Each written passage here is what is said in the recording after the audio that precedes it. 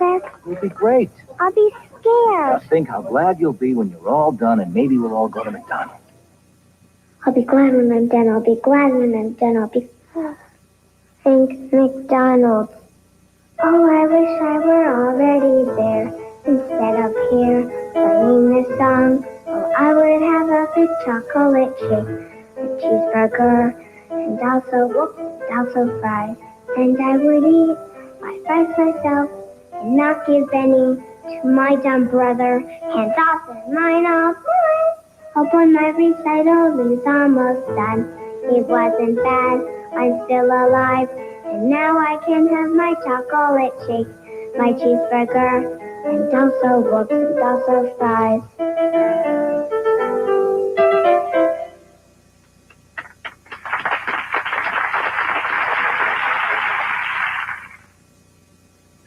Financial good news from today Chevrolet. Announcing low GMAC 7.9 annual percentage rate financing on every new Chevy car.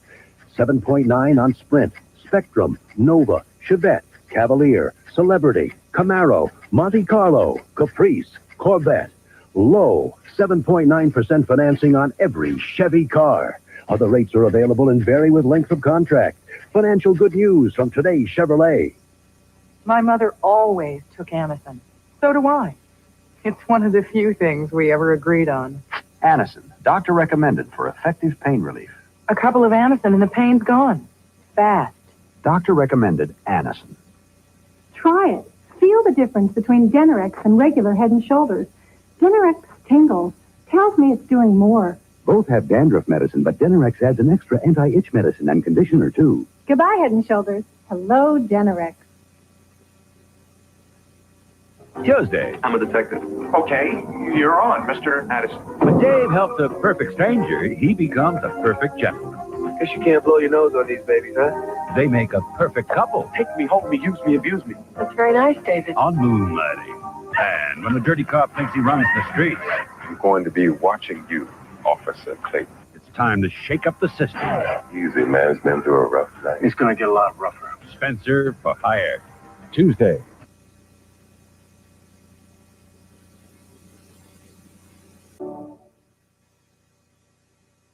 Do you have any idea what a Ramy acrylic blend is?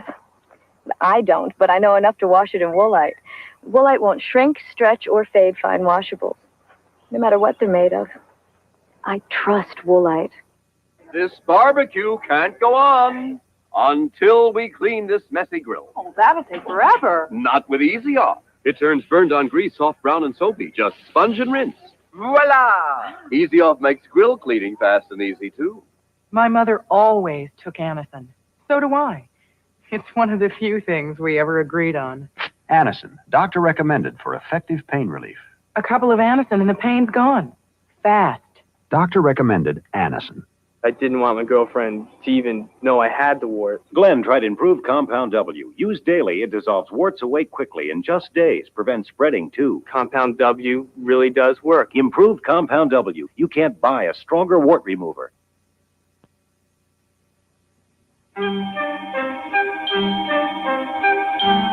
We will return for the second half of Days of Our Lives in just a moment. Tonight on Celebrity, they reach the top. But tonight, the secret they've kept hidden for 25 years will destroy them and the women who love them. Before it's over, one will kill, one will die, and only one will survive when the truth finally explodes. On the shocking conclusion of Celebrity, tonight. Discover all you can see and do from Toronto's Best Western Carlton Place Hotel. Your host 7 days a week for only $22.50 US per person based on double occupancy. This is an actual recording of the noise you've had to put up with on most AT&T long-distance calls all your life. And this is what it looks like. Now this, on the other hand, is a new U.S. Sprint line. See the difference? Twice as quiet thanks to fiber optics. And we're already the largest fiber optic long-distance company in America. So call now, find out more, and save with U.S. Sprint, where every fiber optic call sounds like you're right next door. Discover the difference. Jim Donovan, Channel 3 News. Why do I use Clorox bleach instead of bargain bleaches? It's better. Better quality. Look, Clorox filters out impurities most bargain bleaches leave in.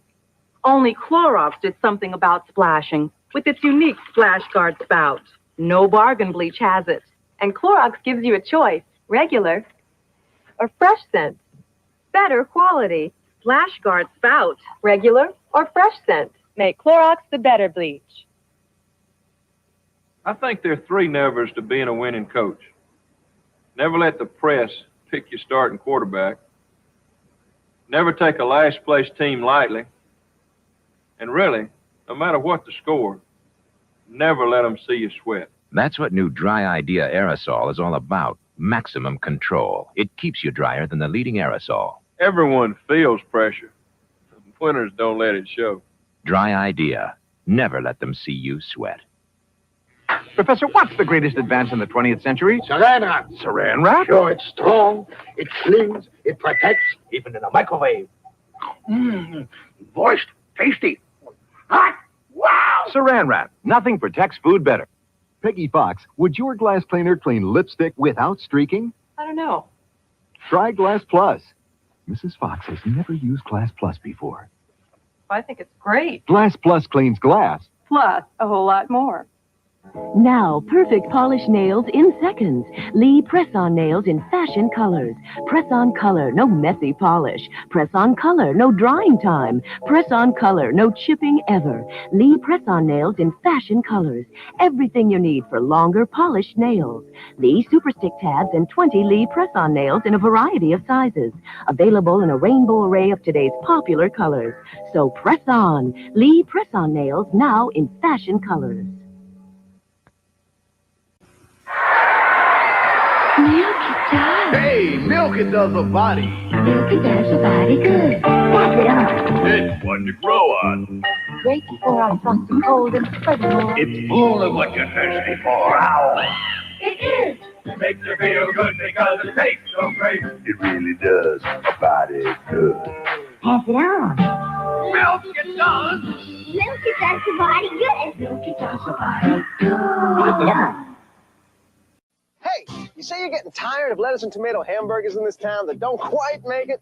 Yeah! You say that just once you'd like your hamburger hot and your lettuce and tomato cool and crisp all at the same time? Yeah! Well, I say you got it. I'm talking McDonald's new lettuce and tomato hamburger, the McDLT.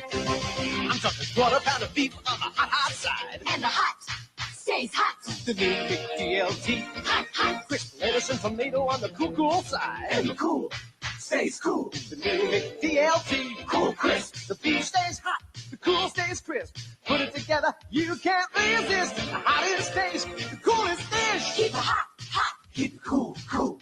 McDLT. McDLT. Hot, beefy McD. Cool, crisp LT. McDLT. It's a good time. Hot, beefy McD. For the great taste. Cool, crisp LT. Of McDonald's. Could be the best tasting lettuce and tomato hamburger ever. New McD.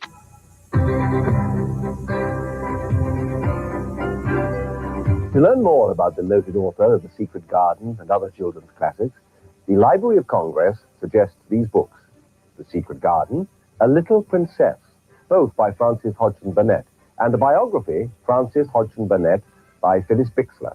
These and many other interesting books are waiting for you in your local library and bookstore. Visit them. They'll be happy to help you read more about it. Knock, knock. Monday. Knock, knock. Who's there? He's Major Dad. And he's a real scream. Tuesday, an officer is shot. Who helps cops when they're in trouble? An extraordinary story of courage and caring on an all-new Rescue 911. On Jake and the Fat Man. McCabe and the kid, targeted by the mob, are stranded on a deserted island, and only Jake can save them. Wednesday. From CBS News, this is HealthWatch. If you're thinking of going to a tanning parlor this winter, think again. The reason, after this. There's what inside this cold reliever? Liquid. New Comtrex liquid gels. Liquid cold medicine inside an easy-to-swallow gelatin shell for relief of all these symptoms. New Comtrex liquid gel. The all-new way to get fast Comtrex relief. You may have heard that the ultraviolet rays which give you a tan are closely linked with skin cancer and premature skin aging. But they may also injure your eyes, possibly causing cataracts and damaged retinas. The concentrated radiation in a tanning booth is especially dangerous. If you use a tanning machine, the American Medical Association says be sure to wear special yellow protective glasses. But the AMA's main recommendation is avoid tanning machines altogether. I'm Dr. Bob Arnott for HealthWatch. This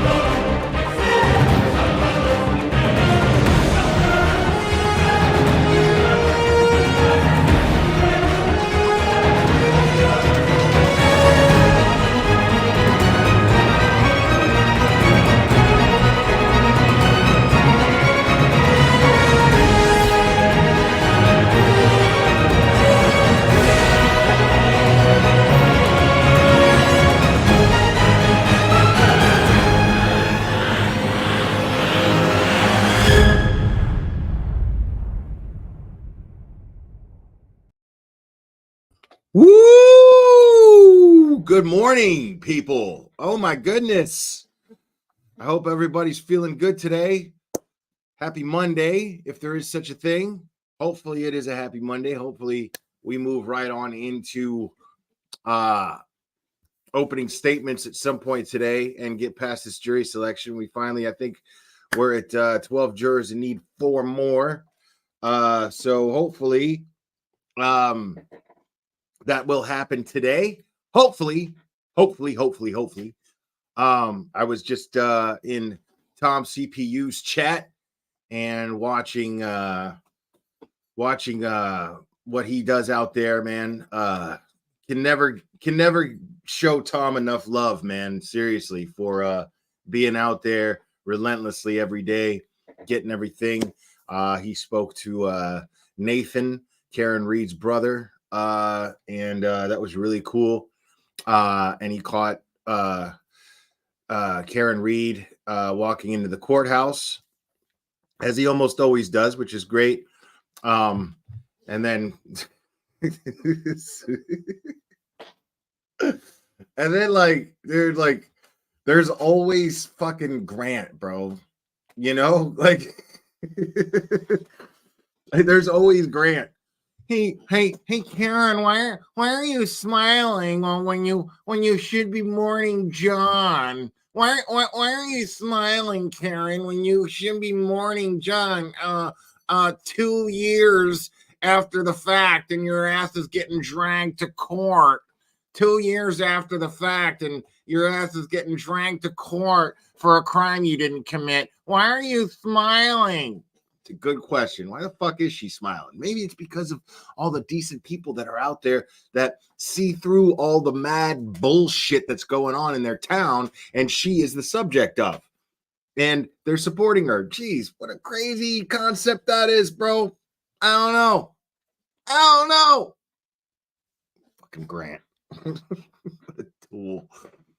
I love people, bro. I love the people. There was one dude that like tweeted and showed that like Grant even admitted that Karen or that John even went into the house in a tweet. Like, I love all you people, bro, who tweet shit. What a clown. Oh my God. Yeah, now poor Grant. Yeah, I agree, man. Poor fucking Grant. It must suck to be Grant, bro. I can't even. And I was watching Melanie Little last night. She had an incredible guest on her panel last night. I think he was like an accident reconstructionist expert or something like that. And he was fascinating, the things that this guy had to say. So if you didn't catch Melanie Little's live stream last night, please go catch it. Broke my heart to find out that she deleted her Twitter. I mean, not really, I don't blame her. And she didn't do much on Twitter, if I remember, that I can remember. And she was just like, it's a fucking cesspool, and she's not wrong. The shit sucks. I'm telling you right now, I'm like this close to just not even going on Twitter at all. It's good for updates. Like right now, it's vital for me because since there's no streaming inside the courtroom during jury selection, we have news correspondents that are inside the courtroom who are tweeting basically like a play-by-play of what's going on. And it's good to know. It's good to know that they're in there, and it's good to be able to check in with them, which I'll be doing periodically. So Sue O'Connell tweeted, "Good morning from day 4 of the jury selection process for the Karen Reed trial. Follow this thread for updates for the courtroom." I will do so, Sue O'Connell, and I'll be following Ted Daniel as well. And let's refresh Ted Daniel. And he hasn't posted anything yet, but at least Sue O'Connell is there, and we'll be checking in with her tweets. Yeah, Melanie's great, Robin. Like, it's just so, I guess what pissed me off, it was just like Twattendoffer fucking attacks her on Twitter, calls her a fucking, basically an ambulance chaser. And it's like, lady, like how many fucking murder cases have you fucking, have you investigated? Like, How many murder scenes? None. Zero. Twattendoffer sucks. Like, it must suck to be Twattendoffer. Like, it really does. For the same reasons that it sucks to be Grant. Just a fucking clueless asshole, you know, that just can't fucking keep her fucking stupid mouth shut. And, like, I mean, and big shout out to Scott, who's in the chat too. And Scott mentioned in the chat earlier something to the effect of that she tweeted something negative about the protesters, basically a lie, saying that they were planning to disrupt the jury selection or some shit like that. Is that what happened? I wish I had a screenshot of that shit. Because like, what do we do every day, dude? We do this every day. Every fucking day we do this. We drop in on Tom. I don't know how to describe that. These people, the strangers, are the nicest freaking people in the world. They really, really are. I mean, listen, they're amazing listen to that people. troublemaker. Talking about how nice people are. How dare you, Tom, talking about how nice people are. What's wrong with you? All right, so we're going back here to get pinned. It's unbelievable. Let's go back and let's go back a little bit, and I'm gonna rewind a little bit and go over a couple of the things that Tom went over. Because he got to talk to a couple of good people here. This was an interesting conversation that I heard earlier while I was getting ready and getting ready for the day.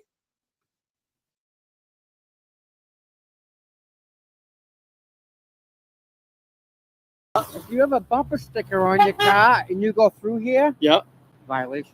Violation. What happens? You get arrested? I don't know. You know what? Let's go for a walk. All right. I will take you to a guy who has the answer. A guy that has the answer. We have to come over here.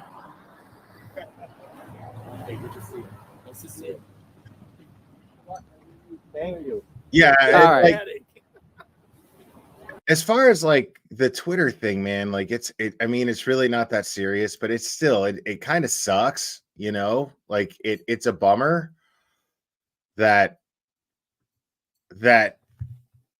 Melanie Little was just like, this is so toxic that I'm out. Fuck this, you know, but that should tell you something. Because the thing is it cannot be overlooked that Melanie Little has been nothing but classy about everything. Like if you're in Melanie Little's chat and you say something negative about Twattendoffer, she'll boot you.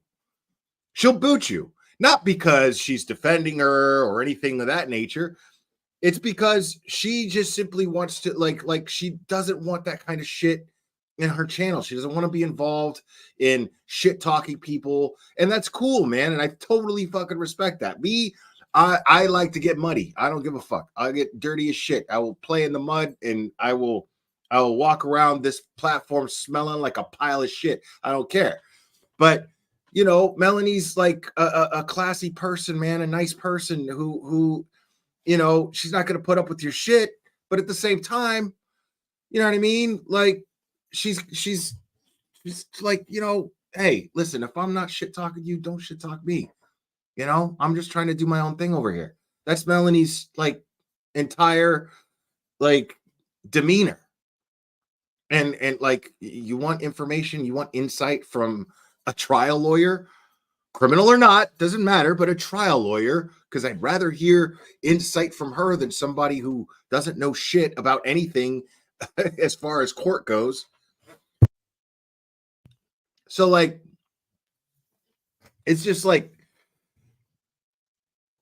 you know, but she stood up for herself, which was really, really cool. What's up, Sleuthy? Good to see you.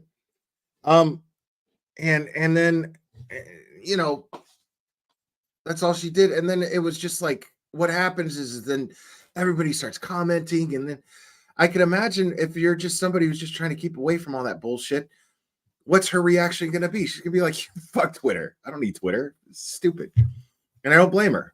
You know, I really don't blame her. But man, you know, like Twattendoffer wants respect and she wants people to acknowledge her grand expertise as a former FBI agent. No, lady, act like it. Act like it. You know? Jesus. Sorry, that's my Twattendorfer rant for the morning. There may be more later, but moving on. Let's go. Oh, wait. Yeah, this guy was cool. He was. Yeah, it won't be in the end. Okay, you're gonna like this one. We're gonna get the answers. All right, he was beeping through the buffer zone. What's up, kid? How are you? I'm doing fantastic. I've seen you on TV a lot. Thank you. You look better in person. Isn't that what you're supposed to say? So he beeped in the buffer zone. Oh, you beeped in the buffer zone. Yeah. Yes. So what happened? That sounds like an 80s music tune. Beeped in the buffer He zone. beeped, yeah. You know, He got banged for beeping in the buffer. So Uh-oh. Erica, Violation. Be careful, it's a violation. I mean, you really want to hear this? Yeah, story? yeah. So Tell the audience. Erica, you know Erica Walsh from Charles House? She's Yeah, Twattendorfer. Yeah, these people are just, you can tell that there's just this organized agenda here to fucking tamper with the jury, right? Fucking idiot. Shit. So I was coming through. So this was Thursday, and everybody had been beeping. So I came through, and it was about 9:15. And when I saw him up there, I started beeping. Yeah. And Eric goes over there. No. So I stopped it there. Yeah. And then where the crosswalk is, where the brick is, right there in front of the between the two buildings, he stands like this and makes me stop. The trooper, and he gets her out of my car. No. And he was upset, and he had an attitude, and he said, you know, you're inciting these people. Judge Bev came down and says you can't honk, and I'm like, if there was a sign here for me not to honk, Right. you know, I'm law abiding. Right. You know? And he goes, and then when you're honking, you're inciting these fucking people over there, and I'm going, I'm one of them. And he goes, just get out of here and go park and do your thing, whatever you want to do. So I call Erica immediately, and I tell her exactly what happened. Yeah. And I take a lap because inside I'm like, Yeah. Oh yeah. Yeah. So and then I come up and I walk up the side of the red. You gotta- about 10 minutes later. He kind of downplayed that because he's in the middle of a story. You know what I mean? But think about that shit for a second. You know what I mean? Like, you imagine what it takes to be out there and like just have your fucking basic rights fucked with every second. Like, you're going out there knowing that your rights are going to get fucked with. But when they do, you're going to get mad. You're going to get mad. And you got to keep your cool no matter what. And so what happens when these people keep their cool, right? Like, because the idea is to, like, it's everybody right here is just right here on the brink of being like pissed off and reacting in some negative way. Their smile goes away, just that close to their smile going away, you know, and getting mad. But they keep their shit together. You know how hard that would be for me personally? How hard that would be for me?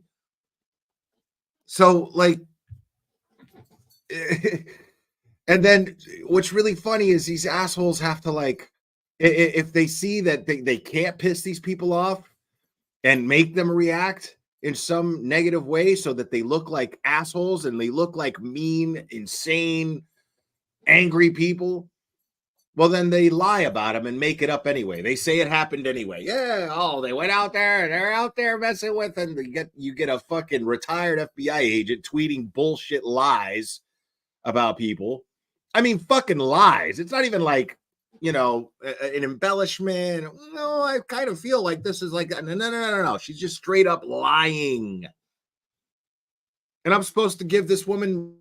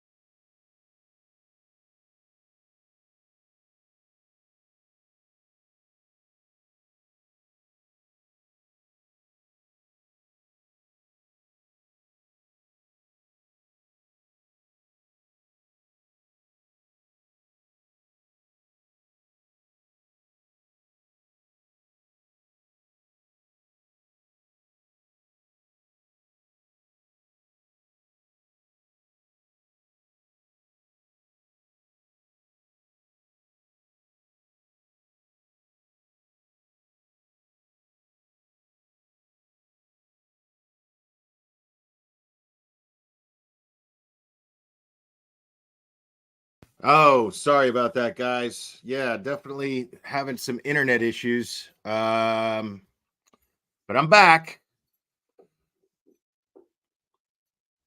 Oh, yeah, I know. It's got to be a coincidence that I'm sitting here. I mean, yeah, no such thing as conspiracies. No.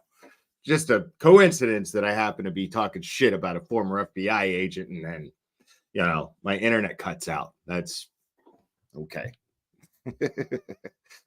Okay. All right, hold on a second here.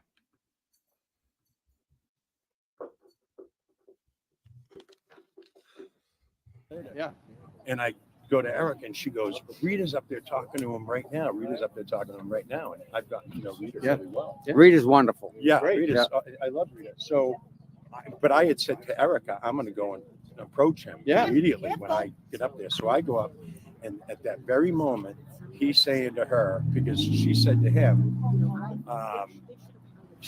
you know, you're calling us these fucking assholes. He goes, I didn't say that. And I go, Trooper, you did say that. Because he didn't know. I came up right at that moment. He goes, well, if I did, I didn't mean it. And then if you see the tape, you see where he says, you know, I could give you a ticket right now. I said, well, give me a ticket, but I'm not here for that. I'm here to have dialogue, and I want to discuss things. Of course. Well, he talked with us. I ended up loving this. Yeah. Let me tell you. He's a person. He's a lovely guy. What they're fed by their superiors. Of course. He thinks that Turtle should be locked up. He thinks that the 200 buffer zone is reasonable. And we were just saying, you know, those two things I said. Well, we don't agree. All right. And then it got to the point where we said, let's not discuss that. Let's just discuss what's going on. And, you know, we're here for the core reason why we're here. Because I told him, I go, I haven't seen anybody swear at the families. Sure.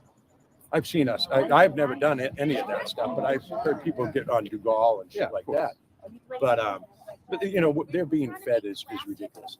No, he really listened to us. And at the end of the day, his name is Trooper Mike Hardman. Okay. Hardman. And sharp guy. He was like that. And very reasonable. Again, these guys are talked to every day by their superiors, and they're pumped that we're the bad guys. It's interesting because you would think that they would be more inclined to support us, knowing that we just want to get to the bottom of the truth that happened inside 34 Fairview that night. Right. You know, I mean, we're standing up for one of their own, John O'Keefe. Well, understood. But keep in mind, you know, last week, the defense and prosecution both wanted to keep Turtle Boy out of this, remember? And Judge Bev wouldn't allow it. Yep. She thinks that he's guilty. You know what I'm saying? Right. In other words, they're not really going in.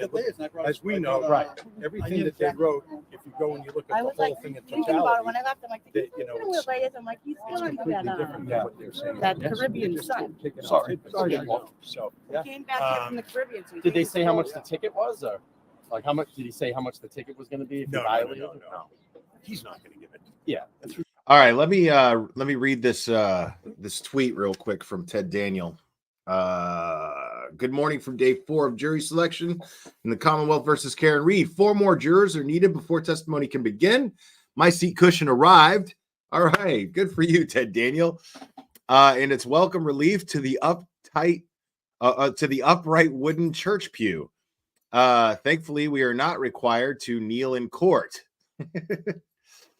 All right. Let's hear it for Ted Daniel's seat cushion, y'all.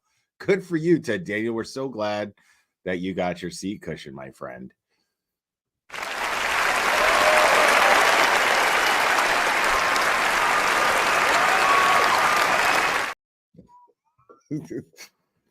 So yeah, big shout out to Ted Daniel's comfortable ass.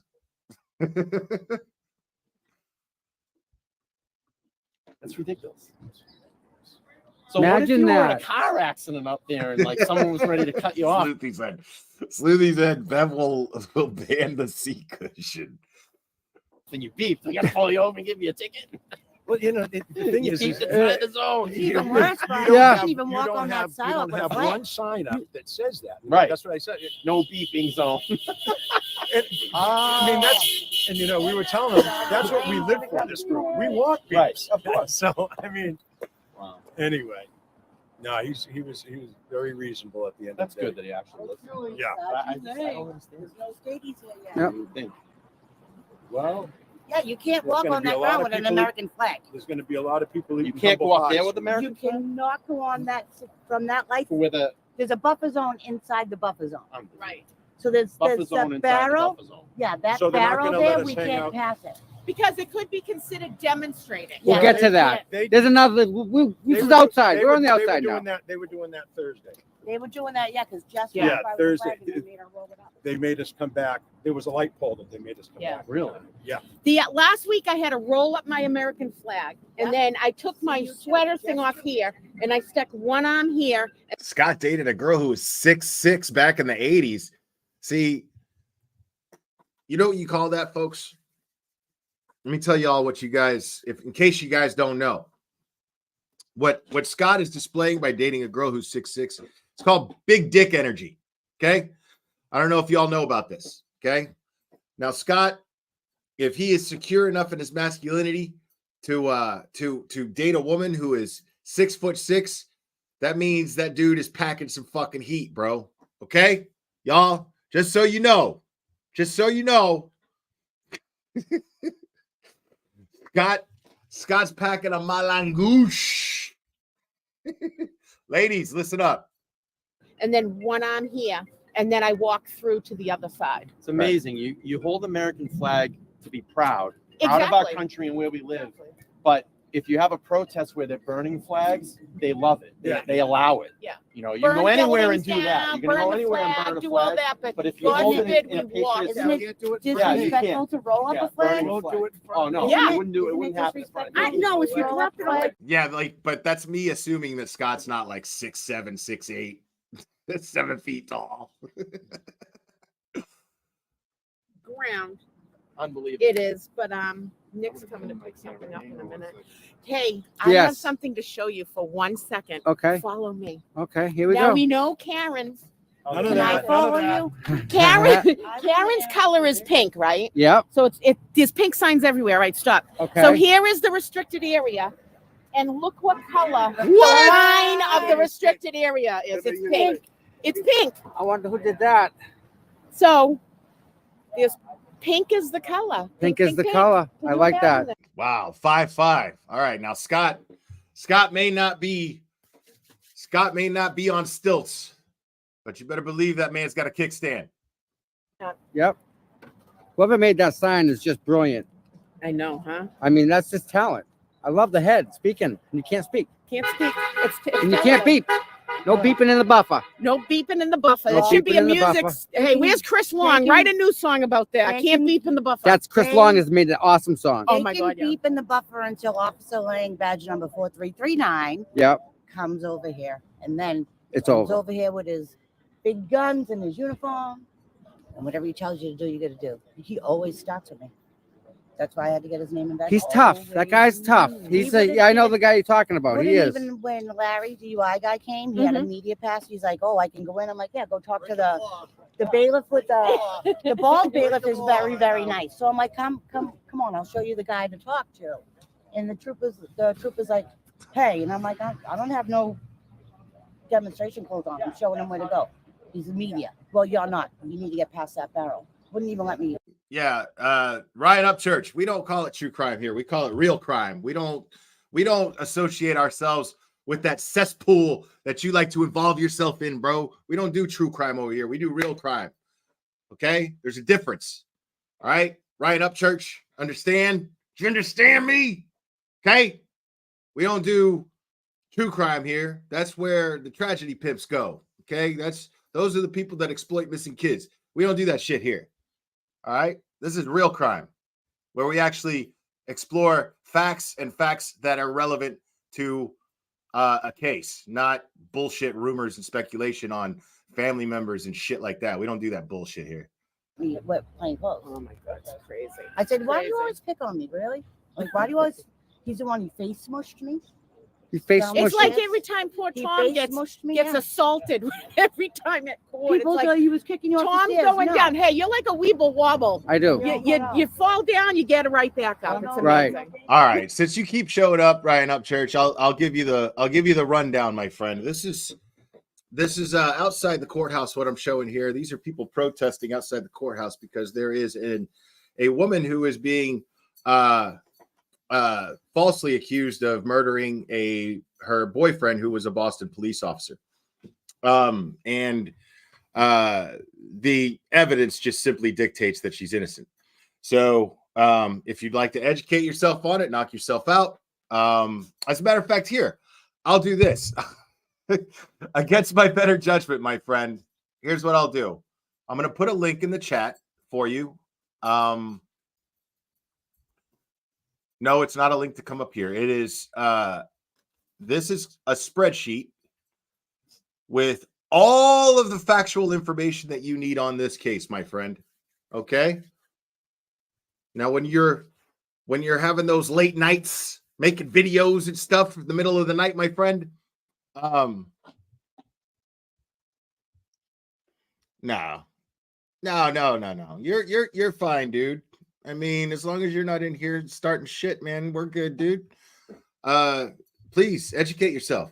It's great. But the link that I dropped in chat is it has all of the information on this case that you need. If you are the type of person that you claim to be, then you won't listen to YouTubers and you won't listen to news stories. You will read the actual documents and make your own assessment. Okay. The information is all right there. Thanks to Sleuthy Goosey, who's in the chat. And this trial has started and it is in the beginning stages of it is in the end stages of jury selection.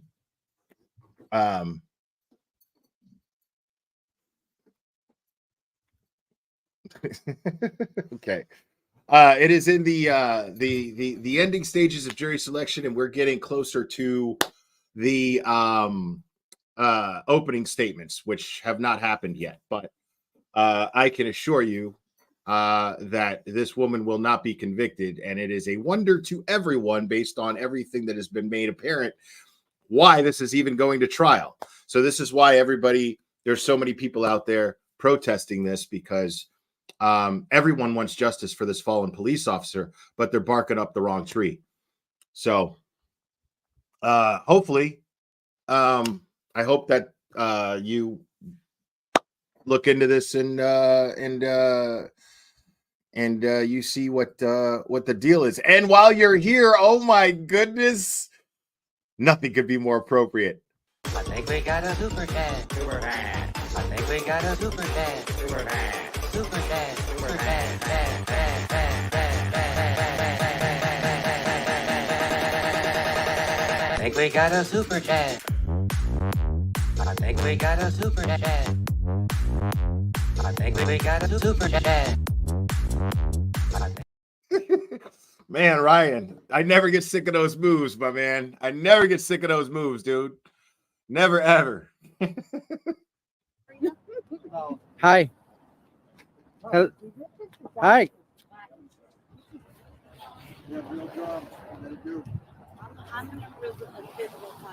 Catherine and Karen are in my ear, so that's awesome.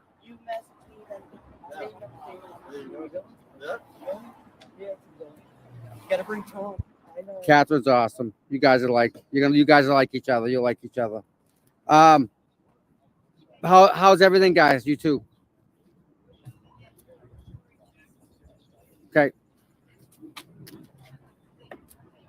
I saw Tony Dodge live last night. Tony Dodge was live last night, man. That dude had like a whopping 9 people watching him bitching and moaning about immigrants. It was fascinating for like 30 seconds. I was like, that dude's still doing it? He's still doing it? What? I'm walking, as a matter of fact. Who said what's up? What's up? Mike, how are you, Mike? Good to Mike in the chat. This is good.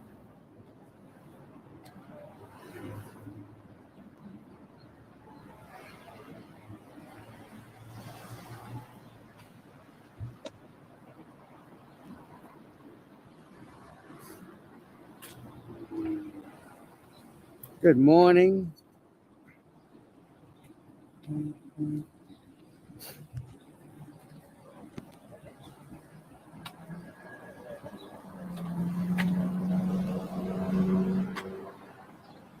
My bud. Hey, how are you? Good. How was your weekend? It was all right. Yours? Good. Listen, I saw you on TV again. You did? You look good. You gotta love Tom, bro. Hey, news guy who goes on TV for a living. I saw you on TV again. I love Tom. Hey, gotta step that tie game up, bud. Come on. Guess what? You don't like this tie? No, come on. Come on. Better. You're not More. a Paisley fan? More. You could you don't play just a little more. So yeah, so you're here all week, right? Well, maybe not. I'm going to Detroit on Wednesday. Oh no. So I'll be out What's in Wednesday. Detroit? Thank you, Scott. Detroit sucks. You don't want to go there. Stay here, man. The NFL draft, it does suck, but the NFL draft. Oh, you're going to the all right. That's different. That's your excuse for that one. But you're coming back, right? I'll be coming back. Well, All right. hopefully, I don't know. Maybe someone else might be taking over the coverage, but we haven't. I guess I haven't decided yet. So Yeah. we'll see. Yeah, you'll be all right. I hope you come back. You do good. I like seeing you on TV. Oh, hold on. So Ted Daniel just tweeted.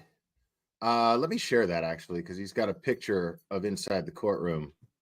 So let's see what Ted Daniel's saying here.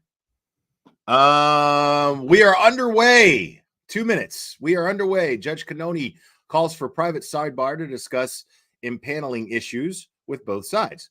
Also, she still has to consider a motion filed by the defense on Friday. The defense wants the location of the jury box moved, arguing that some jurors will not be able to see the faces of witnesses when they testify. This is the picture the defense included in its filing. Not sure if that will be taken up today. So here you go. This is the view from seat number 9, and there's Yannetti sitting in the. What the fuck is that, dude? Okay. And then Cannoni wonders why the fuck we think that this isn't a fair trial. Like, here's the thing. How in the shit, if Proctor is sitting where Yannetti's sitting right there, if Michael Proctor is sitting there and Yannetti is destroying him, how the fuck is the jury supposed to see that? How is the jury supposed to see Michael Proctor sweat and break down when his lies are confronted? His blatant lies. How is Jennifer McCabe's face when her lies are being confronted by the defense during cross-examination? How is the jury not supposed to see their faces break the fuck down? This needs to be rectified. This needs to be corrected. So awesome of Ted Daniel to actually, yeah, exactly, Sleuthy. Juries should be able to see folks' eye twitching. Totally. So yeah, this is a problem, and I see why they filed this motion, because they're like, fuck you. I want the jury to see these motherfuckers' faces when we destroy them. And it's important that the jury sees this. So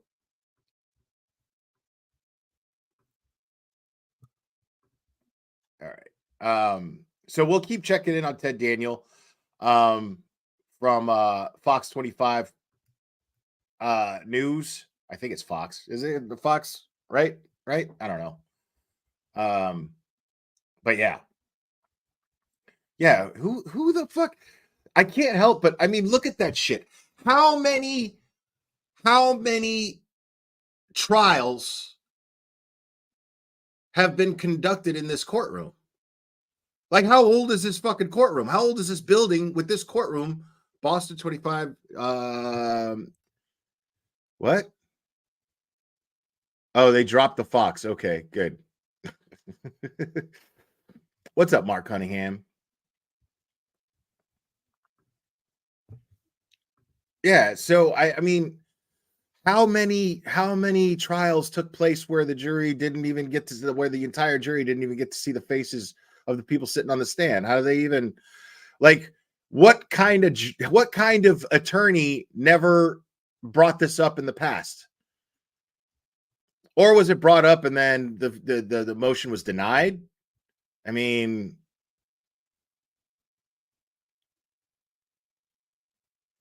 yeah. Or yeah, Scott says they didn't have the money to remodel because they were too busy burying shit. Right. Or they didn't have the money to remodel because any money that went extra went into somebody's fucking pocket.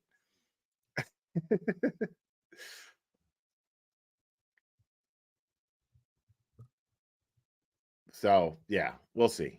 We'll see. Let's take a look at let's go back to Tom here. See what's going on with Tom.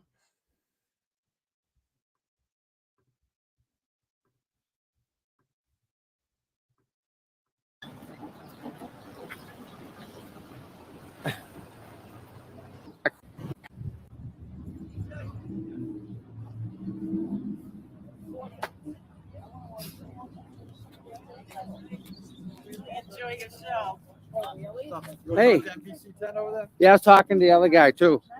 What day is Aiden's appointment? There's Scott in McGinnis, Leominster? folks. Wednesday. What's Tuesday? Tuesday is here for the witness intimidation, original witness intimidation case. Yeah. Wednesday is Krusty being arraigned in Leominster District Court. Okay. And Friday is Aiden over here at District to lift the LG restraining Hopefully. order. Okay. All right. So that is the schedule. Bob Dubowski. Nathan's in the house. Nathan's doing all sorts of good stuff. Yeah. No, if I didn't, I want you to. Listen, guys, believe it or not, Killing it. the Justice Group has reached 30,000 members. Wow. Wow. That's a lot of people. Oh. Everybody played a part in that, sharing that out to everybody. We're out there every day, and it's grows and grows and grows. 30,000 eyes on us. Yes. That's a lot. That is a lot.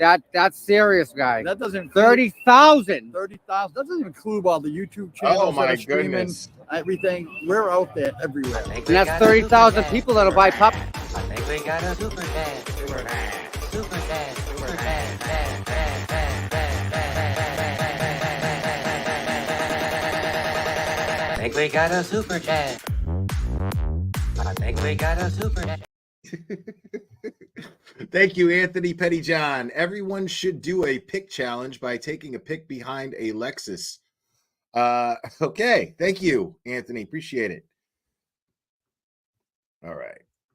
Popcorn. Yes. And Right? And they'll buy it from Resistance to Silence. The original group wasn't Yeah. together. We'd have 50,000 people on one page. I got you in my ear. I don't even know. No, there's a lot.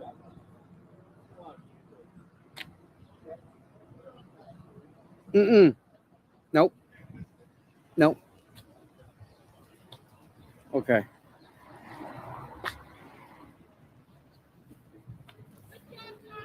Who said that? Hey, thank you very much. I love you watching me. Thank you so much. Free Karen. Always. That's just, see that? I'm walking down the street. Just down the street. Some lady just opens her window. Awesome.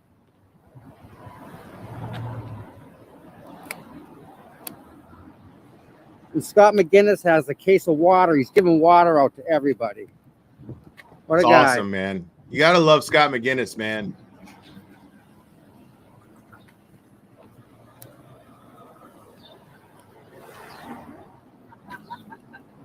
Good morning, Tom.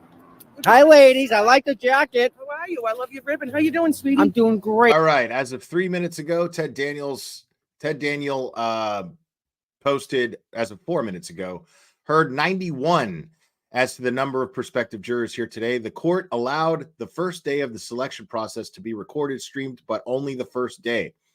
Judge is explaining the case now. Is she explaining the case correctly this time? I'd love for that to be a thing. That would be great.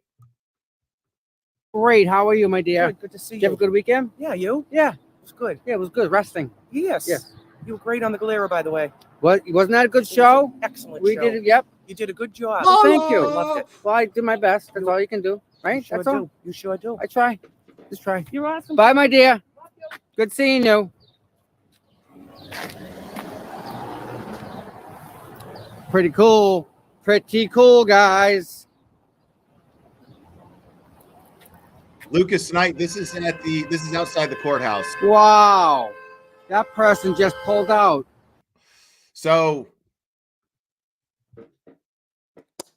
for those of you who don't know, these are protesters outside of the courthouse because Karen Reed is on trial for second-degree murder for allegedly murdering her boyfriend, Boston police officer John O'Keefe. And the fact of the matter is there's no evidence, nothing solid to indicate that she's guilty, and there is plenty to indicate that she is innocent. And yet here we are moving on with this farce, which is why there are so many protesters standing outside, and which is why we are covering it. Oh my goodness, Garden Girl. I think we got a super dad. Super dad. I think we got a super dad. Super dad. Super dad. Super dad. Dad, dad, dad, dad, dad. I think we got a super dad. I think we got a super dad. Garden Girl, thank you so much. I appreciate you.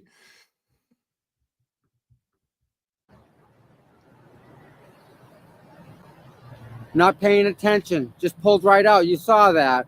Wow. Yeah, the Galera. That was a really good show. It was the Galera, Paul, Tracy, and Dana, and they invited me on. And hell yeah. Yeah, it worked out pretty good. It flowed at night. It was really nice. Yep. Well, that's because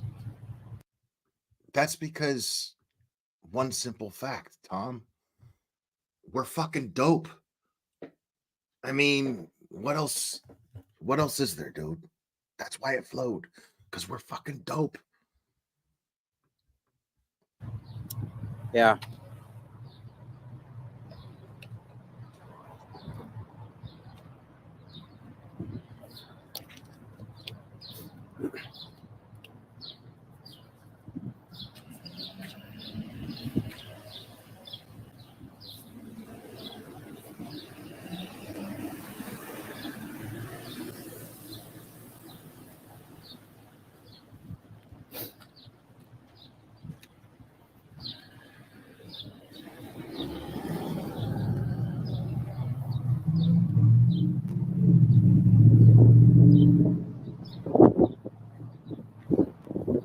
So that reporter who I was talking to from Channel 10, when he does his news reports, right, he's very crisp and he's very direct. Oh, Sherry, thank you for being a member. Thank you, Sherry, for joining and being a member. When he goes on and does his reporting, he's got a certain level of confidence in his reporting that it shows when he's talking. You know, we like that. I'm talking at the stream. How was your weekend? Good, good.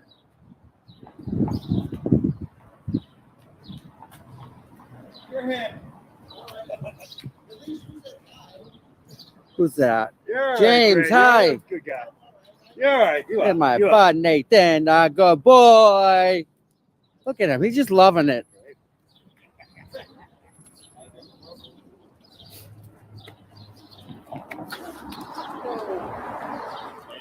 How you doing, guys?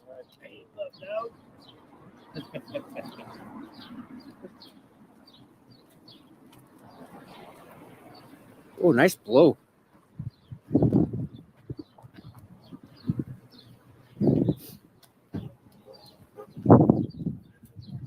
So we're walking to the other end of the buffer zone right now. No, it's, you know, I hope everyone's doing wonderful in the chat.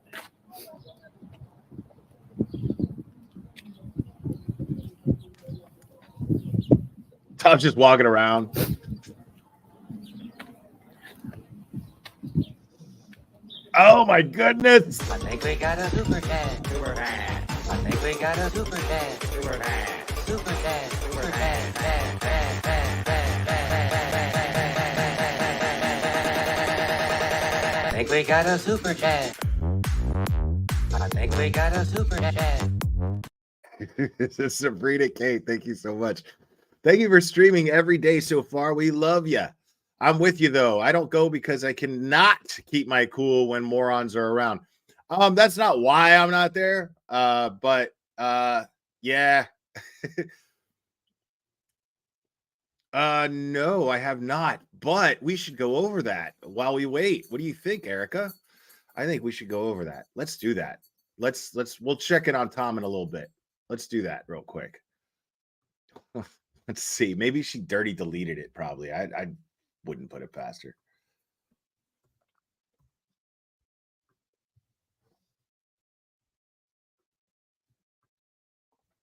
Oh my goodness. This is okay.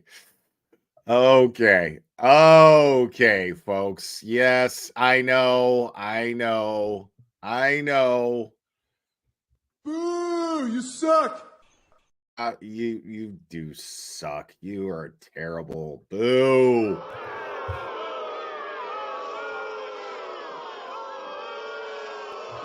All right, well now let's listen to her expert opinion on jury pool contamination in the John O'Keefe case. All right. Oh, she's muted. I mean, I know it's great, but hold on. Hi, true crime enthusiasts. Shut up. Jennifer Coffindaffer here, your host to Break the Case. And the reason I wanted to do just a very quick, very short live is because of new information regarding the jury pool. Specifically, a particular juror, potential juror, that was dismissed. Oh my goodness. What? Yeah, Twattendoffer, you're going to have to hold on a second. Shut up. Shut up. I think we got a super dad. Super dad. I think we got a super dad. Super dad. Super dad. Super dad. Dad, dad, dad, dad, dad. I think we got a super dad. I think we got a super dad. Vivian, thank you so much. We'll get clever. All my love and Cherry, great vibes. Right on. Thank you so much, Vivian. I appreciate it. You hear that, Clever? You hear that, Clever? Right on. Appreciate you, Vivian. Thank you so much. Extremely generous. And wasn't allowed to be on the jury for the John O'Keefe case. Specifically talked about something that's very concerning. She said she spoke with a juror that was picked, and that juror had been asked by the judge, along with everyone else, if they had heard of this case or had known about the John O'Keefe case. Today, Junior. And that juror said no. However, according to this juror that was not selected, she said she had a conversation with that juror about this case and basically could it be this case that they were reporting on. Give me In a other second words, while I put indicating my she already lies knew, together. she indeed knew about the John O'Keefe case. I find that all very concerning. No, she This doesn't. juror also talked about the fact that the jurors could hear the protesting, could hear the screaming and yelling, free Karen Reed, Karen Reed's innocent, so on and so forth. And that is also very concerning. That's the whole reason why the judge wanted. So concerning. It's so concerning because jurors are all fucking idiots who can't make up their own minds. It's so concerning that they hear something like free Karen Reed. But it's not concerning if people are standing outside saying Casey Anthony is the devil and she should go to hell. OJ Simpson is innocent or OJ Simpson is the devil and should go to hell. That's not concerning at all. But free Karen Reed is concerning because it tampers with the jury. No, it doesn't, stupid. You dummy. Wanted a 200-foot barrier. When I heard 200 foot, I thought it should have been a mile barrier. Of course you did, because, you know, you don't believe in anything called, you know, rights. You don't believe in anything called freedom and liberty. None of that. No, none of that matters. No, freedom of speech. Freedom of speech, not a thing. You know. There's no way for these jurors not to see all this hoopla. They're in the midst of all of this. Hoopla. But I think what's most concerning, particularly based on what was done prior to this jury ever going through Dyer, was all of the sensationalism, all the protesting, people in the streets shouting, we are going to affect this jury pool. That's why we're out here. We are out here messing with your potential jurors, you know, wanting to taint this jury pool. I don't know this county, Norfolk County. I've never lived there, but I had hoped that maybe somebody could come in with a clean, fresh slate, and maybe they have chosen 12 that are. But when I hear that a juror apparently was not truthful with the judge, again, if we're to believe the juror that wasn't selected, if that is true, that's a true adulteration of the pool, because you're doing great. What else Keep is going. That juror not telling the truth Dummy. about? Does that juror have preconceived notions, since that juror said she already knew about the case? And of course, it's very concerning that this jury. Okay, dummy. So far, what you're describing is the process of jury selection. Have you heard of this case? Yes, you're dismissed. Wow. Yeah, that's so fucking concerning. It's a high profile case, stupid. Guess who's fucking contributing to it? You know, with all of the hoopla. You, stupid. Jesus Christ. You go on every fucking panel that you could possibly go on, whether it's Court TV, whether it's fucking News Nation, whoever, whatever the fuck, as long as somebody puts a fucking camera on you and your fucking crazy hair, as long as someone does that shit, you know, it's all good. You're not contributing to any of that. No, not the great and moral former FBI agent Jennifer Kaffengaffer. No, that has nothing to do with it. Just everybody else but you, right? Everybody else. It's so concerning. It's concerning that jurors heard of this case. So let's shut up all of the YouTubers, not the media, because they might actually give me a spot on their panel, but everybody else who's standing outside with an American flag. Shut the fuck up, dummy. jury pool, especially in light of the publicity in this case, is not being sequestered. Sequestration is something that judges don't like to do. They seldom do because it takes a huge toll.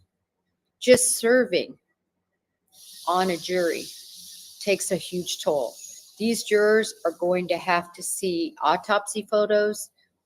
They're going to have to see Officer John O'Keefe dead and severely harmed. And they're going to see bruising. They're going to see what it looks like, what a dead body looks like. And many of them have never had to see that. The fuck are you talking about? Yeah, we know. That's what being a juror is. They're going to have to feel all the emotion. They're going to hear it in the streets. We've been hearing it for months now already. And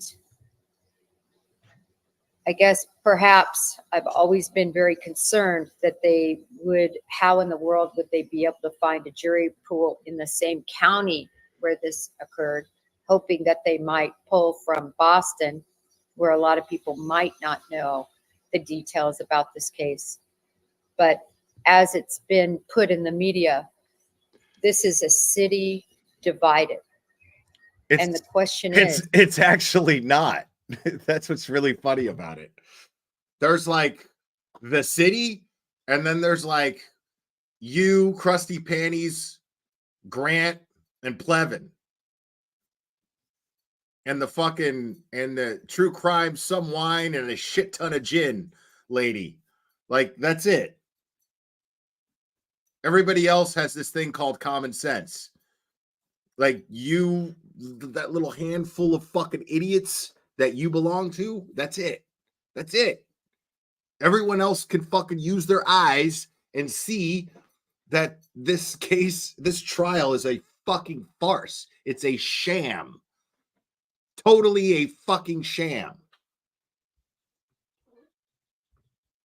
is all it takes is one juror, not six, just one, to hang that jury. Right. And I wonder if there will even be a verdict in this case. I wonder if all 12.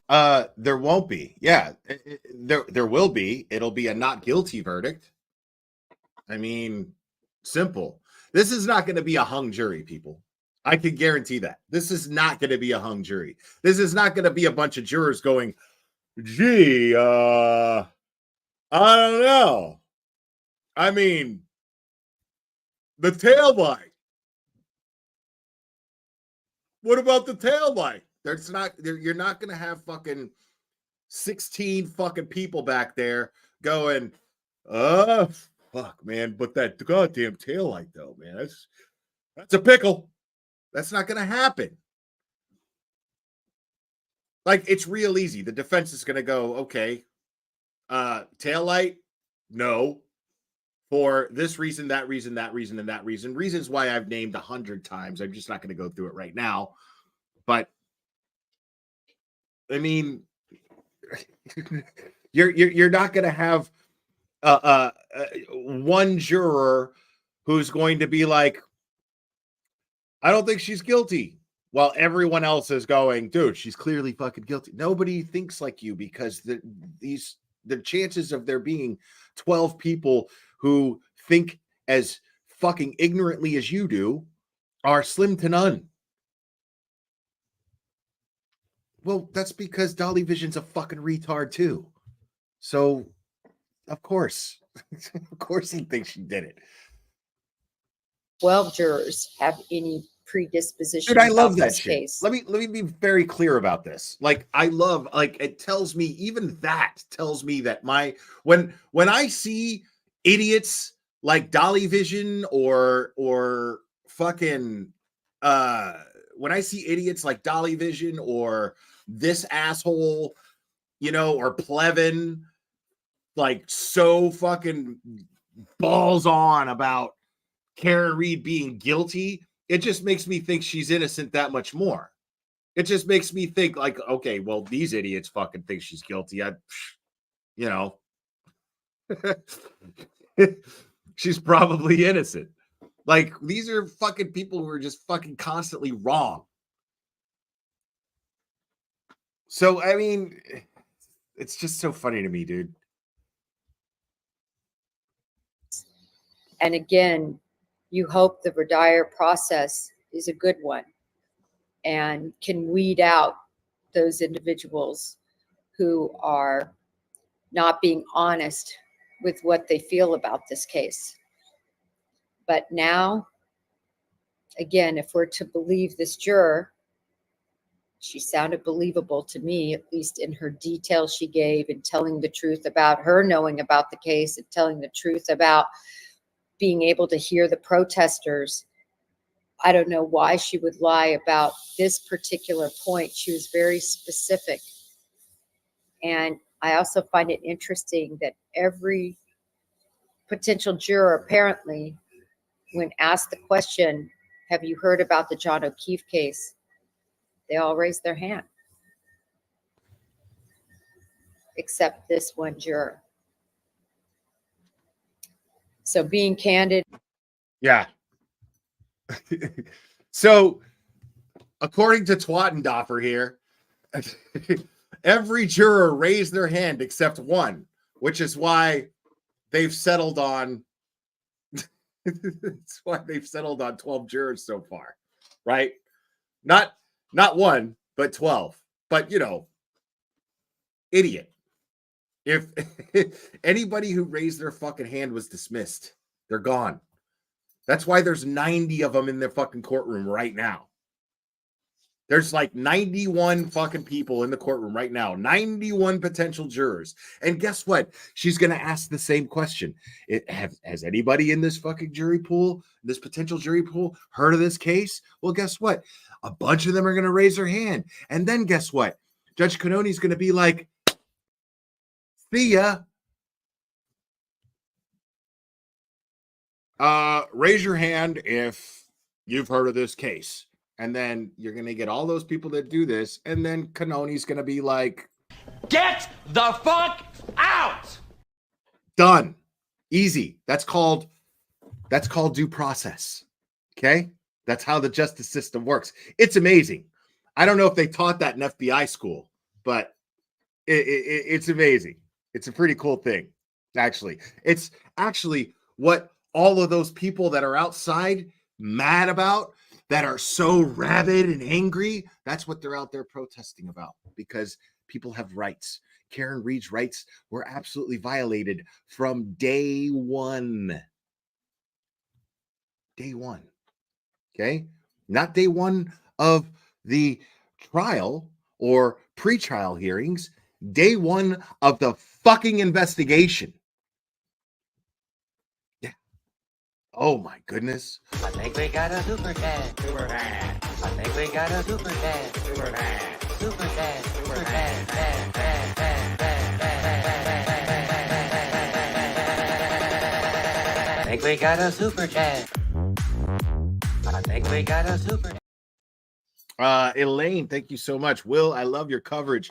I always look forward to it, but mostly I love that you crack me up every stream I watch. Thank you. You're welcome. Thank you. I appreciate you. And it is so important. And even though I've already heard for myself, certain people encouraging jurors to lie, potential jurors, because remember, Verdire isn't over. We have probably one more day on Monday of jury selection, encouraging jurors to just not get caught if they're going to lie about their thoughts. Because again, what? From the very beginning of this case, where are you getting your information from, idiot?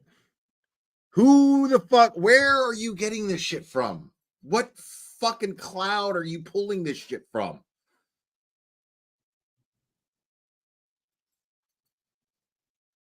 I don't know, folks. I got to hear that one more time because I can't believe my fucking ears.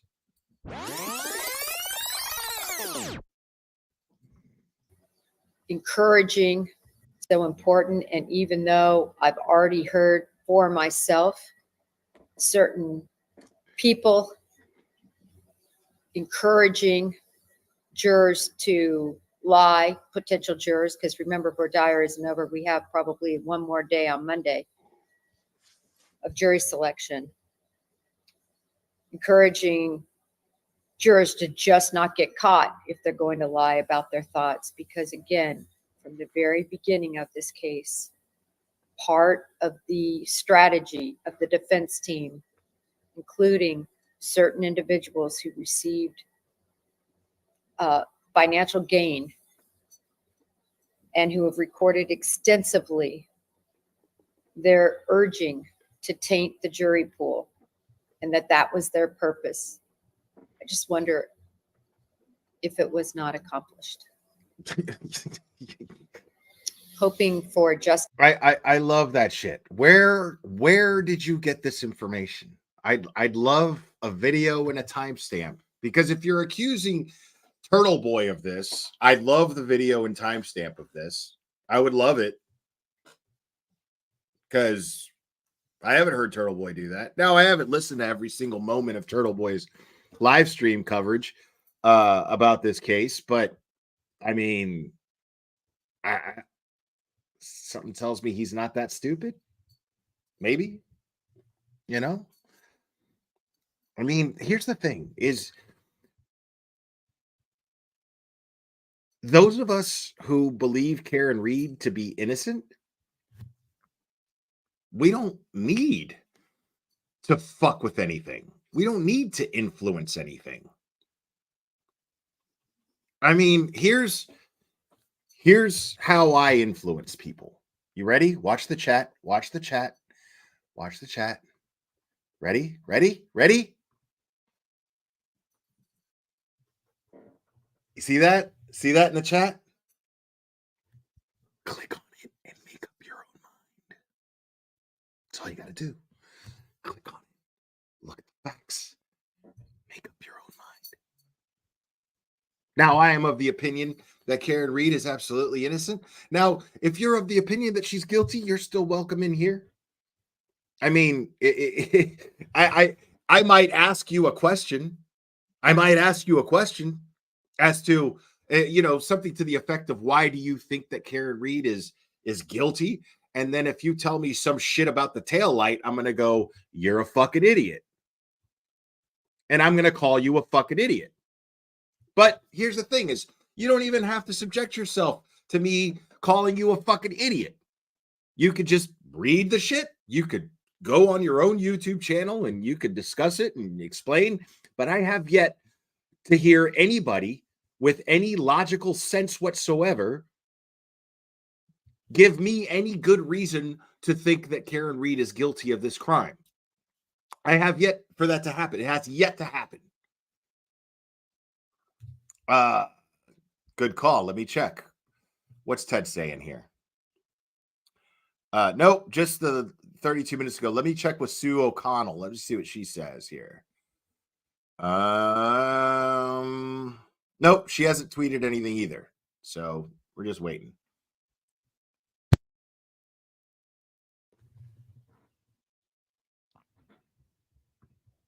justice for John O'Keefe.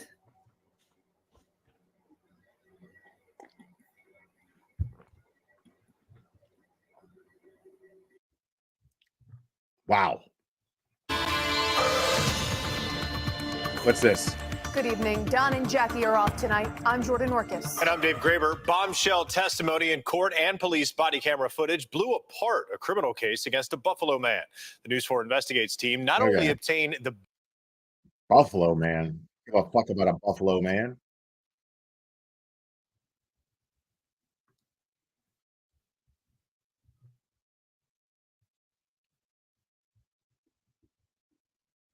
Oh, hold on. We got more Twattendoffer. You guys ready for this? Oh my goodness. This is fucking fantastic.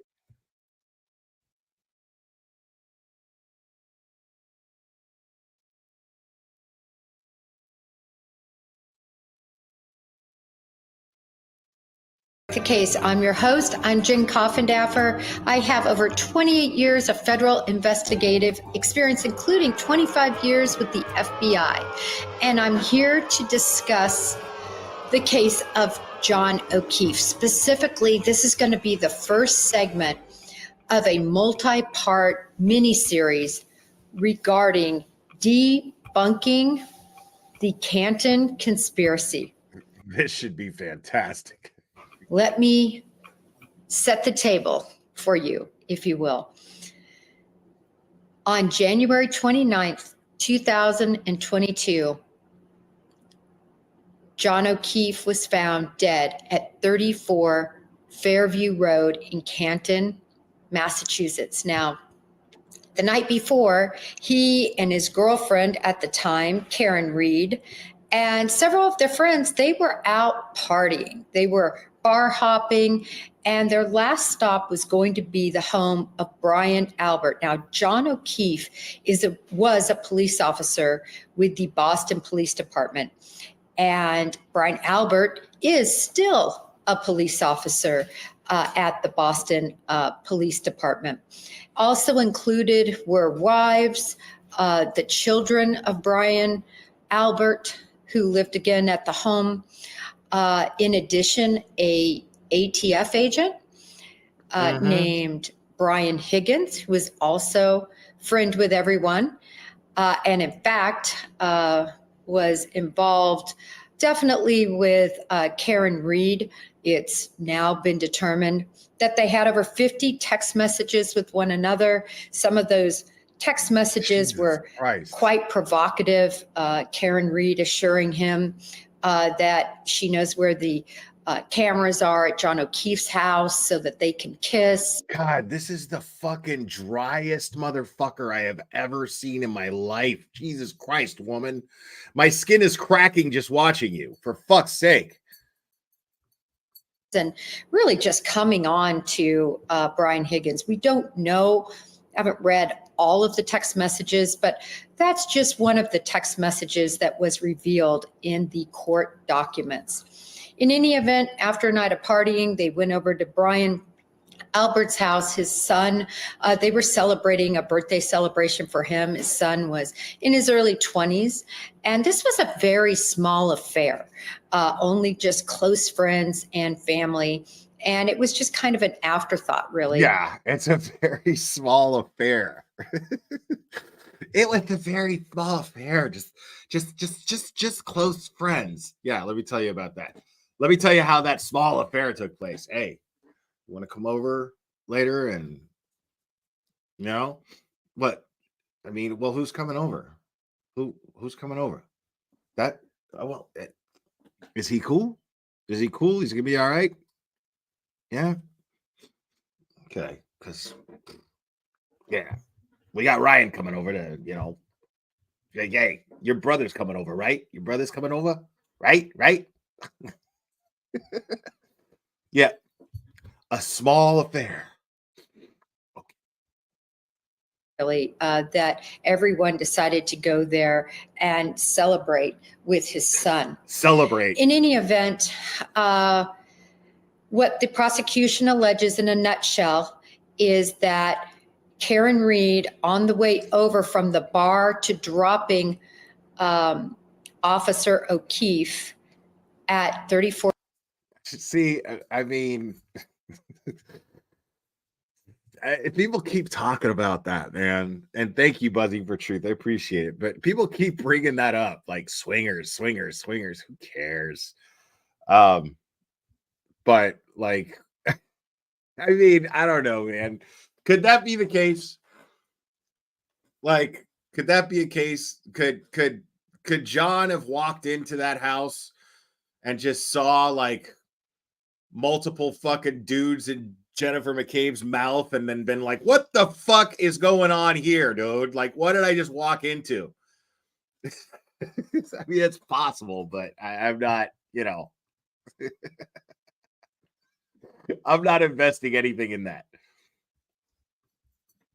For Fairview, the home of Brian Albert, that they got in an explosive fight. And in fact, she said She hated him. So explosive fight. An explosive fight. I hate you. this was a fight. It was a buildup due to months of issues that was occurring in the relationship, and they were getting ready to part ways. So in any event, they allege that after she dropped him off, right when she dropped him off on the curtilage of 34 Fairview Road, she backed into him purposefully by accelerating, going around 20 miles an hour, left him for dead in a freezing cold night with a huge blizzard that was roaring, and actually was one of the most prolific blizzards in the history of that area. Roaring blizzard, bro. Like, she acts like it's fucking like the South Pole and shit. Like a scene out of the fucking movie The Thing from like 1980. Fucking hoods and shit, like it's fucking the beginning of Empire Strikes Back and shit, just wind blowing and I don't know if I can make it inside the house. I'm gonna try to make it. Ken, I'll call you. Okay, I hate you too. Like, that's not happening. Like, it wasn't even fucking snowing yet, like barely. What are you talking about? A roaring snowstorm. Just get the fuck out of here. Yeah, a very significant amount of snowfall and difficulty seeing. That's the prosecution side. Initially, David Yannetti. Oh my goodness. Patricia, thank you for the Venmo. I appreciate it. Who is one of the attorneys for Karen Reed, simply came on camera, and we're going to show you a clip here. Is being overcharged. My client has no criminal intent. She loved this man. She is devastated at what happened, and she is innocent. And said, listen, this was an accident. This was not on purpose. Seemingly, the defense was going to be, listen, this is manslaughter. She was wasted. They'd been out all night drinking. She doesn't even really remember what she did, and it certainly wasn't intentional. But all of that turned, and they decided instead, meaning the defense decided instead to wage a proposition that I am referring to and has been referred to as the Canton conspiracy. And we're going to debunk one by one. Okay. So according to Twattendoffer here, this fucking moron that we're fucking listening to right now, she says that the defense, or sorry, the prosecution upgraded, the Commonwealth upgraded the charges due to the fact that the defense is claiming a conspiracy. That's how the law works, right? Dude, even I know that that's absolute and utter bullshit. Are you kidding me right now? So that's what happened, right? So it was manslaughter charges, and the Commonwealth was like, well, we think it was an accident and blah, blah, blah. And then and she's acting like she's making a case for the Commonwealth here, which is really funny. So according to her, the way that she's describing it is, oh, okay, well, we think it was an accident, and it's just going to be a manslaughter charge, whatever. And then the defense is like, no, bullshit. We think somebody else killed him. And then the Commonwealth retaliated and upgraded her charges. They were like, oh, well, you think somebody else did it? Well, we're going to upgrade the charges to second-degree murder because that's what we do. That's how the law works. I mean, I wouldn't put it past these fucking idiots like Lolly and Morrisy. I wouldn't put it past them. But I guarantee you that's not what happened. Oh, my goodness. Oh, my goodness. Oh, my goodness. I think we got a super dad. Super dad. I think we got a super dad. Super dad. Super dad. Super dad. Dad, dad, dad, dad, dad. I think we got a super dad. Buzzer Your Truth, thank you. What will she say when she finds out she is wrong?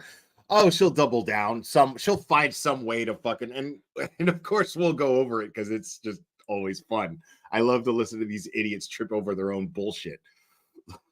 Like these people just habitually just take a shit on the floor and then trip over it and fall on their faces. It's always hilarious. And that's exactly what's going to happen here. Oh my God. I think we got a super dad. Super dad. I think we got a super dad. Super dad. Super dad. Super dad. Dad, dad, dad, dad, dad. I think we got a super dad. Anthony Pettyjob, thank you, buddy. I'm convinced people that believe she did it are just doing it for attention, likes, shock value, or just plain stupid. Care so much, but all refuse to mention him as a Boston police officer. That's very fascinating. Good point, Anthony. Thank you. Nobody wants to address him as a police officer. Why? Why? Very weird.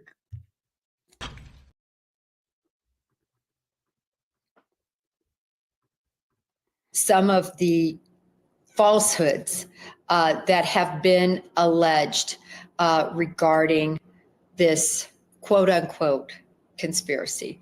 So here we go. Number one, and I want to start with this one because I'm a dog lover, and a dog named Chloe Albert, if you will, Brian Albert, his family owned Chloe, a German Shepherd, and Chloe has been maligned, viciously accused of participating in a murder. And obviously she can't defend herself, so I'm going to defend Chloe because I'm going to point out how this ridiculous tale, that's T-A-L-E, no pun intended, began. And you're not going to believe it. It began because Karen Reed, through a third party who has now been accused of 16 various counts of witness intimidation, harassment, all felonious accounts. He leaked photos of O'Keefe on his deathbed. Now you can imagine what this made the family feel like. I love it. It's all about Turtle Boy. These people always come back to the same place. Oh, I Turtle Boy, but Turtle Boy, he leaked the photos. Nobody's standing up for the dog. Fucking awesome, dude. Like you, I mean, now you're a fucking crusader for PETA. Congratulations, Twattendoffer. Congratulations. I love it.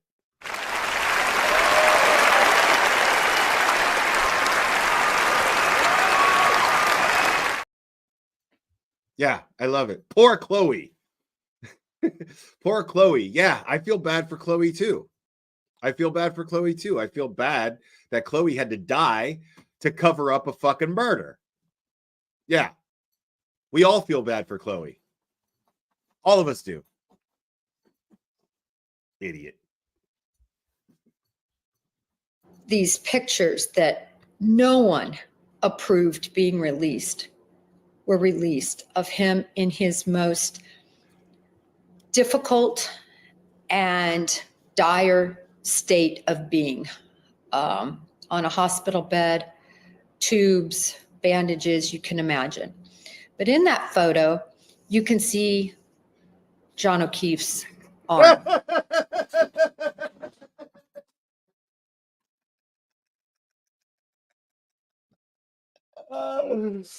Oh my God, lady.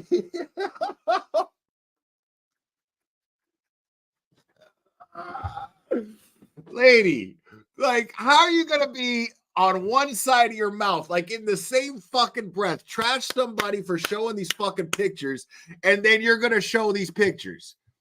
The fuck is wrong with you? How do you expect anybody to fucking take you seriously? Like 1 second, like, oh my God, this poor man lying on his deathbed, and nobody should have to see these pictures. Those pictures should have never been leaked. But take a look. What a fucking idiot this lady is. Like, do you not see, like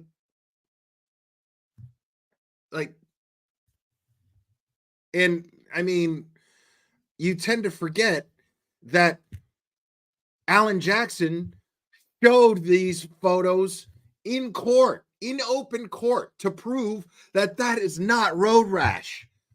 To prove that that shit didn't come from a fucking cocktail glass. There's no fucking way that came from a cocktail glass. Not the way that they're claiming that he fell anyway, or was hit, allegedly. None of this adds up, but I fucking love how in the same fucking breath you criticize those pictures being leaked, right? And then you decide to fucking show the pictures because you feel so strongly about respecting this man and his memory, right? Get the fuck out of my face, you idiot. And we're going to show that. Other than that, I don't allow that photo ever on my at Coffin Daffer FBI platform. She even knows that she's being hypocritical. In real time, we're watching her be a fucking hypocrite and know that she's being a hypocrite. Like, dude, I gotta watch that one more fucking time because that's fucking hilarious. Imagine what this made the family feel like. These pictures that no one approved being released were released of him in his most difficult and dire state of being, on a hospital bed, tubes, bandages, you can imagine. But in that photo, you can see John O'Keefe's arm. And we're going to show that. Other than that, I don't allow that photo ever on my at Coffin Daffer FBI. Other than that, I don't allow that photo. But just so you can see the photo. But other than that, I don't allow that photo. I love it. You're such an asshole, lady. Platform. Anybody who posts that, I always block them and take it immediately down. It's an affront, honestly, to the family to post that picture. And but I do post the arm because that has been a point of contention. So I've seen that picture in various states. I'm going to show you at least the original state that I believe it was in. You can see bruising and you can see very superficial. Yeah, so let me show the picture again. Non-penetrating scratches. Now, from the get-go, according to the medical examiner, in court documents, these are scratches that were superficial, non-penetrating, that were from a blunt object. What's a blunt object? Such as glass, such as metal. What's a blunt object? We've done this before, but I'm going to do it again, okay? We've done this before, but I'm going to do it one more time. Definition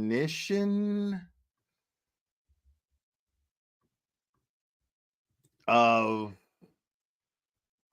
blunt object. Look at it right there. Boom.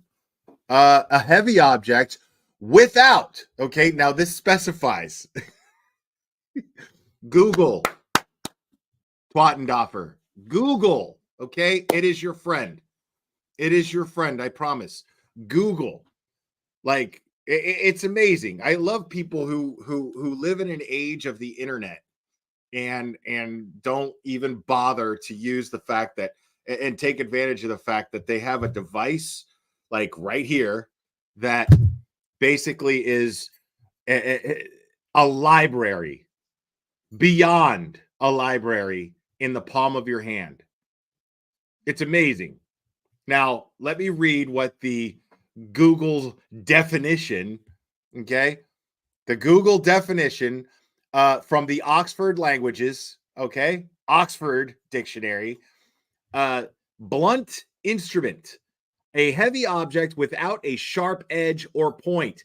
A heavy object without a sharp edge or point, used as a weapon. Okay? Says so right there. And then used in a sentence, death was due to a blow on the head with a blunt instrument. Blunt instrument. And I love how she said, what is a blunt instrument? Well, broken glass or piece of metal. No, that's the opposite of blunt. That's sharp. Sharp is the opposite of blunt. Let me Google the opposite of blunt real quick. Let me do that. Opposite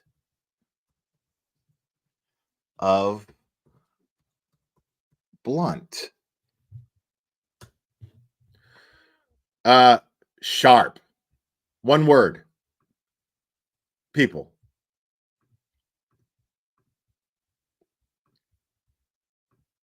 Opposite of blunt. Adjective. Sharp. Right there. Y'all see that? Here, you can't see it. Here. So you can see it better. It's the opposite of blunt. Sharp. It's literally the opposite. And I mean, it's literally the opposite of blunt. Lady. It kills me. This lady fucking kills me, bro.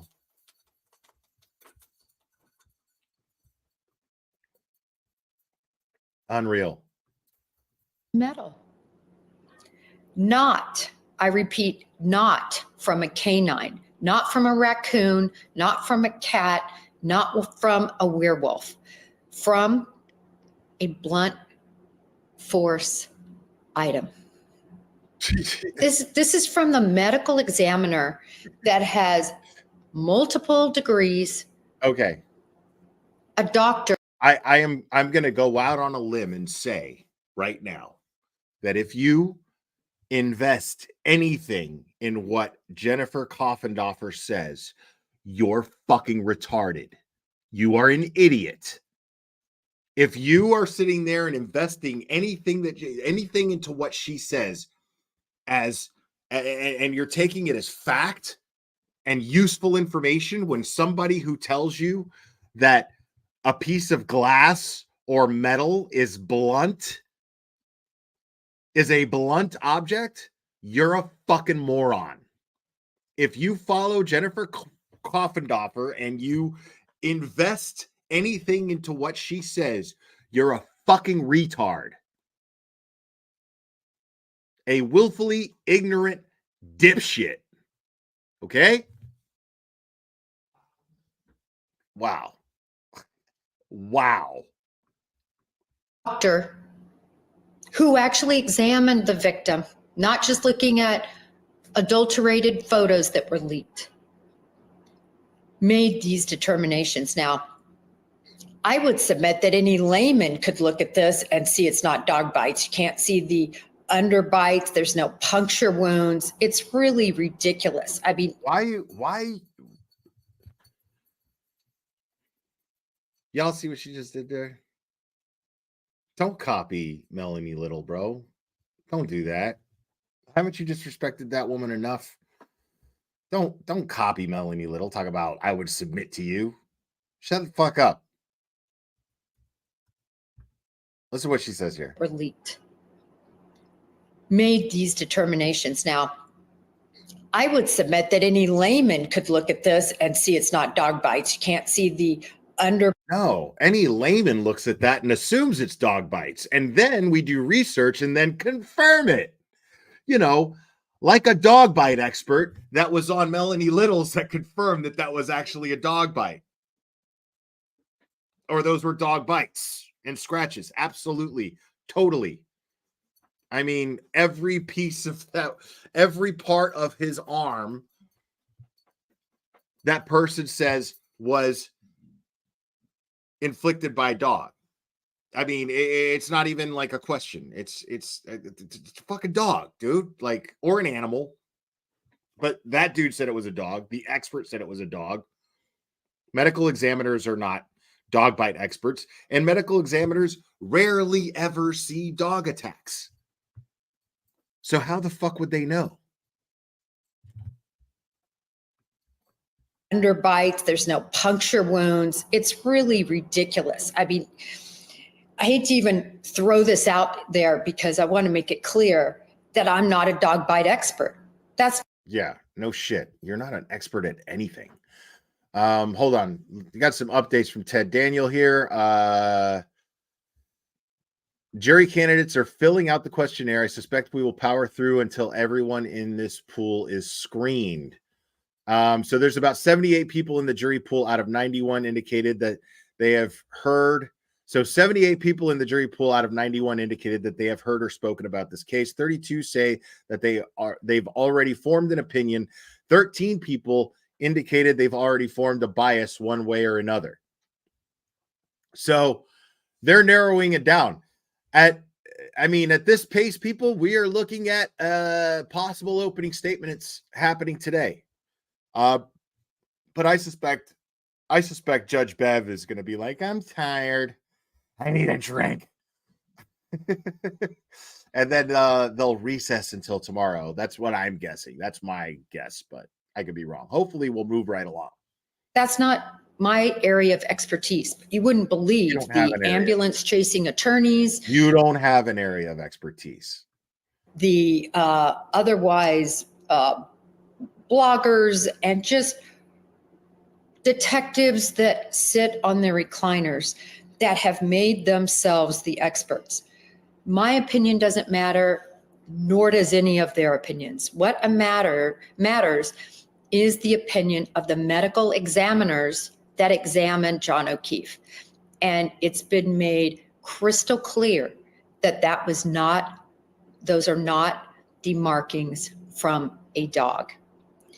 Secondarily, because initially this was called in as a domestic, and then based on the totality of the scene, which included broken taillight, the woman driving that had driven the car screaming, I hit him, I hit him, I hit him, an individual on the curtilage of a yard that had been left in the snow for a long period of time, hours, judging by the fact he was so well covered. Also, the expertise of the EMTs that were on scene that recognized this as vehicle injuries, the raccoon eyes that are the result of cracked skull, which I believe was from the whiplash of his head crashing back. That's not, first of all, how is an EMT an expert on someone getting hit by a car? She just called the EMTs experts who said, well, he was hit by a car. How is an EMT an expert on that? On vehicular injuries? Since when? Okay. And then, where does it say that you get two black eyes from whiplash? You just said that shit out loud. Like, seriously, you just fucking said that shit out loud. That John O'Keefe suffered two black eyes from whiplash, from his head going back.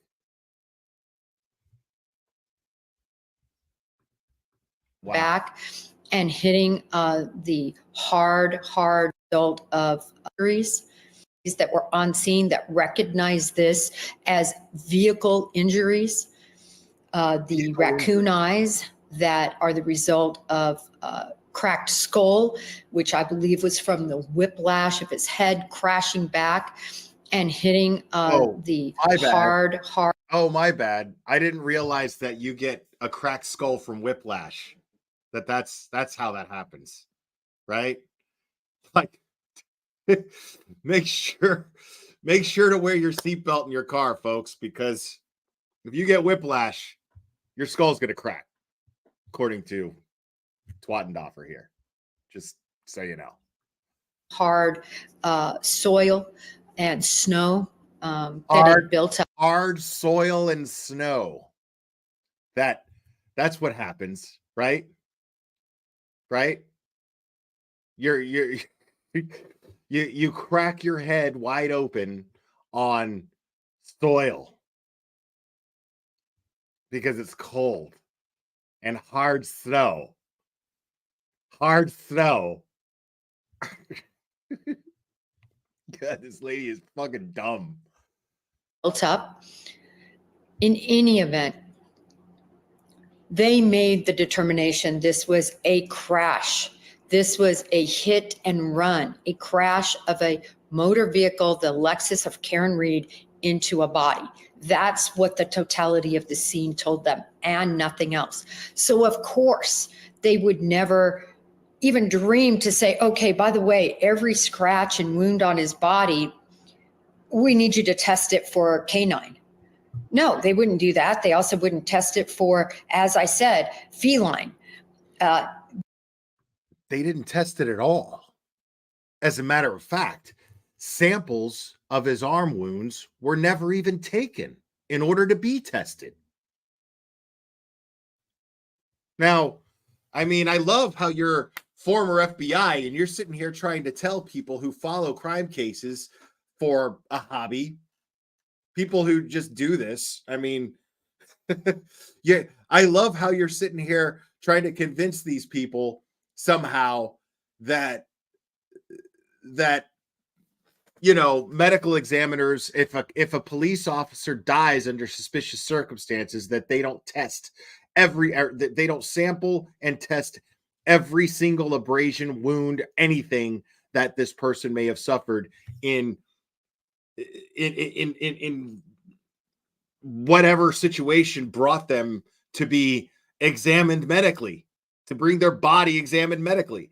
It blows my mind. Of course, I mean, nobody's saying that they're going to test it for dogs or for felines or whatever, but my issue is that they never even took samples in the first place. And this is the case. I mean, the fact is they never even determined a cause of death. It was undetermined. So what are you talking about? This is all going to come out in court, by the way. But she just acts like it's not. Like, la, la, la, la, la. Hey, yeah, I mean, why would they?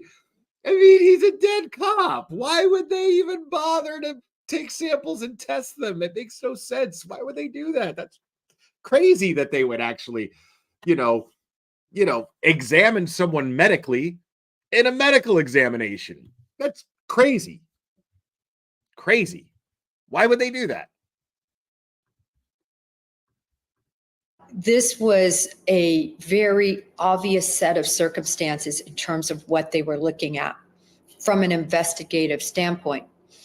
So what they have done, the prosecution later, because of this web that was spun, this diversion tactic to say that Chloe Albert actually helped kill Officer O'Keefe, they tested. Like, you know what's so infuriating about this is that she talks like she's talking to a bunch of fucking idiots, which in a way she kind of is. The only difference is we're actually listening to her now. Not the now the people who aren't fucking idiots that subscribe to her are actually listening to her, but she's talking to us all like we're fucking idiots. Like, that's somehow crazy that they would actually test. And I love that she's saying Chloe Albert, that we're accusing Chloe Albert of being an accomplice in a murder. Nobody's accusing Chloe Albert of anything.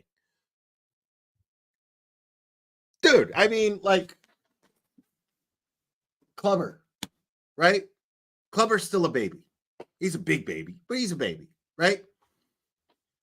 I mean, he gets into shit, you know? Now, he sits when I tell him to sit. He comes over to me when I ask him to come over to me. He sits patiently while I prepare his food. When I put it down is when he comes over to get it. He's just a good, well-behaved dog. And then sometimes he will grab a hold of something when I'm not looking because it's a little mischievous, and he'll chew something up that I don't want him to chew up. But at no point do I look at him like, oh my God, you are a criminal. He's a dog, man.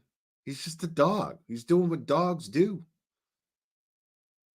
He's just doing what dogs do. It ain't no thing. You know what I mean? You don't blame a dog for being a dog. Nobody's blaming Chloe. Nobody's pinning a murder on Chloe. If anything, it's Brian Albert's fault for not training the fucking dog to not bite people. I mean, nobody's out here talking about find Chloe, put Chloe on trial. Can you just imagine Chloe just sitting there with like Jackson and Yannetti? Chloe's Jackson and Yannetti are like whispering in Chloe's ear. Don't put your tongue back in your mouth. It's not going to look good for the jury if your tongue's sticking out of your mouth, Chloe. Just come on. Can you imagine that shit? That's what she's making this shit out like everybody just wants to put Chloe on trial. Nobody fucking blames Chloe for anything, dude. What the fuck is wrong with you? What are you talking about? Nobody blames Chloe for anything. If anything, everybody feels bad for Chloe. Chloe got murdered to cover up a murder. That's what we think. The fabric on the sleeve of John O'Keefe, and guess what? 0 non-human DNA. I'll repeat, no non-human DNA. How could a dog possibly? And I repeat, no dog DNA was found because none was tested. No samples were taken in order to test for the dog DNA. So yeah, there was no dog DNA, but I mean, that's because we don't have any samples. No DNA, no swabs. Right. Yeah. In order to get dog DNA, you got to actually test it for it. You even admitted yourself that they didn't test for it. Right? So the same on one side of your mouth, you're telling us, well, they wouldn't test for dog DNA. A medical examiner has no reason to test for dog DNA. And now you're sitting there saying, no dog DNA, as though they tested it for dog DNA.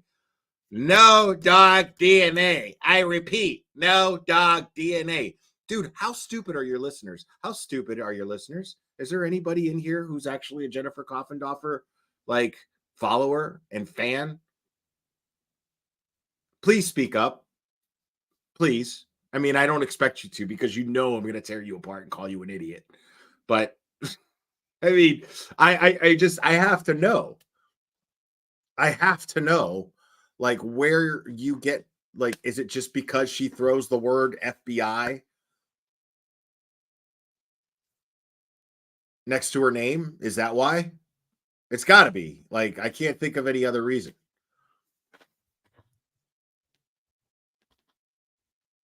Benjamin John, dude, like, I love you, buddy, but I don't know why you keep saying that. That's really weird. I can't. Bite and scratch through material and not leave DNA. They can't. There'd be saliva and there would be touch DNA. In any event, certainly Yannetti in court, sadly with his tail between his legs. All right, maybe there was a little bit of pun intended there. Told the court, no, there's no dog DNA. So that has been pretty much debunked in trial. Not pretty much. It's been debunked. Did she just really do that? Did she just really fucking do that? Like, come on. Well, I gotta hear that one more time. Maybe there was in court touch DNA. In any event, certainly Yannetti in court, sadly with his tail between his legs. All right, maybe there was a little bit of pun intended there. Told the court, no, there's no dog DNA. So that has been pretty much debunked in trial. not pretty much. Everybody's so focused on that.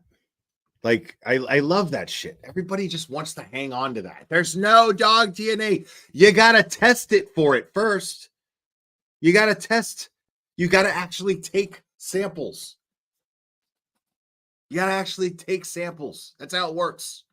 Fuck are you talking about, lady? It's been debunked in trial, debunked in terms of the defense just sort of being done with it. And it's clear Chloe Albert did not attack John O'Keefe. I want to mention one other item that led the conspiracy theorists to believe this dog was involved in the attack and murder of John O'Keefe. And that was the fact that Chloe Albert, dog Chloe Albert, was rehomed. Well, Chloe Albert was rehomed much after this incident. Why? Because Chloe got into a fight with another dog, which can happen.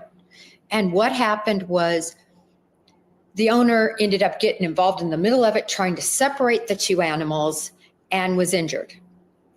It was agreed upon that Chloe would be rehomed, which to me was such a great thing to have happen, because I do know cases where the individual injured will insist the dog be put down. And that didn't happen, and they were given a chance to rehome. So the dog didn't get along well with the other dog, and that's what happened.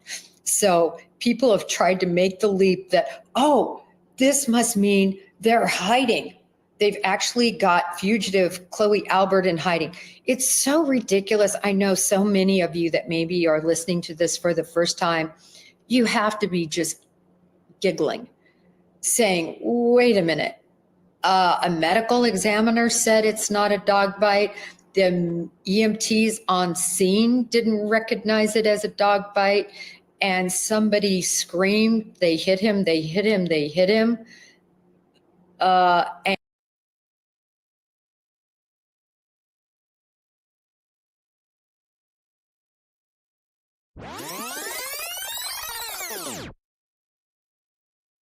it was such a great thing to have happen, because I do know cases where, because Chloe got into a fight with another dog, which can happen. And what happened was, got to go back a little further.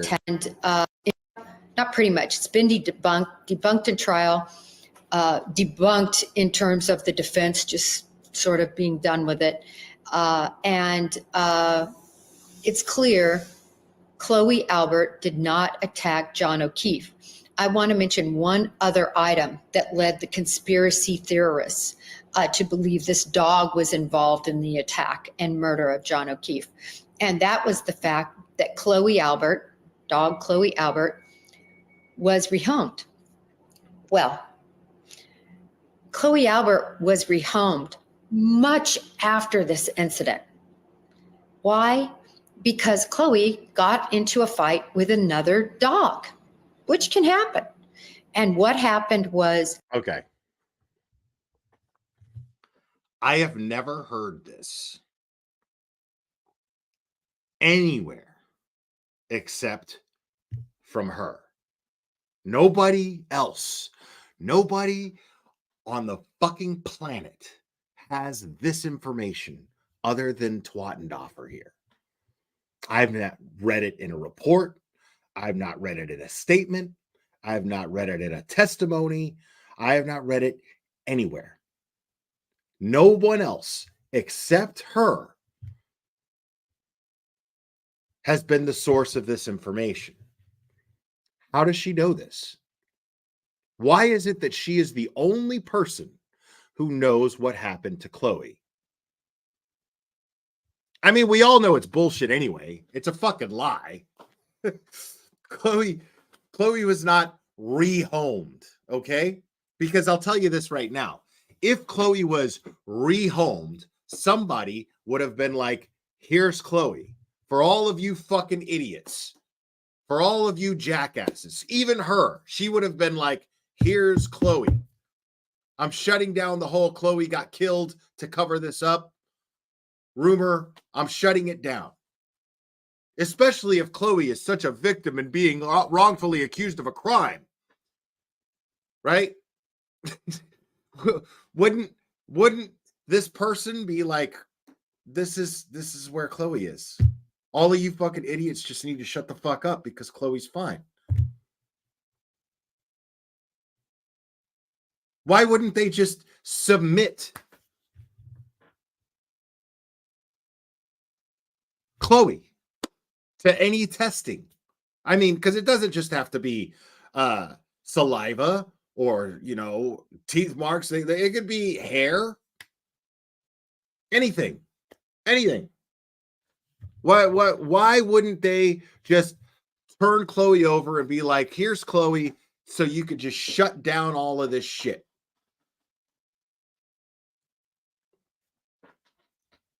No crown of thorns. Thank you. Oh, not many people are going to get that. But why?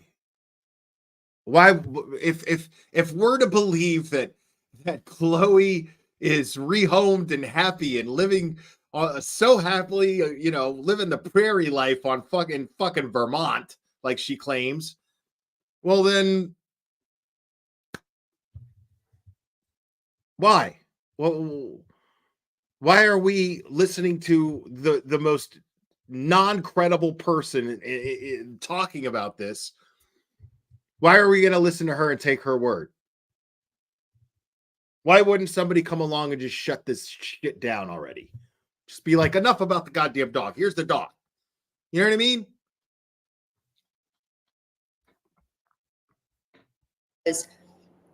The owner ended up getting involved in the middle of it, trying to separate the two animals, and was injured. Mm-hmm. It was agreed upon that Chloe would be rehomed, which to me was such a great thing to have happen, because I do know cases where the individual injured will insist the dog be put down. And that didn't happen, and they were given a chance to rehome. So the dog... she's so bad at...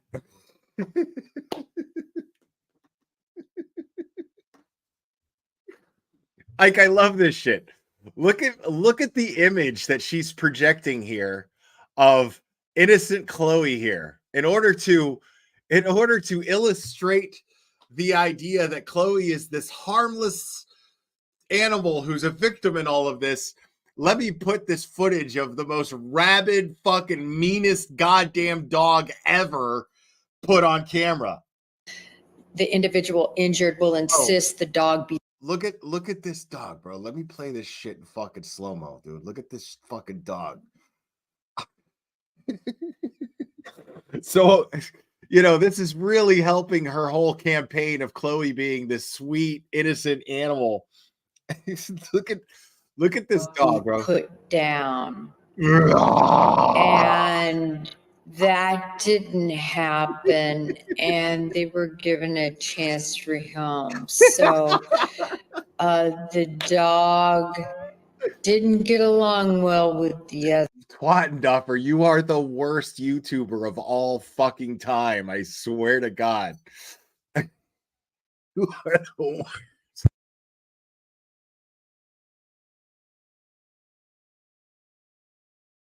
Sorry, I was choking on my own laughter there. Oh my God. Twattenduffer, you are the worst. God, you are so stupid. Hold on, let me get this back to normal speed. The other dog, and that's what happened. So people have tried to make the leap that, oh, this must mean they're hiding. They've actually got fugitive Chloe Albert in hiding. It's so ridiculous. I know so many of you that... Fugitive Chloe Albert, bro. Find me one person, bro. I'd love to have them up here. Somebody who said that Chloe Albert was a fugitive from justice. Somebody fucking tell me, you know what I mean? Like, somebody point out to me who worded that Chloe Albert is a fucking fugitive from justice on the run. Nobody thinks that. We think Chloe's dead. Okay? We think Chloe's dead. We think Chloe is in the same place that the floor, the original floor of 34 Fairview that's been ripped up and discarded. We think that Chloe's in that same exact spot where that original floor is currently. That's where we think Chloe is. Nobody thinks that Chloe's on the run. Chloe's out there just fucking hitchhiking with a fucking with a couple of fucking dog toys and treats in a bandana tied to the end of a fucking stick out there fucking somebody give me a ride. The Alberts were like, we love you, Chloe. Good luck on your journey to see the world, Chloe. You poor thing. Don't worry, we're not going to let anybody get you. Chloe, you beautiful, beautiful pup. Please go see the world. The world is your oyster, Chloe. Chloe's just out there like fucking Snoopy with a fucking stick and a bandana. No dogs allowed. No dogs allowed. Somebody want to give me a ride? Twattendoffer, where is your brain, bro? Killing me, lady. That maybe are listening to this for the first time, you have to be just giggling, saying, wait a minute. A medical examiner said it's not a dog bite. The EMTs on scene didn't recognize it as a dog bite. They never tested it, stupid. They never even took samples to test. And somebody screamed, they hit him, they hit him, they hit him. And there's no dog DNA on the sleeve. And he was rehomed because of a dog fight. Oh my God, y'all are killing me, dude. Totally. That's totally what happened. That's what we need to do. We need to canvass all the security footage from here to Vermont. That's what we need to do. We need to canvass all the security footage. I'm talking gas stations. I'm talking traffic lights, everything. We need to find what's going on, and we need to track. We need to find out if she checked into any hotels using her debit card. We need to find out what kind of money Chloe's been spending. Elise Sullivan, thank you for becoming a member. And Gerda K, I think, gifted a membership, and I missed it. Yes, Gerda K gifted a membership. I'm sorry, I missed who it was for, but thank you, Gerda K. I appreciate it. So like Chloe Albert's out there, like, fuck, she's like wearing. Chloe's got a scarf and some big sunglasses, doing like this when she's hitting an ATM. Using cash only when she checks into hotel rooms.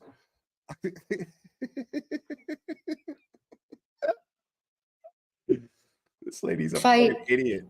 Okay, I get it. Debunking the Canton conspiracy. Episode 1 concluded. Chloe the dog. Oh, please tell me she's just gonna do a series of these fucking things. Oh my God, dude. Never bit or scratched Officer O'Keefe. Oh my God, y'all are killers. Until next time, which will be tomorrow, when we hit up one of these other conspiracy points. Yes. May justice be served. Oh my God, bro. This lady is too much, dude. This lady is too much. Unbelievable. Please, dear sweet baby Jesus, let Twaffendoffer make a whole series throughout this entire trial, debunking conspiracy theories. Please. Amen. Unreal. It's not even noon yet, y'all. All right, let's see if there's any updates from Ted Daniel. Nope, they're still filling out the jury questionnaire. Let's drop in on Tom and see if he's live right now. Oh, he is. Let's see.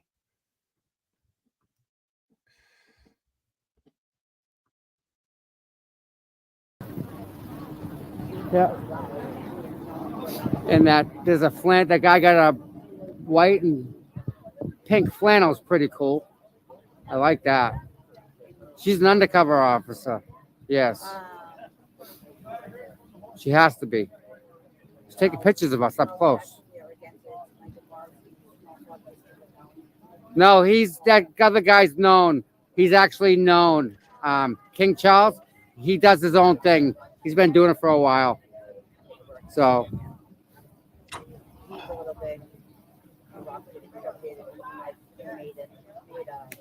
Yeah, Nathan bought donuts and dropped them off. Imagine that. What a guy.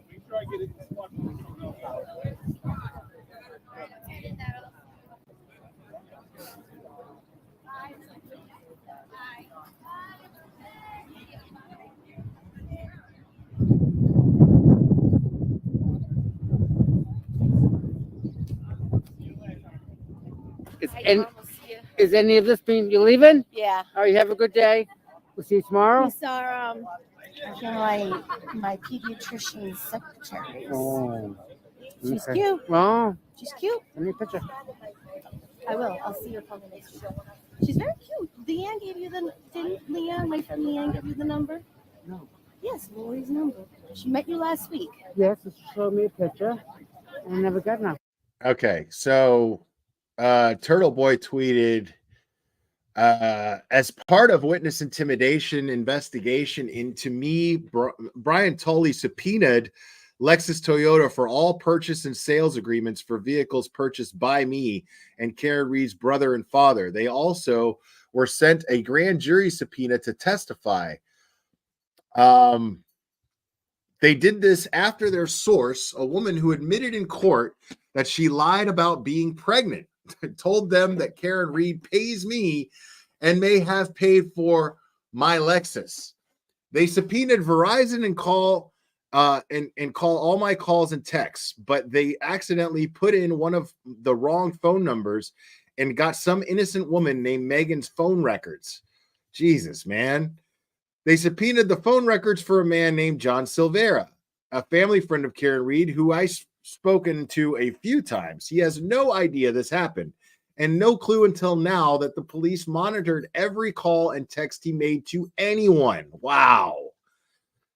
Additionally, they subpoenaed my bank and have all my bank records, so Brian Tully can now see how successful I am. It must break his heart to see I make more money than him, and all of it is legit.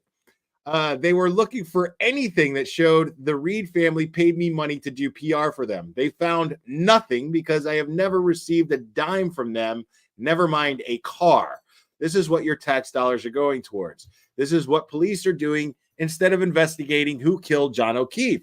This is what the state police do when you report their corruption.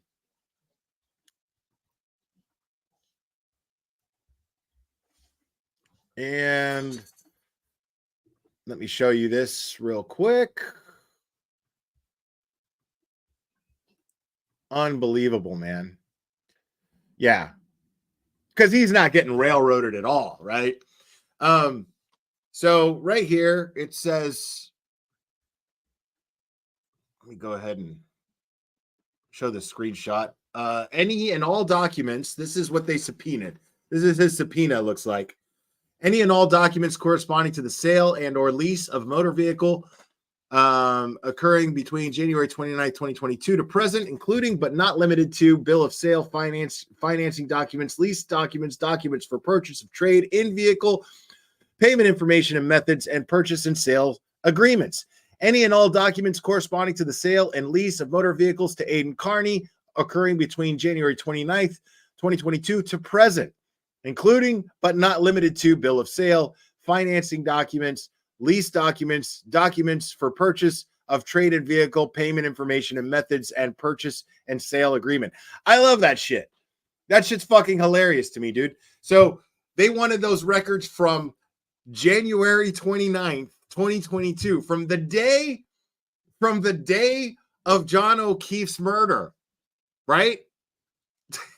From the day of John O'Keefe's murder. Basically, they want to know if Karen Reed and John O'Keefe, or Karen Reed and Turtle Boy, were in on the murder of John O'Keefe together from that very moment, right? This is what they expect the jury to believe, right? That this is what they're trying to figure out and find out. This is your tax dollars at work, Commonwealth of Massachusetts. You gotta love it.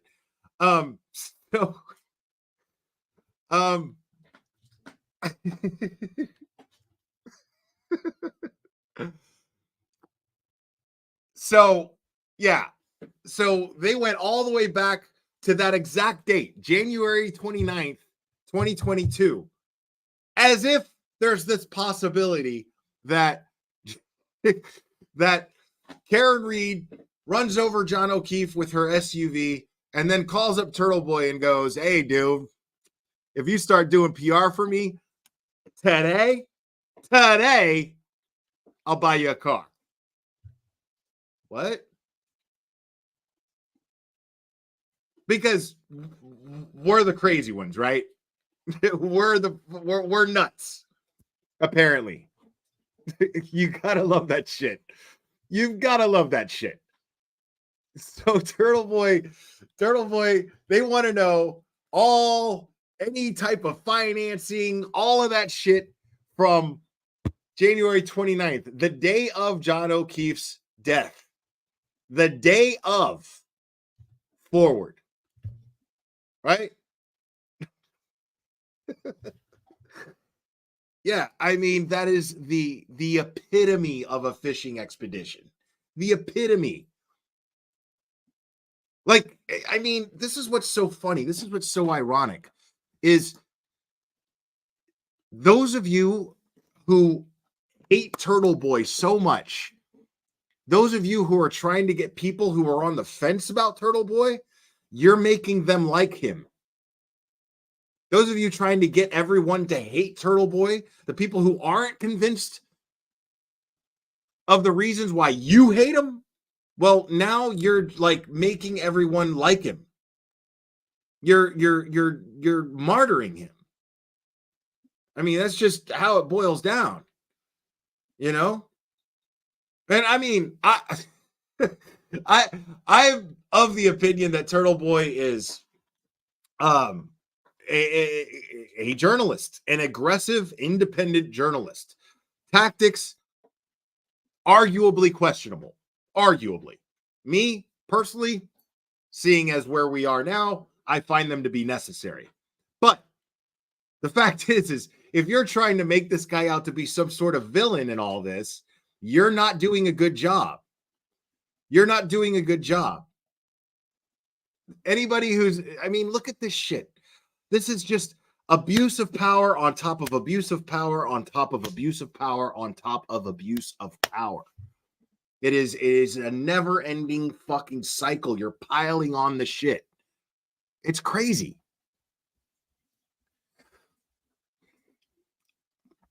Oh, I'll be right back, folks. I'm going to leave that up for just a second, and I'm going to read it, but give me one second, folks.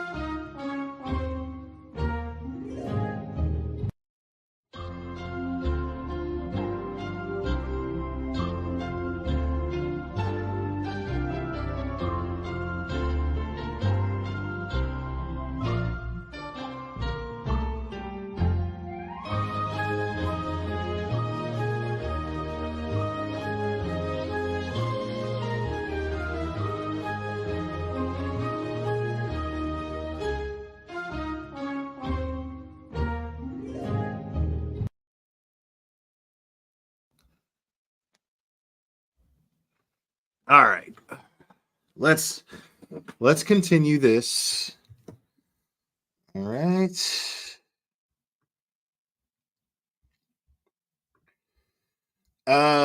Any and all documents corresponding to the sale and or lease of motor vehicles to Nathan Reed occurring between January 29th, 2022 to present, including but not limited to bill of sale, financing documents, lease documents, documents for purchase of trade and vehicle, payment information and methods, and purchase and sale agreements. Any and all documents corresponding to the sale and lease of motor vehicle to William Reed occurring between January 29th, 2022 to present, including but not limited to bill of sale, financing documents, lease documents, documents for purchase of trade and vehicle, payment information and methods, and purchase and sale agreements.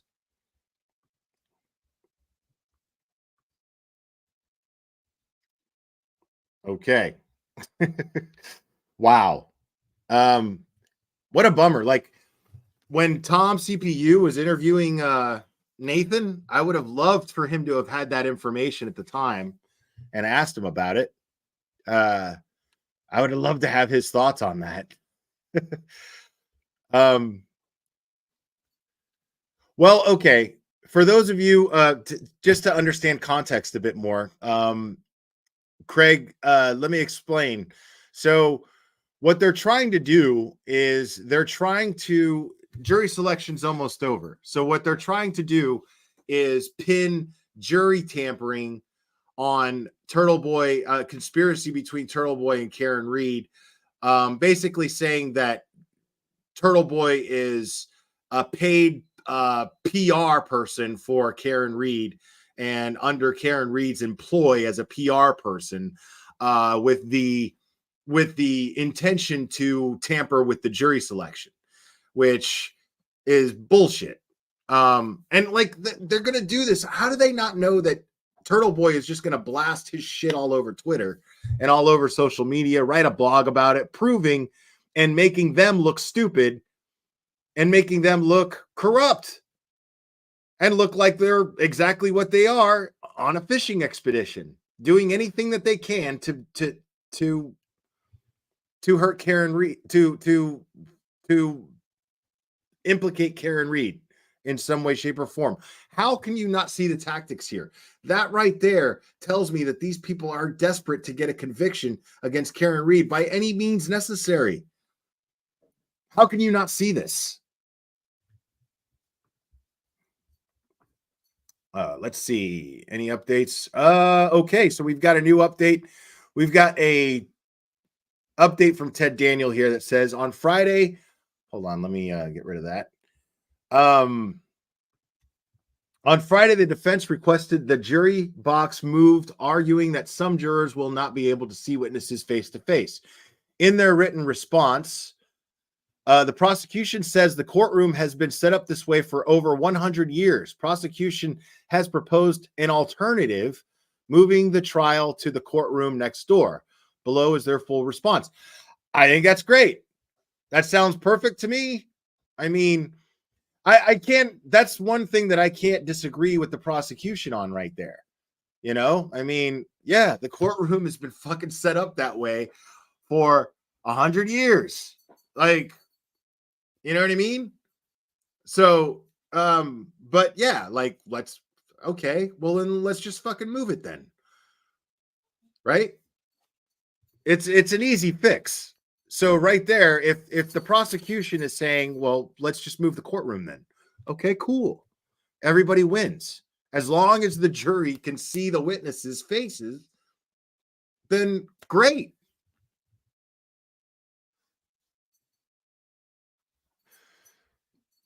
I mean, right.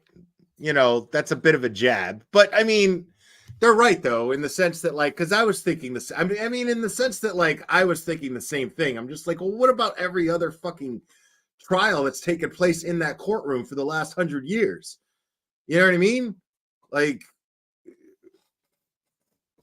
so I feel that shit when it comes to the prosecution and that motion being filed.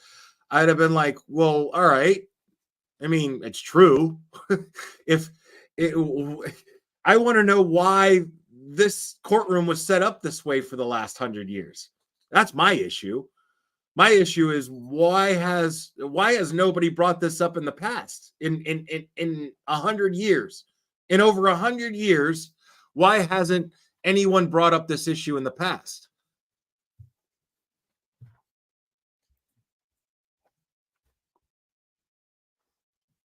I mean, that's what I mean, Dietz. Exactly. Like, how has no other lawyer brought this up? Because I'm not trashing the defense for bringing it up. Like, I want the jury to be able to see Jen McCabe's face when she gets cross-examined, especially Proctor's face when he gets cross-examined. I can't wait for that shit.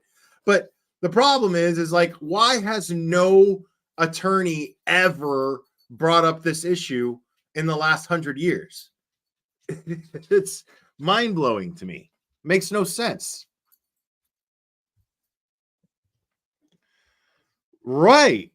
Jurors being able to see witnesses face to face is no-brainer. It's a no-brainer. Of course. Being able to see their faces, it's a no-brainer. Oh, yeah, nope, not showing that. I'll wait till this moment passes. I kind of want to hear it though.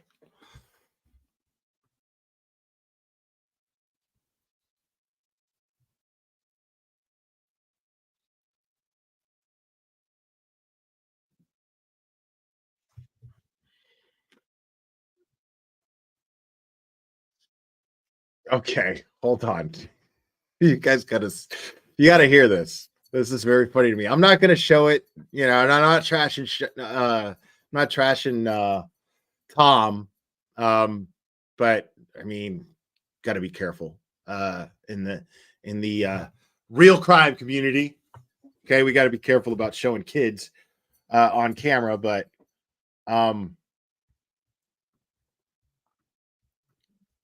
what I'll do is make it to where you can only hear it. If I have another bad experience, I might. Yeah. So what are you writing? What are you programming? So I learned C++ Okay. in high school. What's up? What's the line to get in? The line to get into the what? The Karen retrial? So these just kids without any parents just rolled up. These kids can't be more than 13, 14 tops. And they're like, hey, where's the line? These kids are like, where's the line to get in? Tom's like, what do you mean the line? What are you talking about? To get into the trial? Yeah. You want to get into the trial? Yeah. Seriously? Yeah, we were told by the guy up there. Listen, bud, I got to take care of these guys. That's fine. It was nice meeting you, man. Be good. What's your Tom. YouTube channel? CPU Tom. CPU Tom. Thanks, God. Yeah, come on, guys.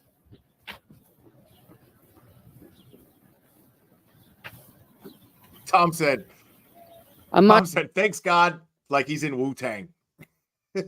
Sure they're going to let you guys in. We'll find out. This will be interesting. We were told that there's like a line and then they'll call people from the line. This is the line. This is the line that's not here. Okay. So, Well, I'm sure if they're going to be finished today, yeah? correct. But they may have room for you guys to go in. What? No, they won't. This is only jury selection. How old are you? I'm 15. You're 15? And you know a lot, man. You're smart. I'm trying to help out here with that. You're doing a good job. And you're 14? I like the color, dude. I love it. How old are you? 11. How'd you get here? We go to a learning center right over there, and it's self-directed learning. We're here to learn about this game. Self-directed learning. This is PISA. You This is what you want to do. You gotta love Sure, it. yeah. No, this is a good thing. This is a good case you want to get involved in. This is the one. He's right. This is historic. This is historic. Big time.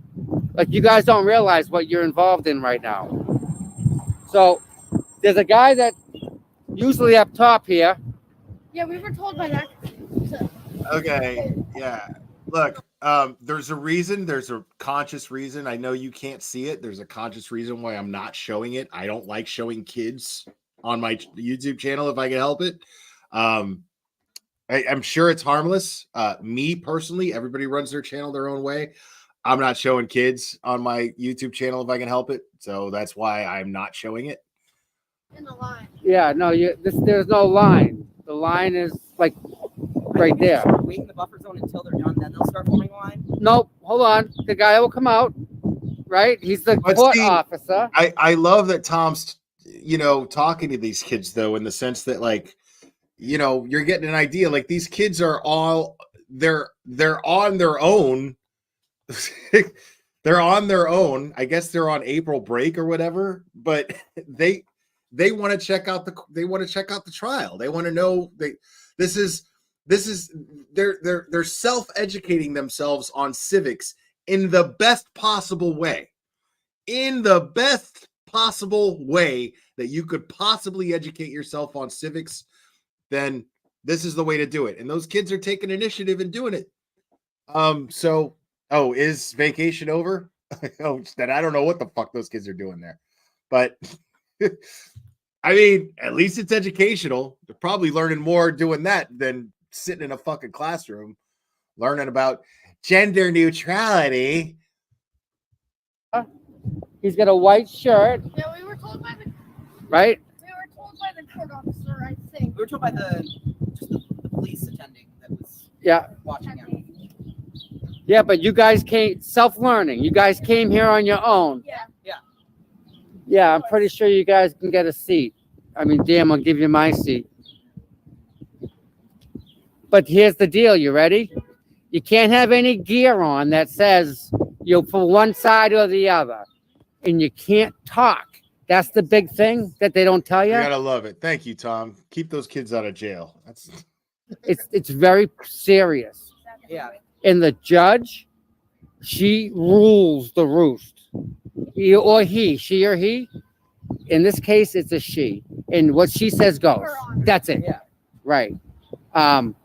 See, now so far, this is very, very important to point out. So Tom has an opportunity to infect these children's minds and brainwash them into the whole Turtle Boy cult.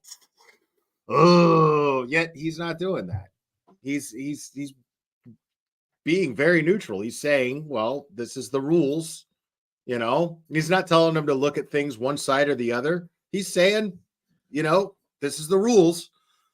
The judge says you can't wear any care and read stuff. You can't do this. You can't do that. He's trying to keep the kids, from getting in trouble.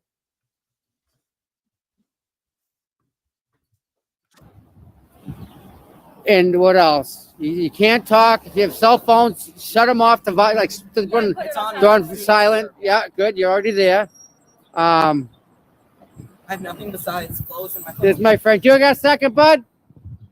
Do you have a minute? No, I need to talk. Huh? Yo, you talked to them already? We were told to line, and then is that the line down there? So, okay, so we can get these guys up in line, maybe get them a seat today. Later on, if seats open, sure. They're from the school. They're self-learning. They came here on their own from the school. What school? It's Bay State Learning Center. It's BSLC, right? Bay State Learning Center. We were told by our teachers. The teacher. He's a 15-year-old. He's 14. So they know the rules. So, I mean, I don't know how school is these days, man, but if my teacher was telling me to go down to the courthouse and do that, my teacher was basically like, yo, get the fuck out of my class already because I'm me. You know what I mean? Like, you guys know I'm the one disrupting class and being a pain in the ass. And they're, hey, you know what? Here's a great lesson for you. Get the fuck out of my class, go down to the courthouse and learn a little bit about the justice system. Go ahead and check it out. But the teacher sent them down there, which is kind of weird. But okay. Like without any escort whatsoever. But it's a self-learning thing, so they're here on their own. No, those kids are fucking cutting class, bro. Okay, so that I think it means something. But all right, listen. I call bullshit. Just I guess sit on the sidewalk and hang out. But that's where the line starts. Okay, it's that barrel. And if you guys, Do you know about how long it'll be for the jury But I, selection? on that I one? love the bailiff is just like, yeah, come on in. Sure. We'll get him a seat. they're doing that now. When it will be done, I mean. Well, that's how the thing. They have to go through each Yeah. person and make sure yes or no, whether this person's a good fit or not. They only got to find 4. Okay, 4 more. 4 more, and then the jury's seated. And then then it's it'll the open trial. Yeah. Now they may after that they maybe have some like procedural stuff the court All has right, to. hold on. So Ted Daniels update. The defense has Norfolk DA Michael Morrisy on its witness list. In another new filing, the prosecution says the defense has made an insufficient showing. The defense has made an insufficient showing of why DA Morrisy should testify in this case. The prosecution also asks that he not be subject to a sequestration order. Okay. So, Clubber, get out of there. No, go lay down. Go lay down. Please, go lay down. Why are you just looking at me like that? Go lay down. Dude, go. Go lay down. Now. Get out of there. Get out of that. Go lay down. Thank you. So the defense has Norfolk DA Michael Morrisy on its witness list. In another new filing, the prosecution says the defense has made an insufficient showing of why DA Morrisy should testify in this case. Prosecution also asked that he not be subject to a sequestration order. So of course, you know, the prosecution is really protecting their boy.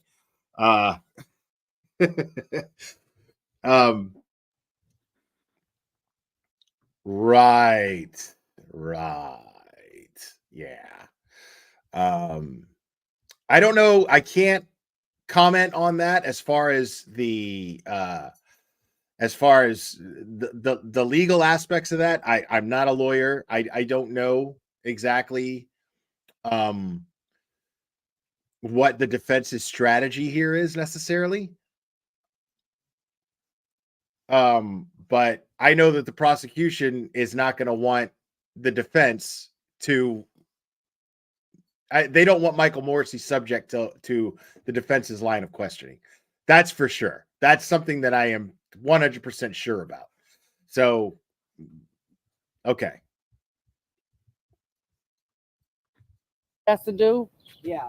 So they may do that. So that, you know, that's on them. So yeah, so I guess hang out right here. This is what we were doing. We're all sitting here instead of they're all sitting down there. We were sitting here yesterday. So if you're sitting here and them seats open up, you're entitled to them seats. Okay. Yeah. So Okay. all right, guys. Nice meeting you all. Hold on. This is you. Yes, sir. Yeah. Yep. Subscribe. Be good. And what's your name again? Jacob. Jacob? What? Jacob? Yeah. Ulysses. Ulysses? All right.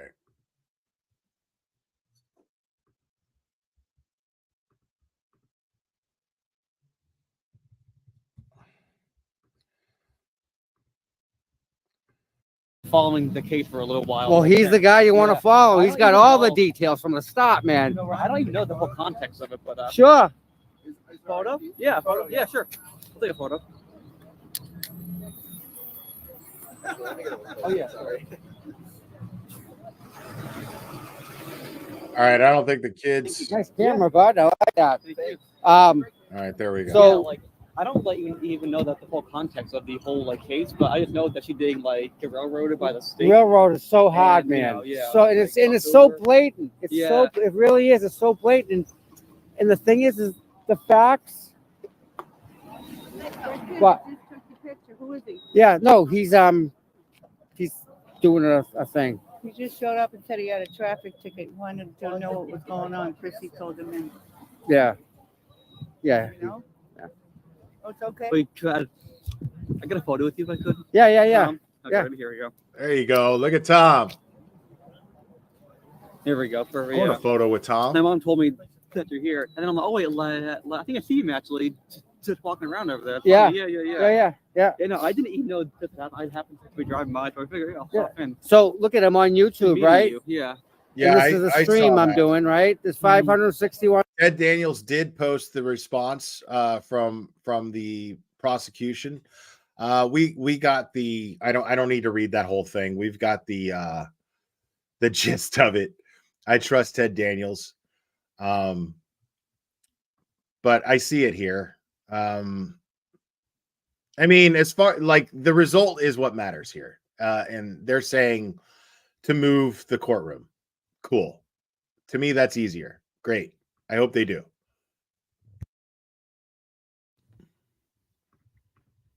People, but subscribe to Tom CPU, and then you get to see all these wonderful people. And I mean, is this the first time you stop by, right? Yeah. All right, so let me give you an interview quick. Okay. What's your name? Ryan. All right, so you're just coming, stopping by here, right? For why? I just happened to be driving by, going towards Rossendale, doing errands, and then I just saw Turtle Boy and Karen Reed sign, so I figure I'll come see what's happening, get to know more about the whole case and everything.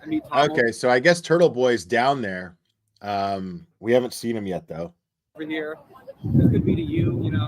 Yeah, so it's a good thing, Yeah. The trial, yeah, it's just jury selection that they're not showing inside. But once the opening arguments start, we'll get news coverage. So. I'm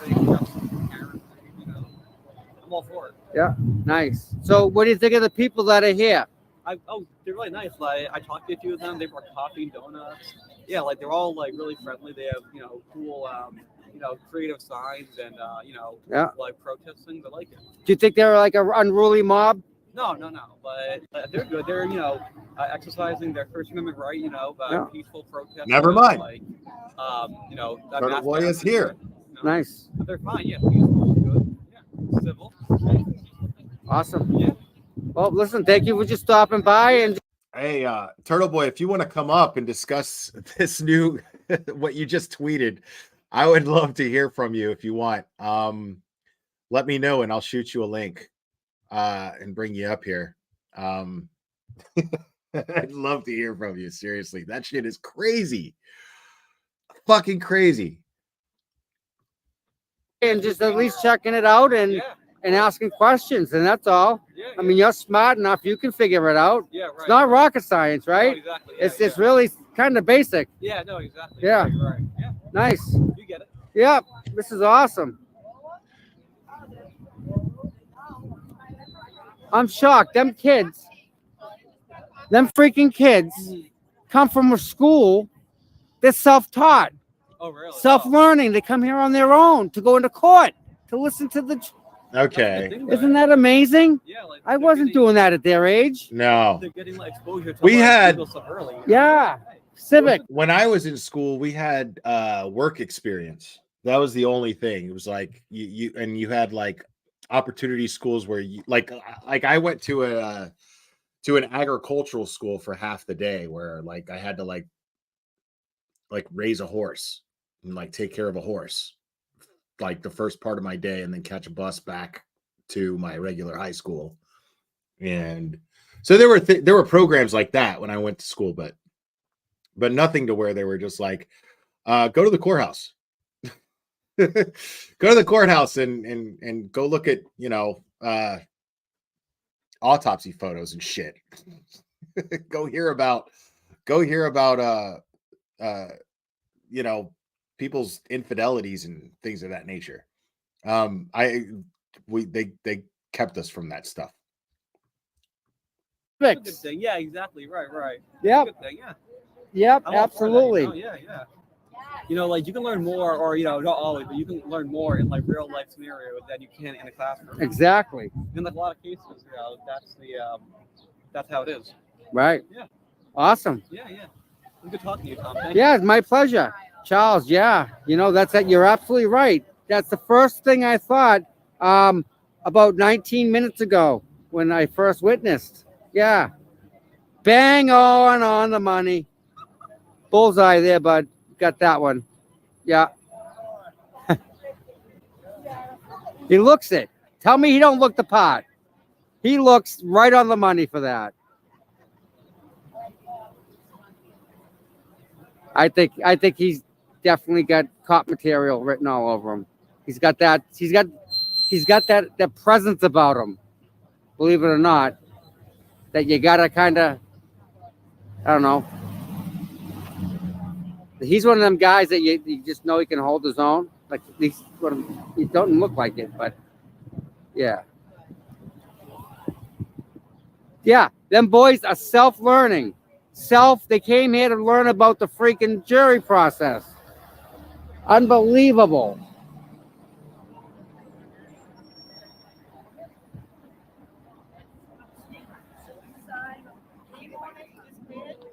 I don't believe it. And they're here.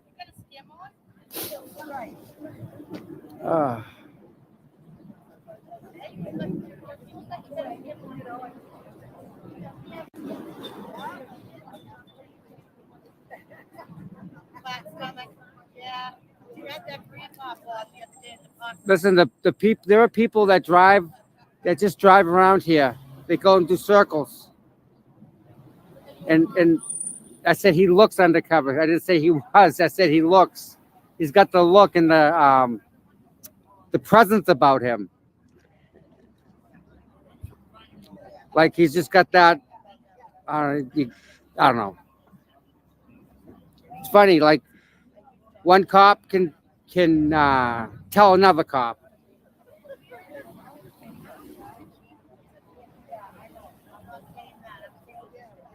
Yeah, imagine, right? I mean, they're waiting to get in. Just that alone, right? Just that alone, waiting to get in. I mean, I have questions about this self-learning program. Like, I'm not trying to lie. Like, I have questions about it. Like, do they at least like have to write a report, or are they just like, go off into the world, my youngins, and see the world, and good luck. Like, how does it work? I'm curious. That's a paper they can write. We're waiting to get into a trial. And we got no jurors picked yet, guys. No jurors picked yet.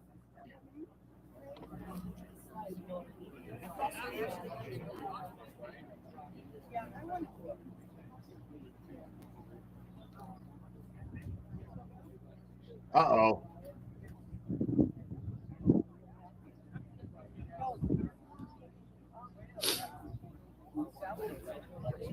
Okay, so all right, let me look at all those beautiful people, man. It's amazing. Ted Daniel tweeted, according to the prosecution filing, the defense wants to call DA Morrisy to testify about what the defense says is a conflict with the Canton Police Department and the assignment of state troopers attached to Morrisy's office. The prosecution is also trying to block a victim.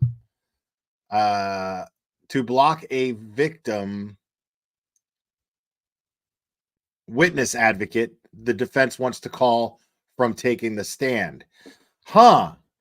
Okay, hold on. According to the prosecution filing, the defense wants to call DA Morrisy to testify about what the defense says is a conflict with the Canton Police Department and the assignment of state troopers attached to Morrisy's office. Oh, okay. The prosecution is also trying to block a victim's witness advocate. The defense wants to call from taking the stand. Why would they not want a victim's advocate? That makes no sense. I mean, it makes sense if they're fucking corrupt.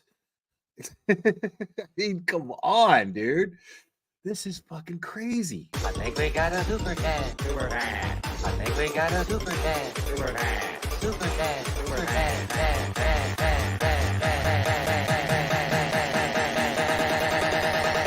I think we got a super dad. Mark Cunningham, thank you, man. Thanks for all you do, sir. Come to Boston for a day. I would really like to do that. I really would. It's looking like a possibility, but not looking too likely. But I still haven't given up on it yet. But I would like to go. I would like to. Thank you, Mark Cunningham. Appreciate you.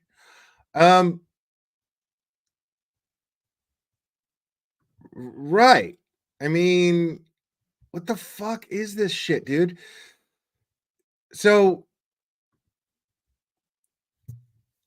the defense wants to call DA Morrisy to testify about what the defense says is the conflict with the Canton Police Department and the assignment of state troopers attached to Morrisy's office. Agreed. Okay. They want to prove that there's something fucking wrong with them even assigning certain state troopers to the case. And the prosecution is also trying to block a victim witness advocate. The defense wants to call from taking this. Jesus Christ, dude. What?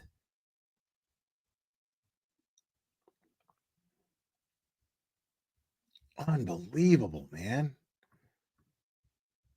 This is just fucking crazy. You an interview, sir. What's your name? All right, so you're just coming stopping by here, right? For why? No, I'm saying it's unprecedented that a DA has to testify in a murder trial that he's prosecuting. Well, and don't fucking murder people. Well, don't make a hostage tape. I know. He answered. So I guess Turtle Boy's down there. We haven't seen him yet, though. Oh, that's me. Yeah. You see Mike's hat? Yeah, it's just jury selection. See his hat? They dropped the hat off. Guys, check this out. Look at this bad boy. Yeah, Minion. Isn't that amazing? That's from Mike when he gets back. Pretty badass. Yeah, it's getting too warm for the other hat. I know. He's gonna like that. Yeah. Do you think they were like a unruly mob? Ain't that hat awesome? I saw that like 5 days ago, and I'm like, oh wow, I can't wait. So, that's why I was so happy to see him today. They've been trying to. I know a long time ago, Jennifer McCabe had her attorney like file a motion to where she didn't have to testify, but she's gonna have to testify. I think we got a super dad. Super dad. I think we got a super dad. Super dad. Super dad. Super dad. Dad, dad, dad, dad, dad. I think we got a super dad. Thank you, Frankie Basile Mignon. Yes. Today, because he's up and around. It's pretty cool, you know? Yep. And I don't see any jurors yet.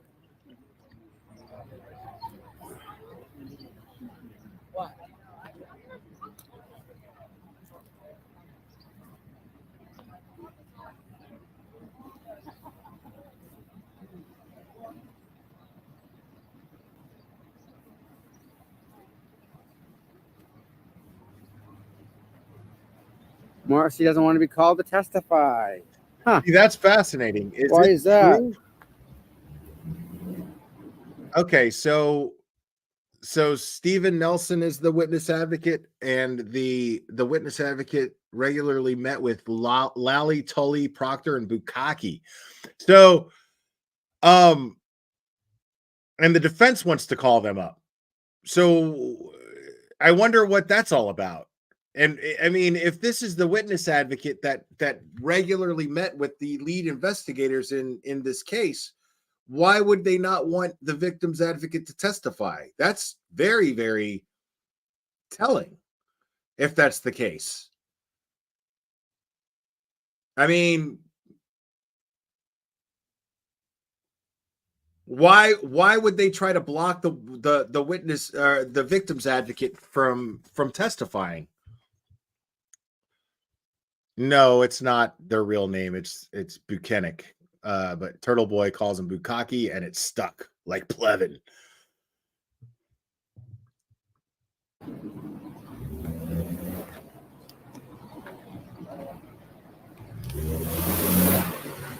Right. Yeah. See, the victim's advocate, I would assume, thank you for kind of validating what my thought was on that, Sleuthy Goosey. You're saying because the concerns the juvenile witnesses were influenced and that will come out. So that's the thing is you've got this. See, that's very interesting. Remember when I was reading the statements that addressed what John O'Keefe's nieces were saying, nieces and nephews were saying. If you remember, I was saying, I mean, how do we know what they were saying is correct?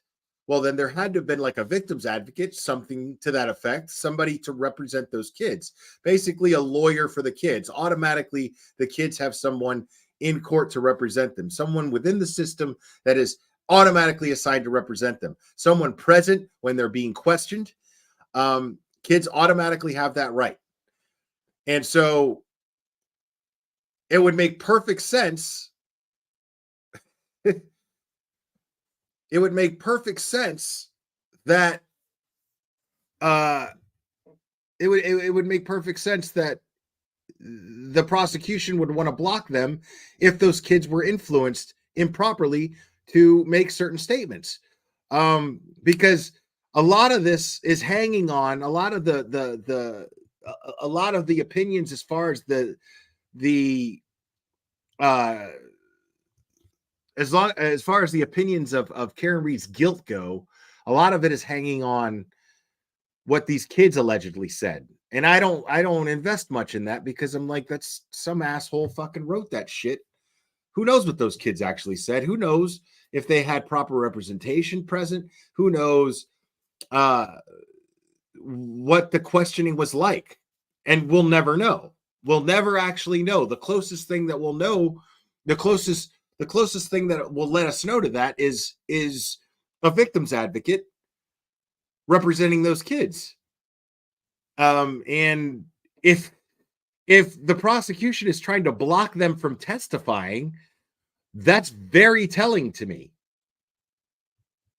That's extremely telling to me. Yeah, in a lot of places, it's called a guardian ad litem. Yes. In a lot of states, it's called a guardian ad litem. But those kids are definitely victims in this case. I mean, they lost both their parents, and then they lost their uncle who was murdered. These kids are most definitely victims.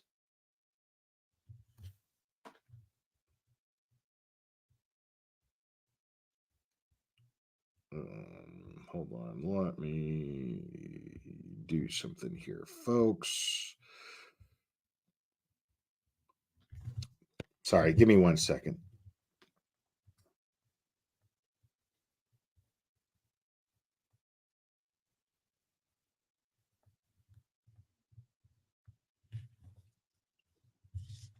All right.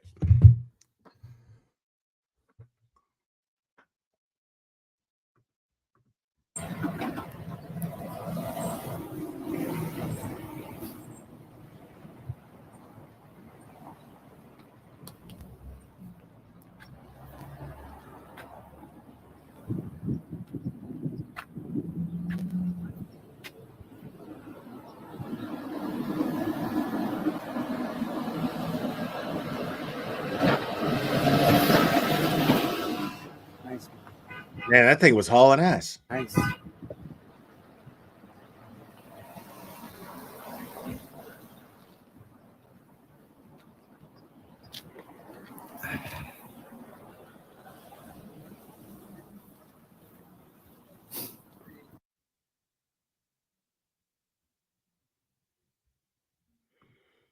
That's a good point. Nobody thinks about how Karen lost those kids too. 2 years with kids and they feel like your own. It ain't fucking easy. I agree. You're right. That's not that shouldn't be overlooked.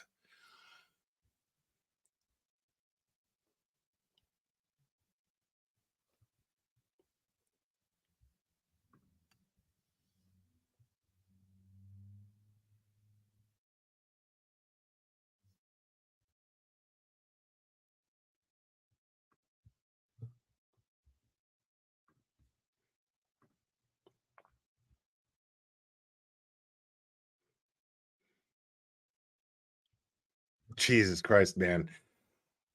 So it totally seems as though the defense absolutely plans on calling Michael Morrisy to the stand. And the prosecution's trying to block that from happening.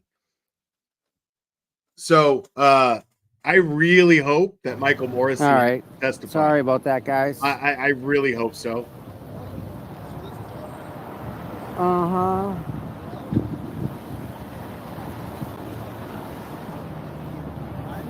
He's got to go on, right? He's got to go. If he's a witness, he's got to go. I mean, he's not excluded because of his job title. That's a no. I mean, I know. Karen doesn't want to be a defendant. Darcy, dead on the money. Wow. No kidding, huh? Karen doesn't want to be a defendant. Just like he doesn't want to testify. Tough. Right. I agree. Yeah, there's some yeah.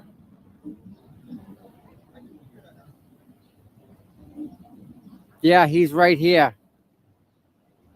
He's in that white car that's running.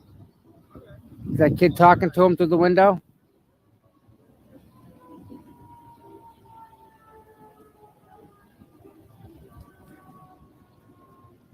Well, yeah, I mean, of course. I mean, that's their job. You know what I mean? What I'm saying is it's very telling.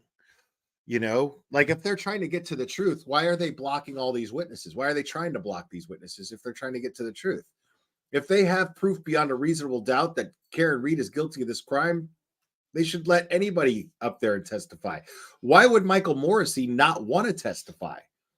Why would he not sit up there and just be like, okay, what are we doing?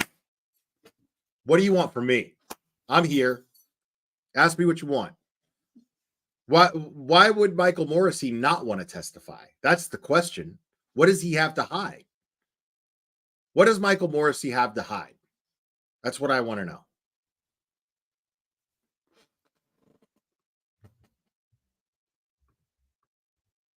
Oh, you're welcome, Darcy. Here comes a fire truck. I'm going to have to mute you guys again because it gets really loud when they come through here. But I'm waiting to, no jurors yet. There's no activity. So, what's he doing? Oh. Right. He doesn't want to get caught lying. He knows that he's going to catch a perjury charge on top of the other charges that are coming federally. What's up with the fire truck next to the courthouse? See that? And the trooper called it over. It's weird.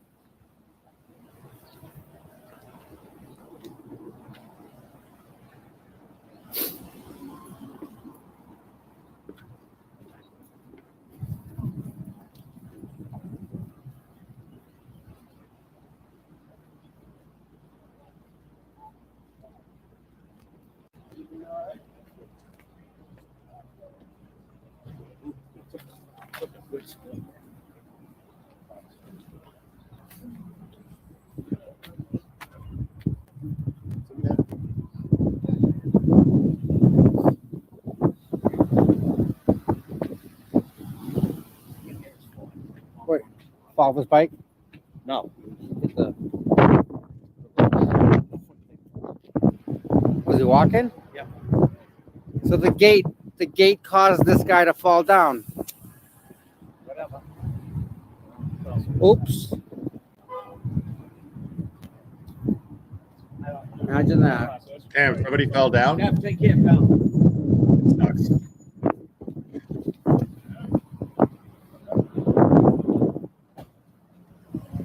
That guy right there went down hard because of these gates. See these gates? He tripped on them. Hey, Scott. Guy down there took a friggin' header. Smashed to the ground. He tripped on these gates. Oh, really? Yeah, pedestrian was walking on the crosswalk and tripped on the gate that they put out. These gates right here. See the feet? The legs, He yeah. tripped on the leg. He went down hard. See the time, I guess. Yeah. Imagine that, guys. We have our first injury. And here it comes.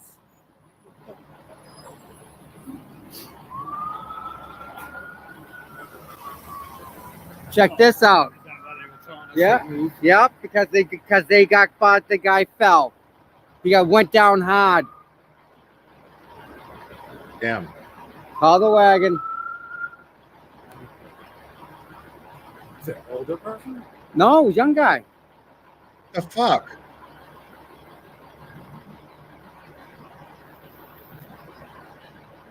This guy was photographed. Yeah, he almost fell too, this guy. I love it.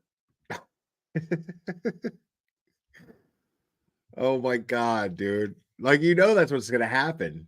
Like, that's what's going to happen. They're going to be like, I'm suing the Commonwealth of Massachusetts because in their efforts to impede on people's First Amendment rights, they set up gates that my client, minding their own business, fell over and tripped over, and now this person has been seriously injured due to his First Amendment rights being impeded on. I love it. I mean, it sucks that guy got hurt, but I hope he's okay. I'm sure he's okay, but I sure hope he sues. That would be fucking beautiful. Oh my God. Hold on. Let me let's take a little break from this. I gotta show something here. I haven't watched this yet, but I want to see. I like these little videos people make and post on Twitter.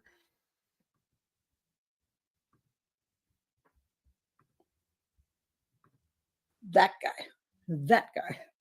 Just say it. Dude, Mr. Kearney. Just say it. Aiden Carney. Just say it. So, Mr. Kearney. Kids in your imagination. Just say it. Turtle Boy. Yes, that's it.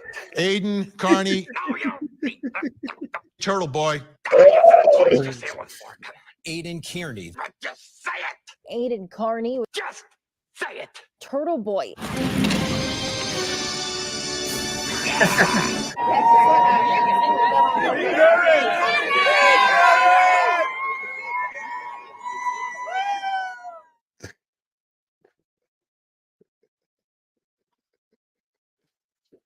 Oh man, I love it. People get so mad. I love that they opened with that fucking idiot that calls herself a profiler.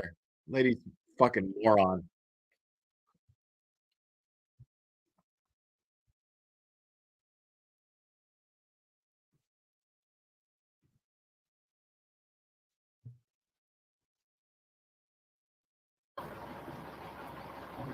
I don't know the guy. I'm not gonna go film the poor guy. The poor guy fell. That's bad enough for him. I'm not gonna go put his face on camera. But he's going for a ride. That's how bad he got hit. Nice, huh?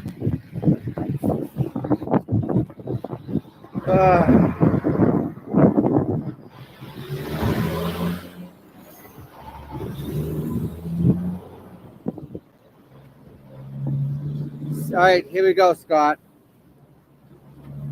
78 in the jury pool indicated they have heard or spoken about the case. 32 has already formed an opinion. 13 formed bias.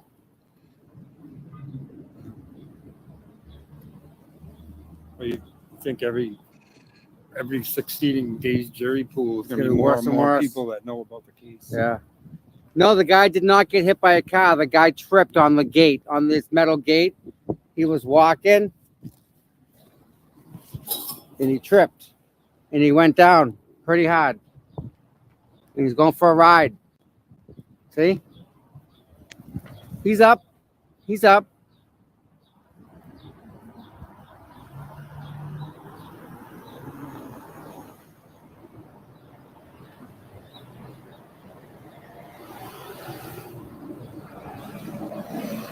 He was walking across the street in the crosswalk, and he tripped on the gate. He tripped on the feet. Yep. We weren't even over there. He was in the buffer zone. The buffer zone's a dangerous place. Let's go.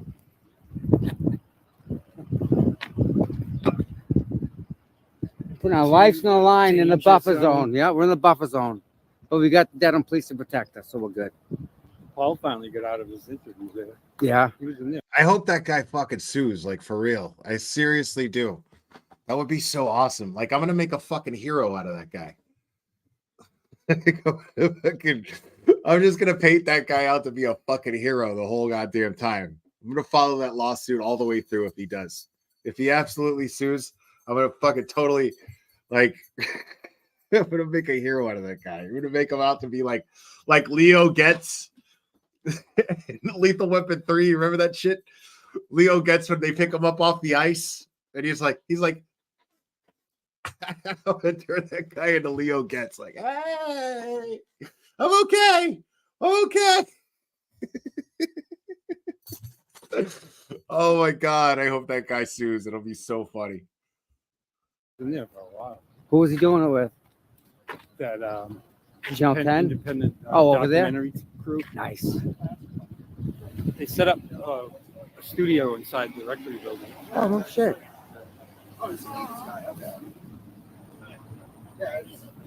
Everybody's making assumptions. No assumptions.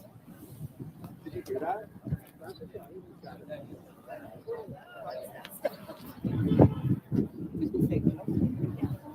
Huh? Is it just for me? What? The guy fell? Yeah. I don't know who it was. But he fell. Okay.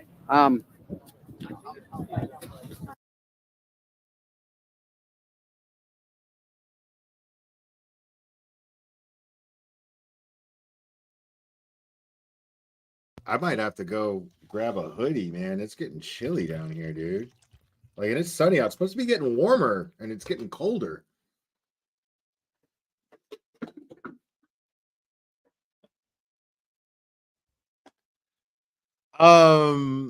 The video that I just played, it's on Turtle Boy's. It's on Turtle Boy's. Right. Okay. Makes sense? Yes, it does. Awesome. Yes, it does. Woohoo. Benjamin John, it's on Turtle Boy's. Let's go talk to Paul. See how Paul did.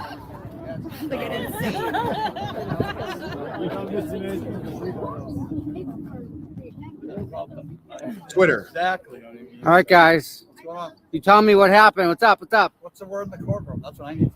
We, I tell you, there was, hold on, they told me, so no, 32, 78 in the jury pool indicated they have heard or spoken about the case.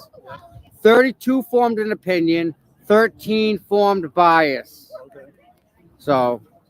All right, I'm going to leave you guys with Tom for just a minute here. I'm going to take Clubber out real quick, and then I'm going to grab my hoodie because I'm kind of chilly. So I'm going to leave you with Tom for a minute. And then there was a guy, Paul, there was a guy crossing this crosswalk. Yeah. He tripped on the gate. The foot in the gate went down hard. Oh, the gates that Cornwall put up? Those would be the ones. Okay, that's what I was just curious. He tripped on it in the crosswalk. Yeah. Good. Well, not good that he tripped. No, Good that he tripped. but it wasn't nothing to do with us. Sorry. Telling you. It Listen, wasn't us. free Karen Reed, buy popcorn from RTS.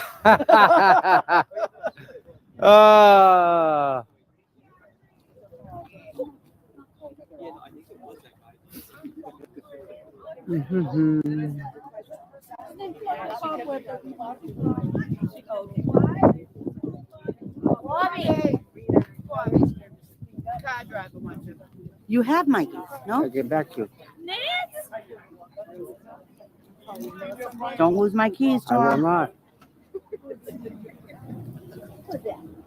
12 o'clock. In front of this young lady right here.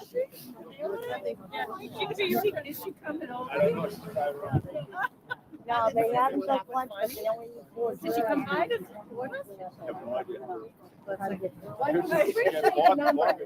not getting like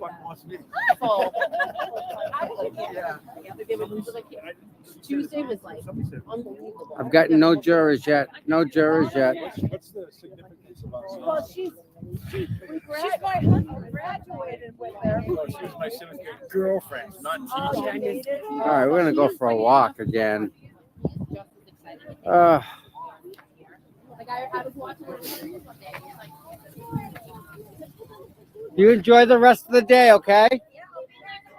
Thank you for coming by.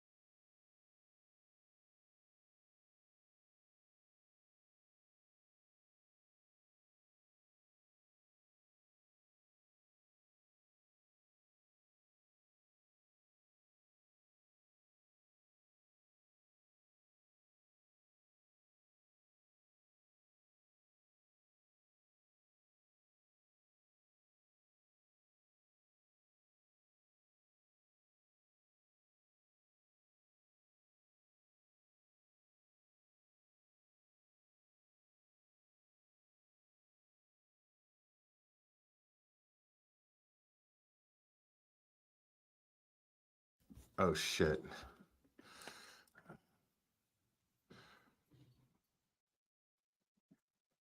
I'm sorry, guys. Out of range, it like pauses. Sorry about that.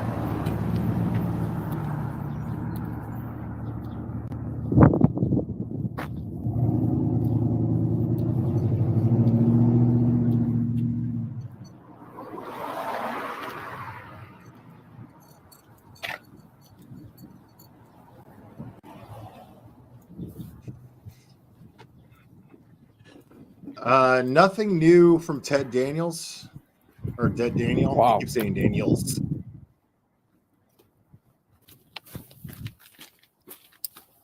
Yeah, a lot. Crazy.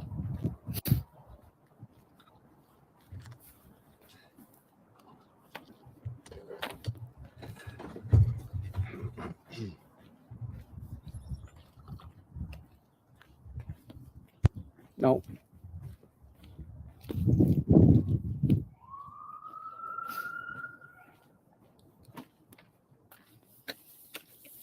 I don't know what Tom's doing. I guess he's taking a break. Yep. All right, let's get over to these. Hold on a people here. second. Scott, you got pink Sharpie?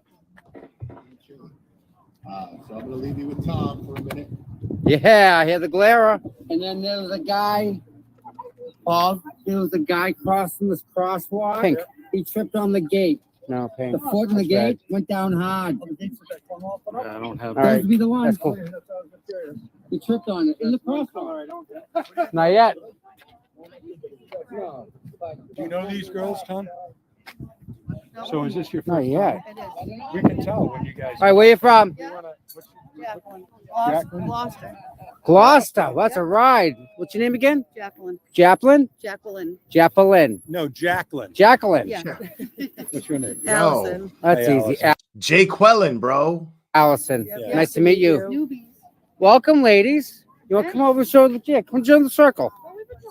Oh, so you are. You know. All right. So all I right. just didn't recognize you. All I right. figured, yeah. Right? Yeah, So yeah, you're- glad to Gloucester. be here That's a finally. ride. Usually I'm watching you all. There's no way to. There's no easy way to get from here to there. Well, welcome. Actually, it was a pretty easy drive. I Yeah? the other It's day. just, What's you the little know, place? The we're little traveling seafood Oh place? man, Causeway. The Causeway. it's worth it though. I Wait to went see her there. today. She'll be beautiful. Yeah. Yeah. Trying to come early. Oh. That's where she's gonna go in that truck right there. So Yeah. you can run right over there. You'll see her walk right up. Yeah, give me a second. Yeah. Hopefully And I'll you're be from able to- Gloucester too? Yep. Wow. And you will follow the case? Yep. Yep. You know Mike from Young Jerks? Yep. He's up in that way, that neck of the woods, I think. Oh, is he? Yep, I think he is. Oh, he's a Marblehead. Yeah. Yeah. Again, that's in you're in Ipswich. Yeah, Again, you I live in guys. Florida, but I was raised in Topsail, and I came up. This is my 4th trip up here. I'm gonna. Yeah, I'm in it. Nice. I'm in North Shore. Yeah. That's what I said. Well, I've been there that's many really times. cool. Yeah, I was gonna try to come up first thing in the morning, and then I was like, let's do it. I think it was like. Still no updates as of I got 36 here- I minutes. got here this morning at 6:15. And who's the girl that holds your camera sometimes? Yeah, What's her name? I can't think of it right now, but she's just a whole bunch of fire. But she. So first thing in the walking morning, around she's all alone, right here, alone. soldier. 5:30. Oh, Yeah. wow. she got America here at flag, 5:30. no Oh problem. my I go, God, what are you that's doing? great. She goes, I only can be here till 9:30, so I'm going to get here. Oh, that's so nice. That's dedication. Yeah. It's coming early on the other end, you know. Yeah. What time do you come? Like 7? Try and get here about 7. Yeah. Yeah, I'll try that. Yeah. Yeah, Like I said, I always got you on. yeah. Wow, that's awesome. Watching it all. So, Gloucester, you guys come all the way from there. That's very cool. Yeah. I've been dying to come down here for the longest time. and I just think never there was did. someone trying to do a standout around there. Yes, there was. I see her name and I can't think of it now. I'm friends with her. Yeah, I don't know the name. She's a sweetheart. What's her name? But she tries and gets this rotary up there, right? Yeah. I think she was doing it solo. Yeah, I tried The to poor go girl. one day. We're like an hour after it was supposed to stop. But Yeah. there was nobody there. Yeah. So, well, pretty cool. Pretty cool. Yeah. You were in pink too, both you guys. Of course, we get to come in pink. Love it. Just love it. Wow. You guys, you want to say hi to anybody? No. Dude, No? Really? How about you, Allison? No, you're good? I can't get mad at Tom. Like, I forget everybody's name too. I'm terrible at names. All right. That's pretty cool. Pretty cool. You're still going, huh? Yeah, Gloucester. Gloucester. It's a ride. Wow. They don't do jury. I'll be here later in the day. Thank you for coming. Yeah, no doubt. I know.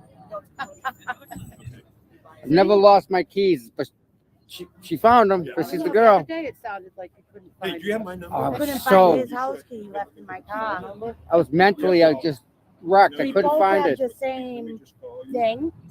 So probably it was in my cup holder when I picked up my drink. I'm like, there's John's keys. Yeah, we did the But I same looked it thing. up So over start 20 with her. times Right, before I yeah. was I'm drawing a blank on your name. Chris. This is Because I Chris. watch all the time. She's the one that drive in with. Yeah. And the days that you left had to leave early, I was like, oh, no, I want to be. Yeah, I know. Like, what do I do now? But yeah, again, I thank you for watching. Yeah. I mean, it's no, just, it's a good way to be involved, you know? Like, yeah. it's great. And there's people at home, like they have kids and they, you know, Yeah. work. Well, They instead of can't be usually- here, I you know know? people out of state. Yeah. There's people who are just playing out severe anxiety that don't want to be around people. That's fine too. I get that. That's what you do. Yep. Don't matter. Don't matter.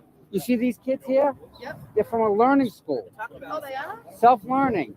What was that again? What school you from? Bay State Learning Center. It's right over there. But what is this? Well, It's a self-directed learning center. Nice. Yeah. self-directed learning center. They're here to try and get into listen to the trial. Really? Wow. They're freaking 15 years old. Yeah. Gonna be history. They want to learn. Imagine that. I wouldn't want to go ahead and, I mean, that's,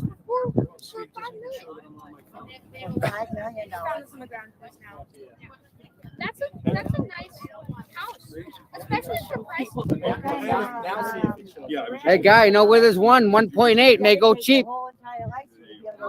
I know where there's a house, 1.8 million, it may go cheap pretty quick. But I maybe on the You gotta market. think big. What, you gotta start looking at occupations that pay that kind of money if you do afford that house, because you want that house, right? You got to work hard for that, bud. You really got to work for that. Whatever you set your mind to, you can do. You want that house? You'll get it. No, that's what I thought, Kimberly, but it's not the case. Like, Yeah, for fun, not professional. it's a self-learning center, whatever that means. Like, all right. I mean, what better way to cut a budget in education? All right, we got this school, but you don't have to come. We got this school, but you have to show up. You just, you learn on your own. Yeah. You got a laptop? All right. Well, Google, and congratulations. You're graduated. There you go.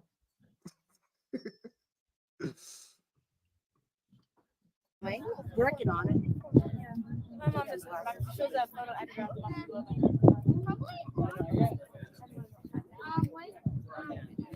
She does photos now, though. That's pretty cool, guys, huh? Pretty cool. All right, let's go check it on these people. See Paul. What? No, he's listening to your live feed. The glare is doing me, and he's listening to me from the glare. All right, Nick. Be good, bud. Thanks for stopping by, Nick.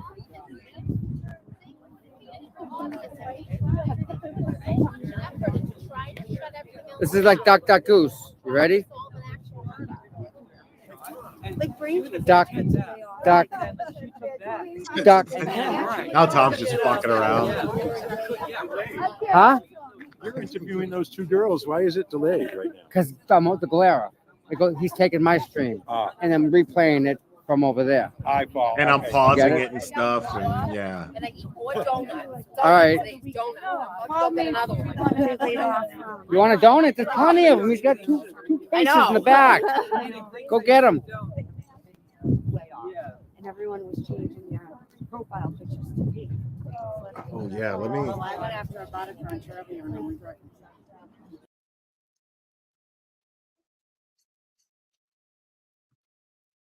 Hold on a second. Let me see something.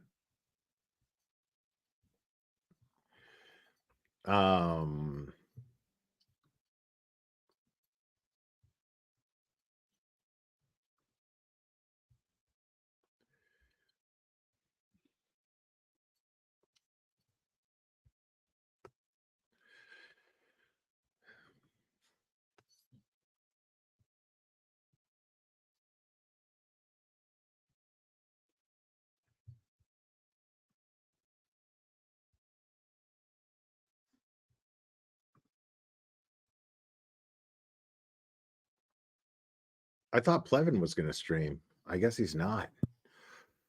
I guess it's not important to him.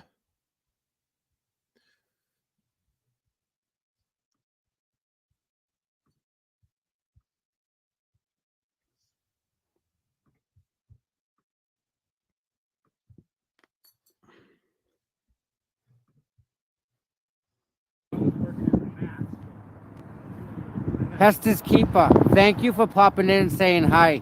I'm glad you even bothered stopping in to say hi. That's very nice of you. And to say, stop and take, we'll chat. Very awesome. Yep. I do. Every single person I appreciate.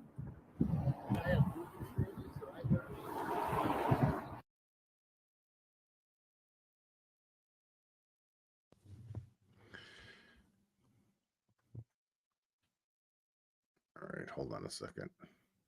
Let me see something here.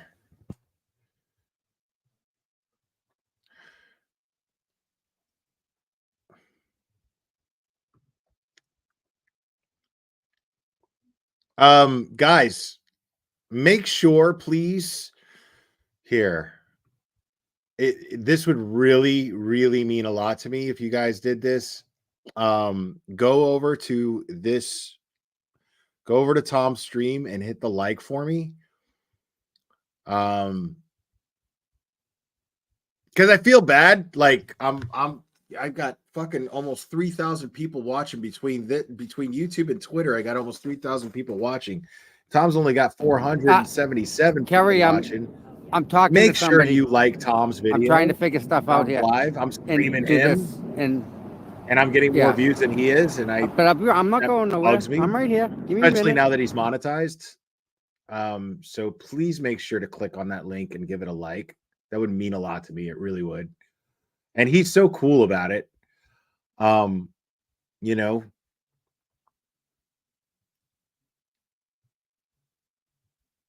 So yeah, like I said, it would really mean a lot to me if you did that.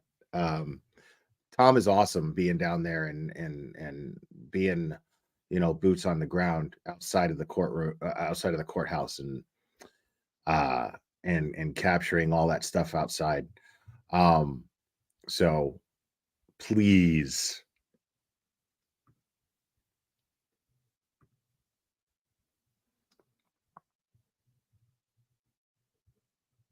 All right.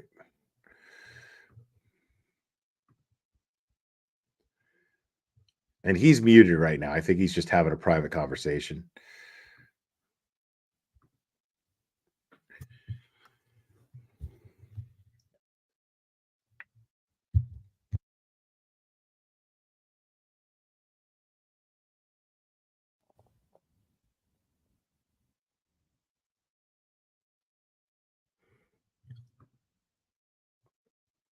Yeah, he should definitely have more likes than I do. He should definitely have more likes, and he does. That's good. Okay, good. I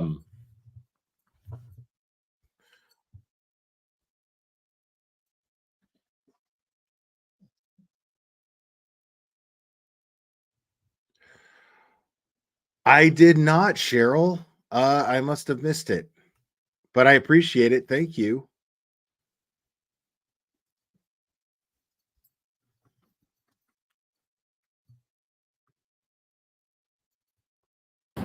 No jurors picked yet, and I am actually having a conversation, trying to set something up for my members only live.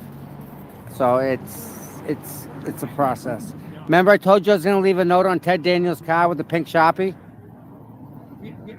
I didn't. What's this? Wow. But really? Wow. All right. Wow.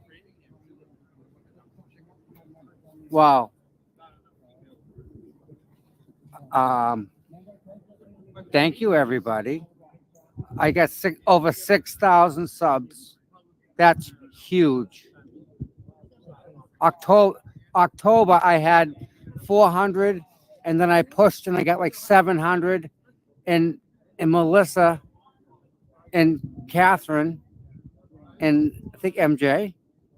Yeah, if you're not, they said no. If you're not subscribed to Tom CPU, make sure you subscribe to him as well. Here, I'm going to drop the link in chat again for that live, and then just click on his channel name, and make sure to subscribe.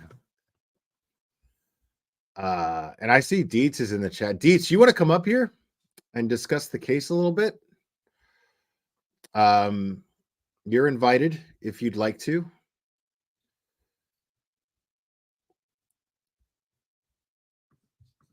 No, let's just go to 1,000. And the next thing I know, I had 1,200 people. Boom, here we are. Just like that. And so again, it was everybody. So it's everybody as a team, I guess, that we're all here now. It just happens. So I just want to keep doing what I'm doing for you guys. I mean, I can't ask for more than that. Right? I mean, if I try and do one thing and do it good, right? So, yeah. So we're going to try and eventually you're going to be able to call in and do a 3-way with you, my moderator, and then they can connect you to me. So that's what I'm trying to get to. Shouldn't be hard. Who's that? Ann, thank you, Ann, for doing that. Yeah. So if I had, All right. I was thinking about getting a battery. Deets, I just emailed you the link. Like an APC, and use that to run the laptop, and I could use StreamYard on the laptop. Right? I could run everything from my laptop. Super And if it was StreamYard, I could do my intro, because I had an intro made for me that blows my mind. I keep watching it and watching it and watching it. I'm going to play that later on. And you know what too is I gotta say, what's this from New Bedford? From New Bedford, you're probably looking at a good 45 to 55 minute ride. Up 140, 24 to here. Yeah. It's about an hour. It gives stuff an hour. I gotta say something. I gotta thank the Glera, really, because man. he he throws things, people bro. my way and tells you guys to come see me, and I tell you guys to go see him, and again, that's how this is all working. You know, we're all working because this is wrong. What they're doing to Karen is wrong, and we're not going to let this happen. No way. No way. No way.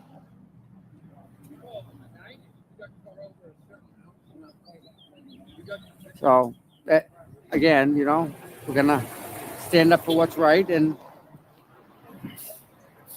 that's it. That's, you know, factually innocent.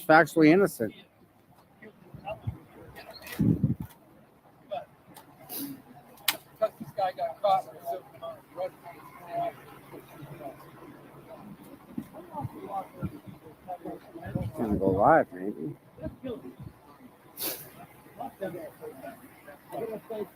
I don't know. Really, because But nowadays, All right. Still no updates from Ted do you need to be Daniel. more peaceful or less peaceful? was that? Do we need to be more peaceful or less peaceful? Doesn't matter to me. Whatever you Just checking. normally do. Okay, no, this is what we do. Okay.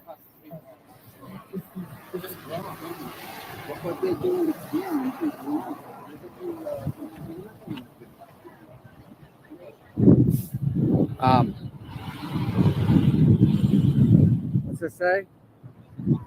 What's this? Yeah, we all. I mean, everyone. Think of the hours. No. Think of the hours that like Sleuthy Goosey puts into this. Think of the hours Brandy Churchwell puts into this, right? Think of Melanie Little. Think of the Glera. I mean, Mike from the Young Jerks. I could just continue, and I'll forget of people. There's so many. DUI guy. I mean, No problem, Deets. keep going. Everybody's doing a little bit. Sean the Golf doing a little bit. Just everyone, and it's working. It really is. And what we're seeing, right, is no way, oh my God type of stuff. No way. There's no way the cops are corrupt. No way. No way. I know, 1,000 likes. Definitely my record here. You guys have broke my record. Jesus, look at that. 1,000 likes. I sent Turtle Boy a link. I don't know if he knows I sent it to him or not, but it's on his Twitter. If he's listening, he's invited up here as well. He's always invited up here. Deets is always welcome up here too. So yeah, but I don't open my panel. Just don't fucking do that. But I will send links to certain people if they if I want to discuss things with them on the show. But yeah, Turtle Boy always has a standing invite here, as well as Deets, and Chasing and you know, any other creators that have been following this case and have opinions on it, they're always welcome to come up here and discuss it.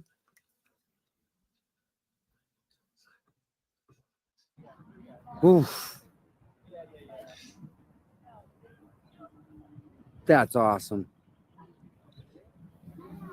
Dude, Petty Patty, Sorry, I gotta put you guys I back on mute for a stopped doing second. that a long time ago, man. I stopped opening my panel a long time ago. People started porn bombing and shit, and I just, yeah, I don't, ugh. I can't do it. I just can't fucking do it.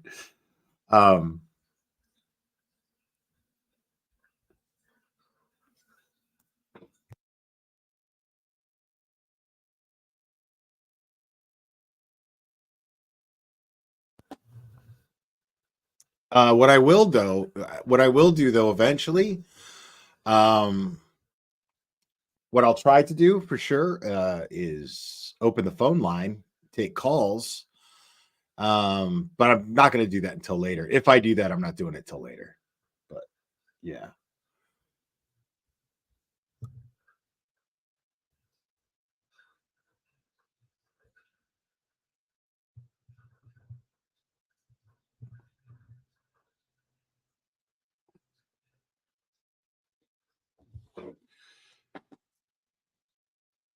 Yeah.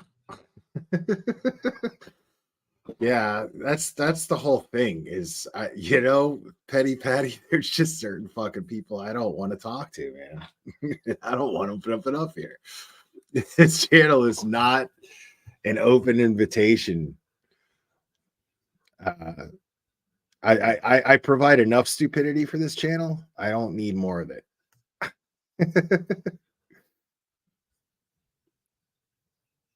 When I invite people up here, it's to balance my stupidity with actual intelligence. So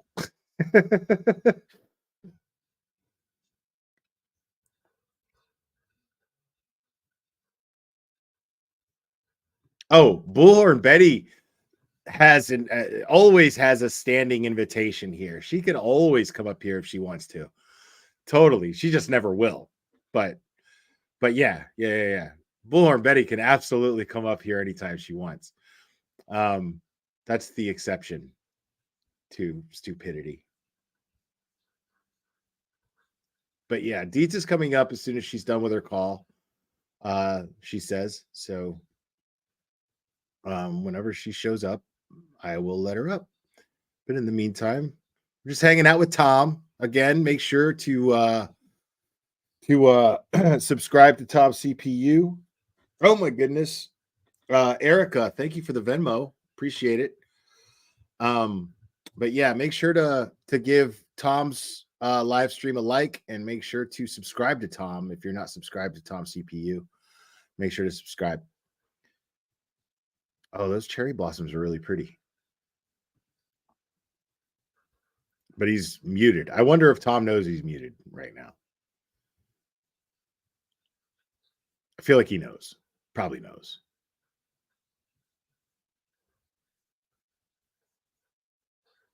And Sleuthy, you can come up here too if you want.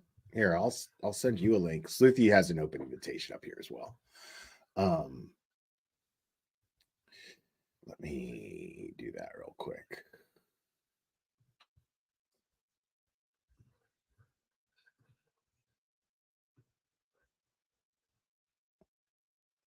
Here we go.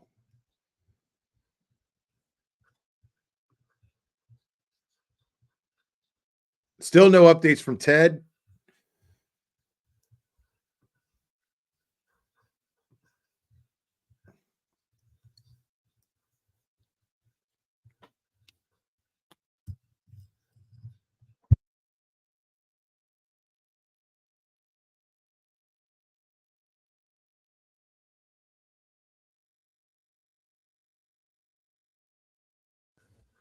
I wonder if there's any updates from Sue O'Connell. I'm not seeing anything. Nope, she posted 3 hours ago the very same tweet that I showed earlier, but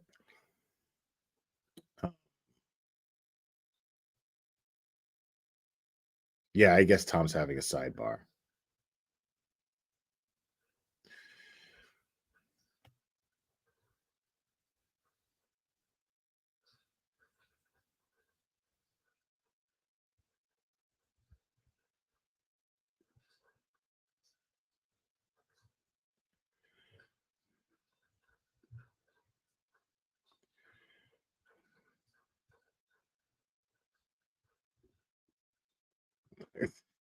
Candy cane is back, everybody.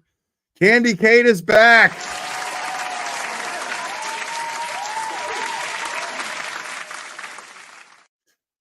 Sleuthy, I sent you a link if you wanted to jump up here.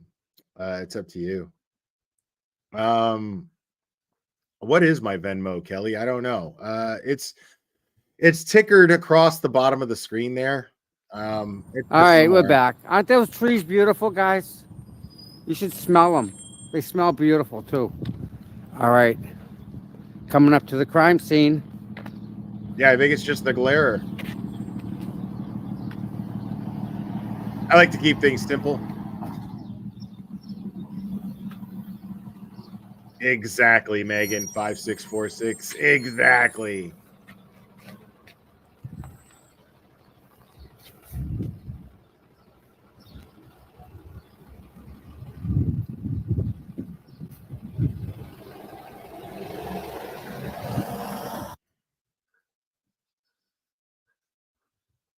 No sweat, Sleuthy. It's all good. No sweat. Oh, yeah. Yeah, Upchurch has been he's been watching. Mm-hmm. Mm-hmm.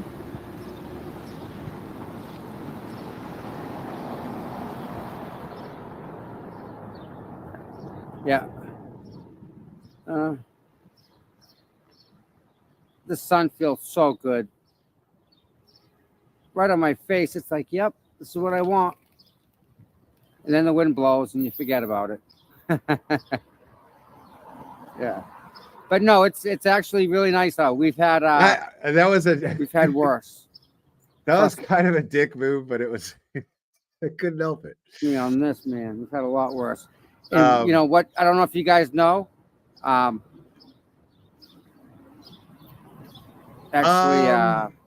What's the glare mean? Might as well talk about that for a second. So the glare is an acronym. To get a little personal with you guys, for you new subscribers, has nothing to do with crime cases, really. I struggle with depression and anxiety, and I was in a real bad place for a long time. And I was just one of those people that like blame the rest of the world for my problems, and I didn't like take any accountability for my own shit. Everything was always somebody else's fault, and I got sick of being that guy because my problems continued and continued and continued, and there was a cycling, and so I hit rock bottom, and I mean like really hit like bad rock bottom, and then I was I'm not going to tell you all the details there. It's out there. I just don't feel like getting into it right now. But I kind of was in a position to where it was just, you know, kind of like Shawshank, get busy living or get busy dying, you know? And then I had this great conversation with somebody one night, and him and I were just talking and discussing life. And I, yeah, it was crazy. And then I realized that things needed to change. The way that I looked at things needed to change. The way that I just basically my entire outlook on life needed to change. And I needed to kind of troubleshoot, focus on what was the problem. The problem was absolutely me, but in more detail, what should I focus on more? And then I wrote down certain points. And I needed to focus on having more gratitude, being more grateful, instead of focusing on things that I want. Focus on the things that I have and be grateful for them. Be more logical. So it stands for gratitude, logic, awareness, acceptance, accountability, rationality, empathy, resilience. These are things that I needed to really focus on and start emphasizing my decision making, base my decision making on more. And once I started doing that, I became infinitely happier. I just became a much happier person. And I'm not telling anybody else what to do. Thank you, Kelly, so much for the Venmo. I appreciate it. I'm not telling anybody what to do. That's not, I'm not trying to start a self-help fucking campaign. I'm not doing anything like that. That's for me. Those are focus points for me personally alone. I'm not telling anybody what to do with themselves. You might have different things that you should focus on for your happiness. Me, those are the things I needed to focus on. And I try to base my decision making around those things. That's just, it's a personal thing for me. Like I said, I'm not preaching shit to anybody. If you got those problems and you need to focus on those things more, then you figure that shit out on your own and you do that on your own. If you don't want to, that's your business. It's none of my business. I don't give a shit. But me, once I started focusing on those things, life started to become genuinely easier. And I am just a happier person. So yeah. So that's what GLARER is. GLARER is an acronym and stands for gratitude, logic, awareness, acceptance, accountability, rationality, empathy, and resilience. Even though there's 3 A's there, and I didn't realize that it was an acronym until after I just kind of made it an acronym after I started like writing that stuff down and focusing on it. And I slip a lot. I struggle a lot. Like I said, they're just things that I should focus on more. And I try to keep in mind. And that's what I do. Nothing else. It's not, like I said, it's not it's not bullet points to a self-help seminar that I'm pitching here at all whatsoever. Like I said, it's my own personal shit, and it makes me deal with life a little bit easier, and a lot easier actually. So Sarah, thank you so much for the Venmo. I appreciate it. So yeah, that's all GLARER is. And I guess it kind of works for crime cases and stuff, because I'm glaring and watching. Stupid. But no, I had no intention of, just kind of the way things work out. So yeah. Oh, Michelle, thank you so much for the Venmo. I appreciate it. I just happen to catch these things when they come through on my phone. If I catch a movement of a notification at the corner of my eye, like now, Gary gave me a Venmo. Thank you so much, Gary. So if I miss it, I apologize. But yeah, so if I catch it at the corner of my eye, I'm like, oh, cool, notification. And then, so yeah.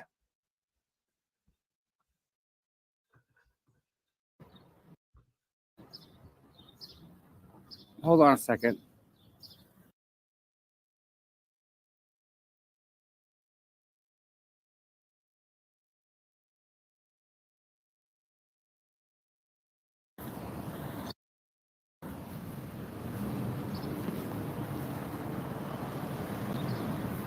'92.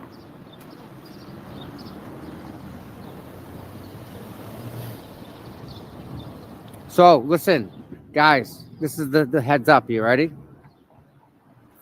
I have And I have another phone, the burner phone, and I have my admins in my ear talking to me.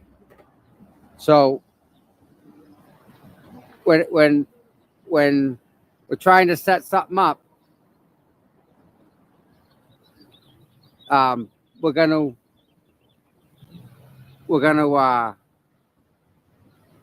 make it happen. But I can do two things at once now. So while we're doing this, I can still talk to my admins through my earpiece. Oh And if my something God. happens for whatever reason, they can tell me in my earpiece, and I can tell you guys.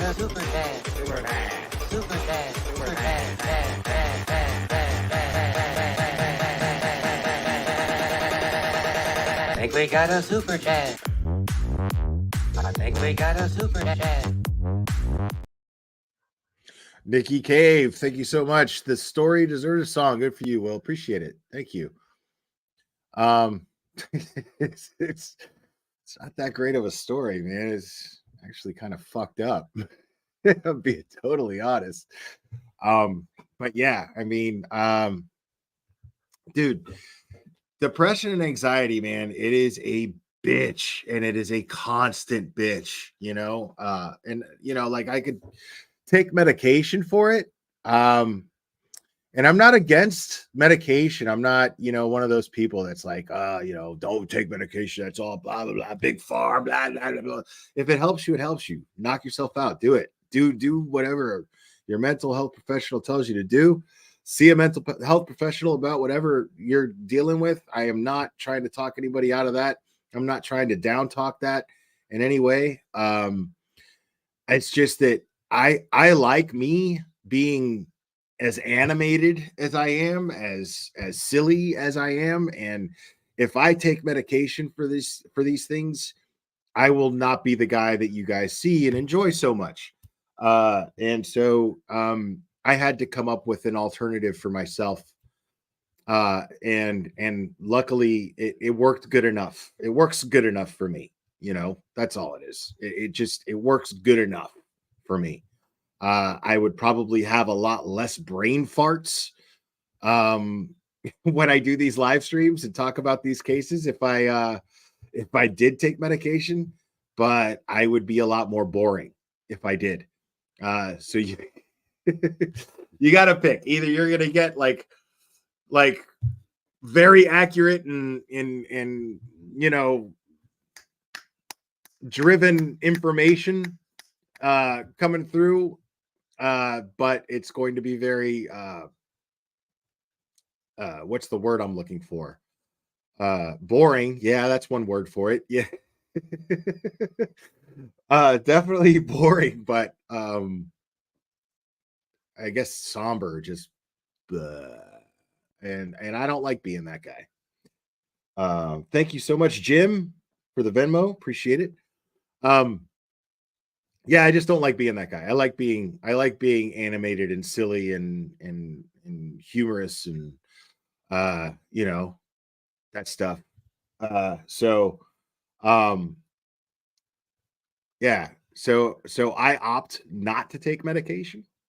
Now my situation could be a lot more severe to where medication is absolutely necessary for my own well-being, for the well-being of those around me, sure.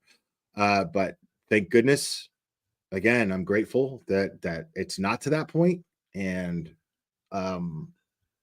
focusing on the things that the GLARA stands for is sufficient.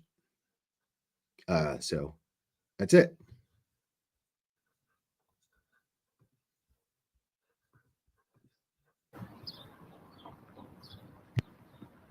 Yeah.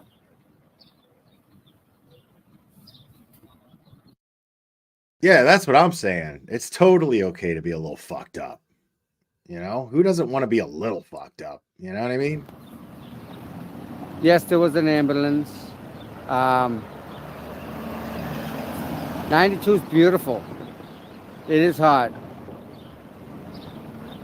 But yeah, you're right. New England, you got these. Yeah, Clubber is definitely, man. I gotta tell you, like Clubber is having Clubber and being in the place that I'm in now, having Clubber and taking care of him and being grateful to have found him to where he's taking care of me in our own little way, he absolutely is definitely one of the best things that's ever happened to me is Clubber and I finding each other and having the relationship that we have. Clubber's laying right down. He's calm and I don't want to call him up here because he's calm and he's laying down and he's right next to my chair. But he'll when he feels like it, he'll hop up here and say hi like he has been. But yeah, Clubber's definitely the best thing in the world, man. He's just great.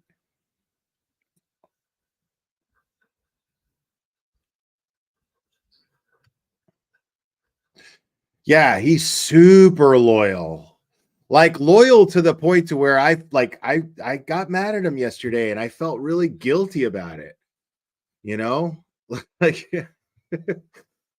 I was like, what are you doing? Bad, and I felt so bad, because he's a dog, he's a puppy. He doesn't mean anything malicious, So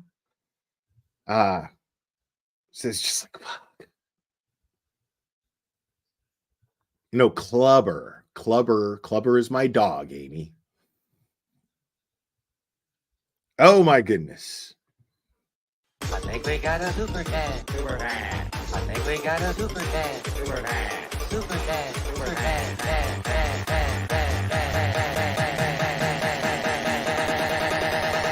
I think we got a super cat. Grandmaster Sid Soappost. That's another person that I'm really grateful for, man. Like Grandmaster Sid Soappost is super loyal, man, and has been here a long time. It's just a dope human being. So thank you, Grandmaster Sid Soappost. Appreciate you, buddy. These colors that are just popping everywhere. It's really kind of cool. The rhododendron's going cool. I even tried to give Grandmaster Sid Soappost a wrench, and he was like, dude, I don't want that shit. I just want to be part of the chat. Like, I don't want that shit. I don't blame him. So yeah, I took his wrench back at his request. Cool. And I heard the hummingbirds are coming back. Everybody, the hummingbirds are coming back. Don't use the red solution.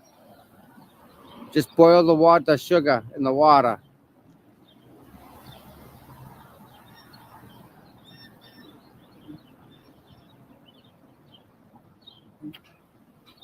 Thank you. So I think what I'm going to do tonight, guys, right, is when I get home, I'll take some of the footage I got and yeah, right. Watch out for that gate, Tom. I'll pull it and I'll do a little like a half-hour stream, and I'll tell you what I come up with. Just go over it for like a half hour.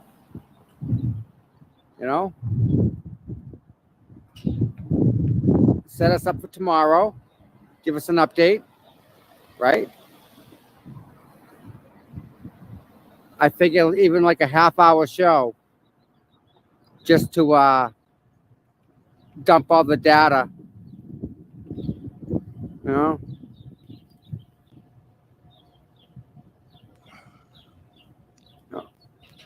Oh.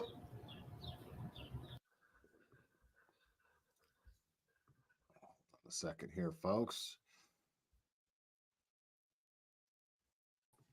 We got Dietz.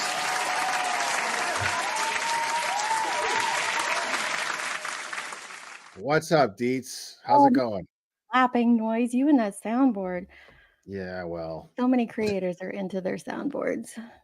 Dude, I don't know. I feel like I started that shit though, man. Oh, you want the credit? I totally want the credit, man. Morbid didn't start doing that shit till I started doing it. Then Betty started doing it, and then I was just like, Jesus Christ. And then I almost not did it out of principle, and I was like, fuck that. Soundboard thing is mine. I'm doing it. Protest it. That's what Oh I'm gosh. saying. So What's any up? new updates? I've been sorry about that call. As soon as you're like, hey, hop up here, then Marshall, my son, he knows my son's name is Marshall. He called. He's currently deployed on a mission right now, so he typically only talks Oh, for about wow. 5 minutes, but he got a little bit longer, a little more. Free Yeah, time. you got to take that call, of course. Oh, of course, all the time. So, but Let's check. anyway, what are the updates here? Because I've been doing some other research. I've had you on in the background listening, just trying to update my timeline that I have on the case. Well, your timeline's most likely much more accurate than mine. Well, but I don't know what's going on today. There's really not much going on. So I'll read to you the last tweet from Ted Daniel from Boston 25. He says, according to prosecution filing, the defense wants to call District Attorney Morrisy to testify about what the defense says is a conflict with the Canton Police Department and the assignment of state troopers attached to Morrisy's office. The prosecution is also trying to block a victim witness advocate. The defense wants to call from taking the stand, which I find interesting. Which one? Is it the advocate that worked with the children or the one that was in all the pre-meetings and on the phone with everyone before? That is not clear yet. That's not clear yet. But I mean, why would the prosecution want to block a victim's advocate from testifying, right? I mean, aren't they trying to get justice for the victim? I mean, was there anything else said, like, as to their reasoning? Like, I don't know. I'd have to go back and look at that. Sleuthy said she sent you a DM. I wonder if there was something else going on. That's weird. Okay, let's see what Sleuthy sent here. She sent me a post from Christina Rex. Prosecutors in Karen Reed's murder trial have filed a motion demanding proof from the defense about why it needs to call District Attorney Michael Morrisy and a witness advocate to the stand during trial. Full motion attached. So there is a motion here. Yes, Sleuthy says in chat, prosecution's trying to block. That's what he said, or that's what I heard you say anyway. So yeah, that's why I find it so weird that the prosecution's the one wanting to block this. Right. Okay. Right. That's what's super weird about it. I mean, and why? I mean, I kind of understand why Michael Morrisy would not want to take the stand to a certain degree, but I mean, if you're expecting, people to take the prosecution seriously when they're in the so-called pursuit of justice, why would the district attorney not just happily take the stand and be like, I'm here. What would you like to know? In regards to our investigation, what would you like to know? But that's not happening. Michael Morrisy's trying to dodge having to address a jury, which is very weird. At least I think. Did you read this yet? It is weird. I have Sleuthy not. sent me the documents. So yeah, let's go through it as best as we can. Now comes the Commonwealth and moves to the court order that the defendant make a satisfactory offer of proof prior to calling and or summarizing or summonizing Norfolk District Attorney. Sorry, the print is very light. It is hard. It's very hard to read. Well, yeah. And I'm going blind, so I need to get my eyes checked. Norfolk District Attorney Michael Morrisy and victim witness advocate Stephen Nelson. So it's Stephen Nelson as witness and for finding that the district attorney and the advocate, Mr. Nelson, are not subject to any order of sequestration. On April 15, 2024, the defendant listed both the district attorney and the victim witness advocate as potential defense witnesses. When a defendant resorts to the extraordinary means of calling a prosecutor as a witness, he must make a satisfactory offer of proof as to the need for testimony from the prosecutor. So does that sound like they're just fishing for what the defense plans on throwing at them? I mean, one could look at it that way, but and I'm trying to be I'm trying to play devil's advocate here and keep an open mind, but It's getting very hard to in this case. right. Prosecutor should be called only where there is showing that the prosecutor's testimony is relevant, material, and not cumulative. Okay, fair enough. I mean, but the thing is based on what we know and based on the direction that we're seeing the defense take this,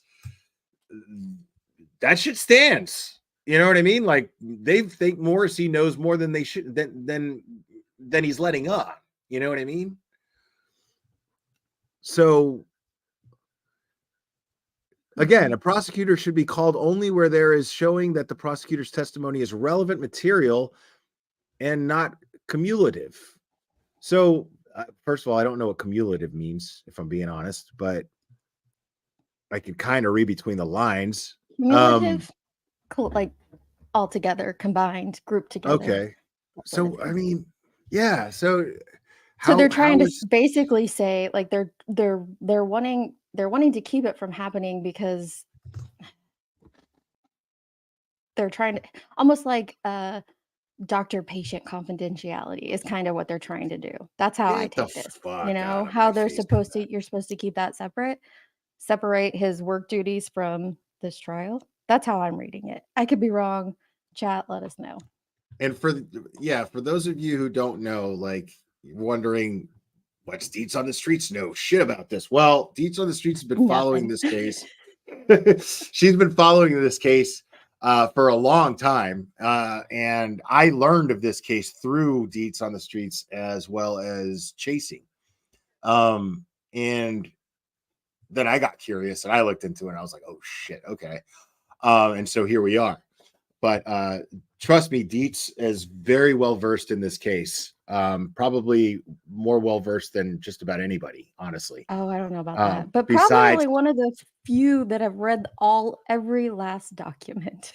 There's not many that has taken the time to actually do that. But well, I mean, besides, you know, it's just a really interesting case because a lot of the things that are taking place in this are unprecedented, in my opinion. So it's a very polarizing case, that's for sure.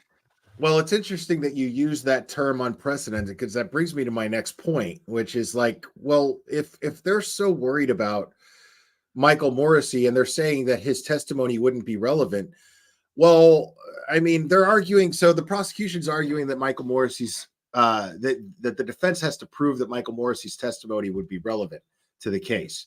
But if here's where I get hung up. If the prosecution's trying to argue that Turtle Boy and Karen Reed communicating with each other is somehow going to influence a jury selection or anything of that nature, then wouldn't Michael Morrisy's public statement that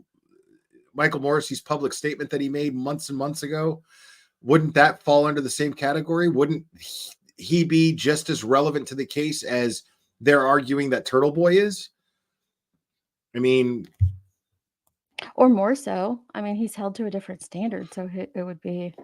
That's a good point too. You know what I mean? Like he's not above reproach. He's not supposed to be above reproach, but he's definitely held to a higher standard than just a citizen or just a journalist or anything like that. Uh-oh. What do we got here, folks? We got Sleuthy.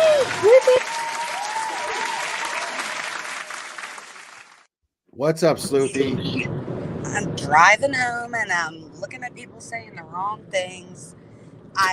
Okay. So ticks me so much.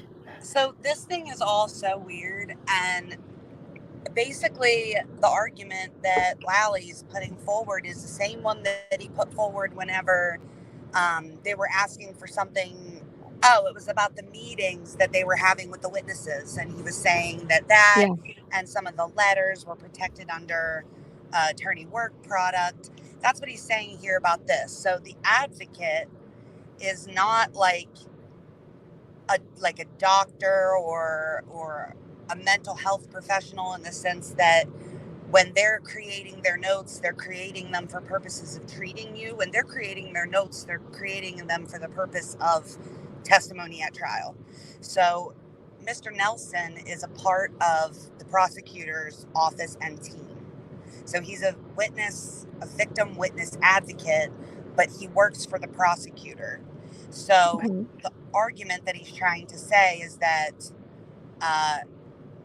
his information, any information that he would provide that they're looking for, would likely be covered under attorney work product. Does that make sense? So that's kind of similar to what I mentioned earlier, but maybe different? Yeah. Like, Well, what's the difference between that, like between doctor-patient confidentiality and attorney work product?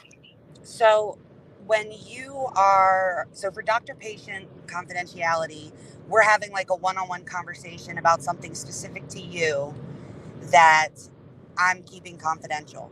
But if I'm working for this attorney and I'm having discussions with you and the attorney's office, we're talking about ideas, we're talking about theories of the case, we're talking about how we're interpreting different data, how we're interpreting different pieces of the evidence.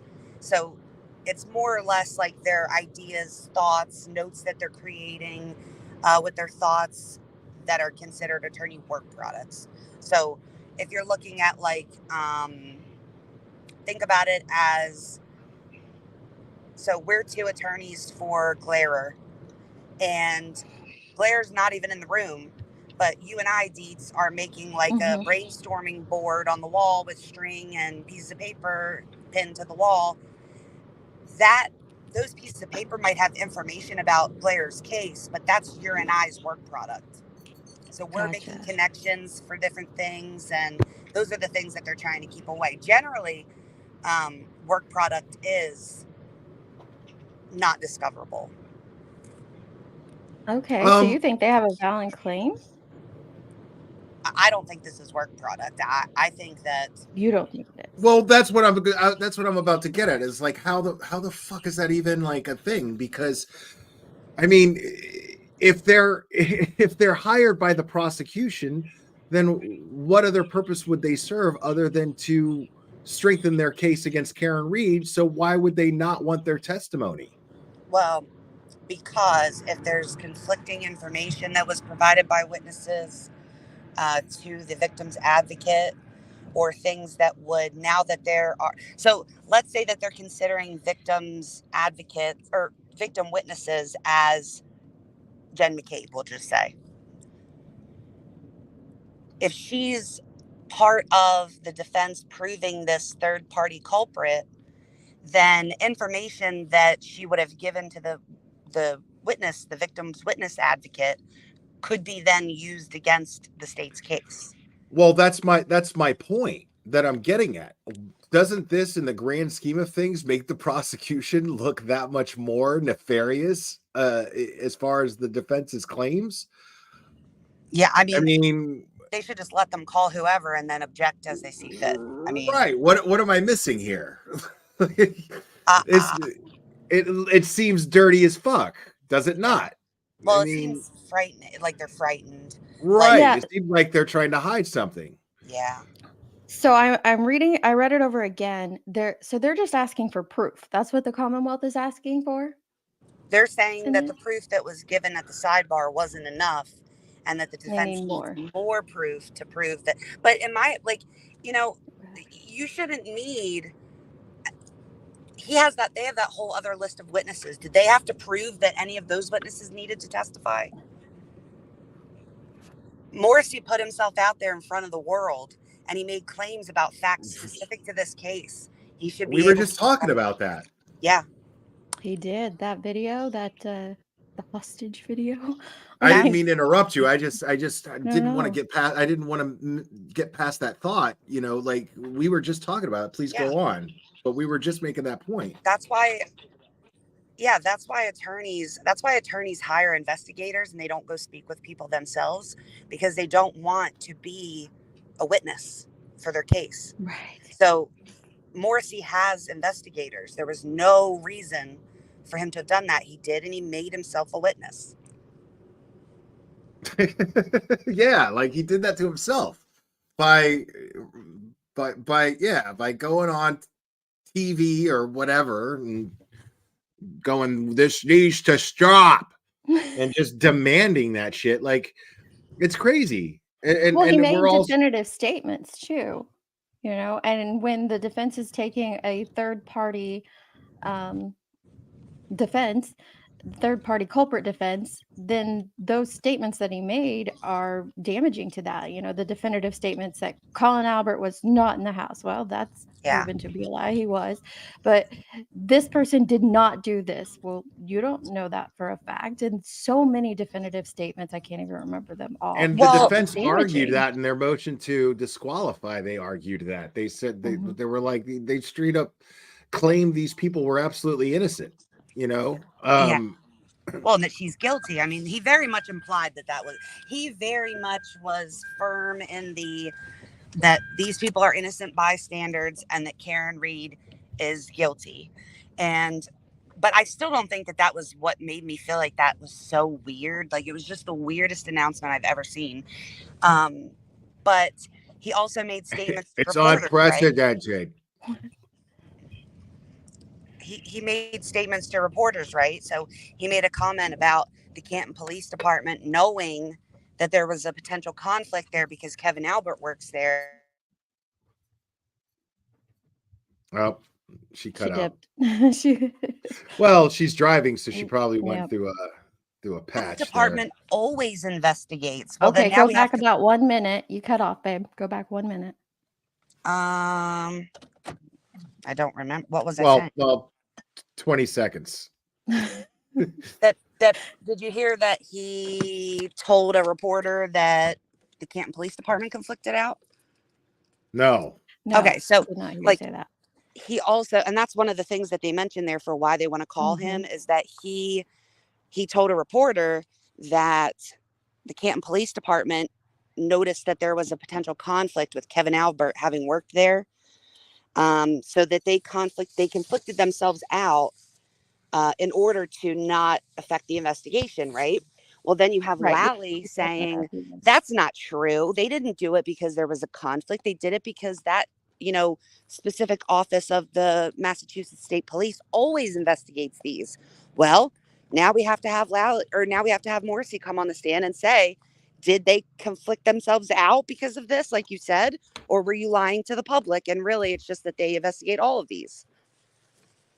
It's why he should have kept his big trap shut. Right. So, yeah. So basically, in a nutshell, like you said, by making that public statement, he made himself subject to becoming a witness to this case. 100%. He did. Absolutely. Totally. He should have kept his mouth shut. And when we found out that the feds were investigating and the timeline of those letters, and it does, like, if you kind of match up that video with what was going on between his office and the feds at that time with those letters, and you re-listen to it, like Sleuthie and I have talked about this in private. If you re-listen to it with that in your mind, it's almost like he's talking directly to them. Yeah. And so when you keep that in mind, it's like, oh, this dude just totally stuck his foot in his mouth. Big time. Well, and that's the other thing, right? So they're very much aware, whether Bev says that they can't bring up the federal investigation at all, they're all highly aware that their testimony can be used against them, right? So if he were to be called, he'd be under oath, and that information could then be given to the feds. All of this. Yeah. Anything Michael Morrisy does on record is going to be applied some way, shape, or form to their investigation, to the federal investigation, like anything. So I mean, so Morrisy trying to play basically like keep away. It's first of all, painfully obvious. It's like, I feel, secondhand embarrassment for him. And on top of that, I mean, sorry, I got distracted by chat. See what I mean? Brain farts. It happens to me all the time. You don't even know. I don't even look. I can't. If you're distracted, do you mind me interrupting? Please. So going back to the comparison of that video, just reading this again, does it not sound like that's what Lolly's trying to do here, is fish out, or actually the comparison of those letters, fish out more information? Like, they want to know exactly what the defense is going to ask Morrisy. Yeah. Yeah. Go You ahead. have to think they're still panicking. I mean, you really have to. So they put this out here like that it's really not a big deal because the feds haven't named a target in their investigation, right? But if you go back to old news coverage, dude, he was bugging way before we all knew for sure that there was a federal investigation. Like, he was talking to a reporter saying that he doesn't care. He's not worried at all because they did everything right. But he's really been worried about it this entire time. So he's still bugging. It's been going on for a long time. He's a big man. He's probably got high blood pressure. And this is just too much. Man. You know, they're going to give the man a stroke. So 2 questions. Pass Do you the think gravy. Hold on. Don't pass the gravy. I might have had too much. Hold on. Okay, go ahead.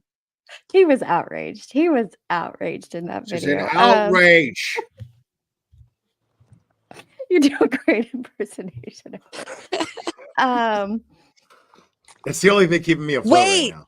Deets, were you in T's live the other night when I basically forced them to make me that picture? I was like, somebody needs to make me a picture right now of Morrisy on. Yes, yes, you did that. Somebody did, remember? Yeah, somebody did put it on my Twitter. Yeah, T pulled it up. Oh, it's hilarious. What's that guy's name?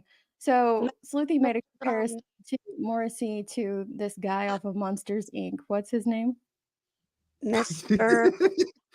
I've never even seen that movie, but I've seen so many like references to it and pictures and whatnot that I know exactly who you're talking about.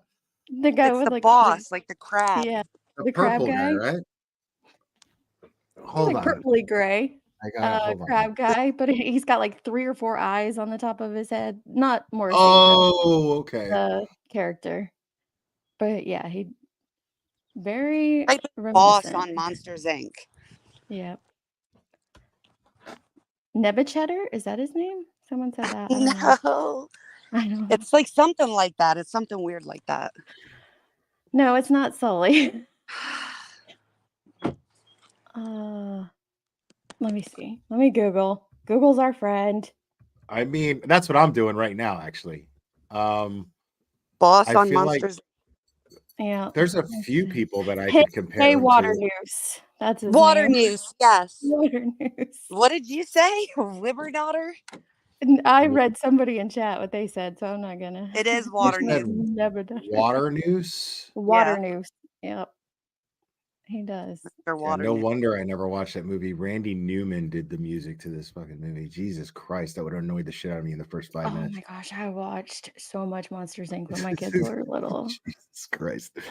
Could probably quote the whole dang thing. I can't remember. I must have just blocked it out of my memory, but I no, got it was really a lot. lucky. My baby liked grown up. So like my stepdaughter didn't like anything that wasn't a cartoon. Like it had to be animated. And then my son likes grown up shows. Like we watched what's that? Oh my one? God, you're right. Water Looks like him, doesn't it? Holy crap. Be right back. I That got is so, hold on. I gotta, yeah, hold on. I have to show this. This is too much. This is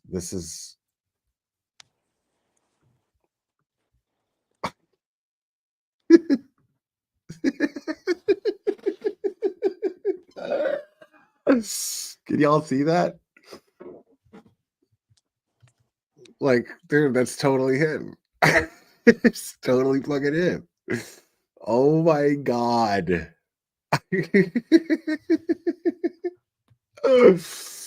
Oh my God, I love YouTube sometimes. Y'all kill me. I specifically The asked best. for, and I have to get it pulled up because I had tears coming out of my eyes, but I was like, I was like, I need a picture of Morrisy's head on Water News's body with the murder sheet bookshelf that's fallen over in the background. I need that in the background. Oh my God, bro. Doesn't it look just like it? I mean, like even the mannerisms, if you remember the show at all, it's like so many mannerisms are the same too. But Oh my so God. my 2 questions were though, do you think that they will, I don't know, get Morrisy I don't know, be able to not have him as a witness. And then what do you think is going to happen with the advocate situation? I'm reading through that again to see what they say specifically about the advocate. I don't really know. I want to say Bev's going to go on that side and just say no. But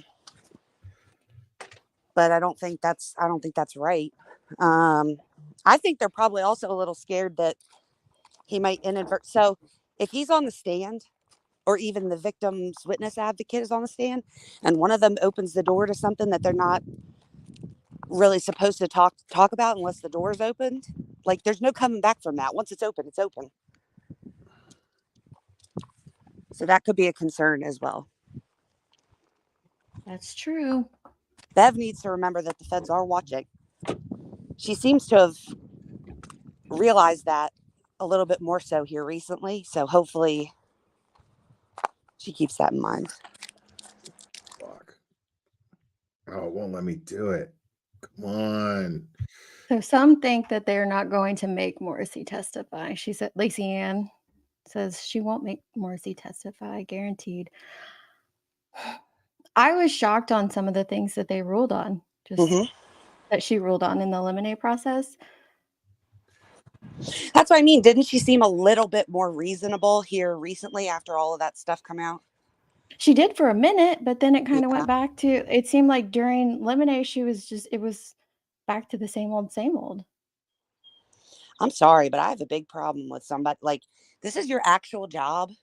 And this is like first thing in the fucking morning. Like, you just woke up and came to work. Why are you sighing already? Like, you're I know. It was like retire the whole time. The whole time. I felt like she was just sitting there like this. Dude, right. And every time somebody's talking, all I hear is her. Like, yo, so dude, distracting. lady. Like, that's how it was the whole freaking process. I don't know if she needs an inhaler or if she's just that like exasperated with her job. I think she's that exasperated with the trial. Maybe, I don't know, but the whole thing. Well, it was I crazy. listen to other trials. She does it all the time. Like, it's just Oh, does she? I can honestly say it's not just that. I mean, she's clearly irritated with these guys, but she's just an irritated person. She's just ready to go home, like right when she gets to work. Yeah. What was it? I was laughing at which makes and you Lucky wonder. We Trust said she was pleasant and fair for one single day after the Fed stuff came out. I would agree with that, Lucky. Yeah, that's fair. But I can't wait to see like what's going to happen. I wonder if they're going to eventually talk about the fact that she's kept herself here. Right.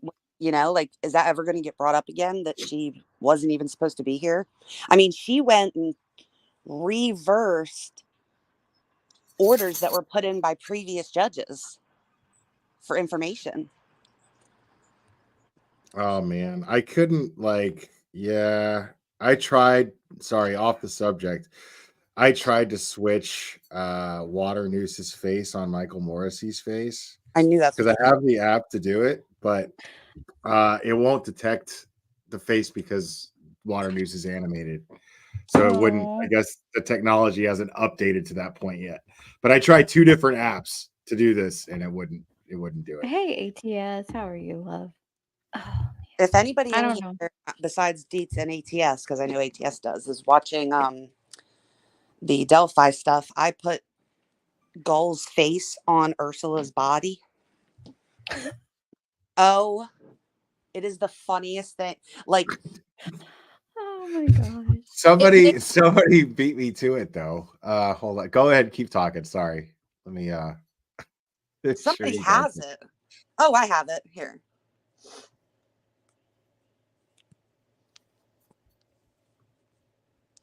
With the bookshelf and all.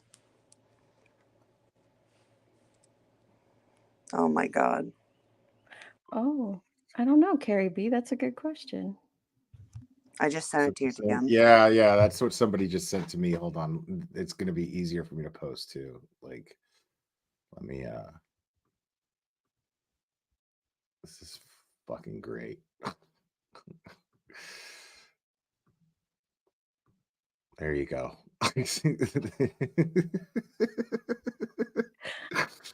Oh my god. I'm gonna try. Holy crap. I wish the But- face better swap dressed would've than worked, though. So the Yeah, bookshelf is a bookshelf of a true crime creator or a duo. In the Big Delphi Remy. case, that's why it's even funnier.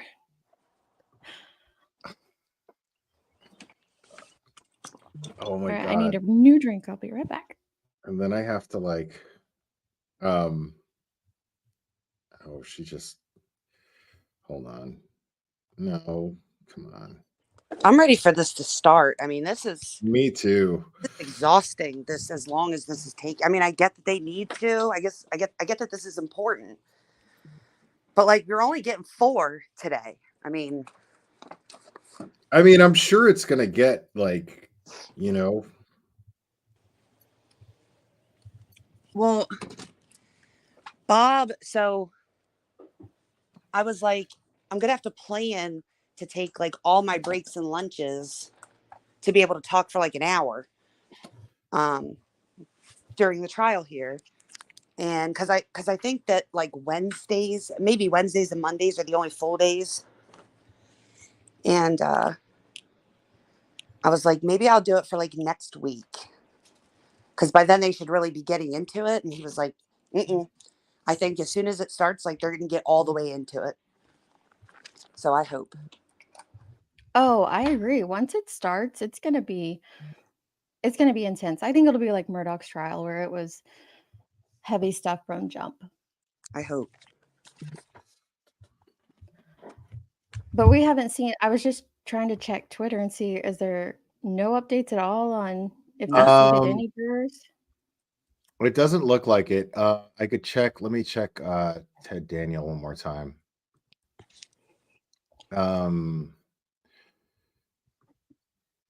No, still no updates from Ted Daniel. It doesn't look like. Yeah, still an hour. So I think they're just like kind of I think they're still doing the questionnaire or whatever. Most likely. I just really hope that they get through this today. But because I agree with you.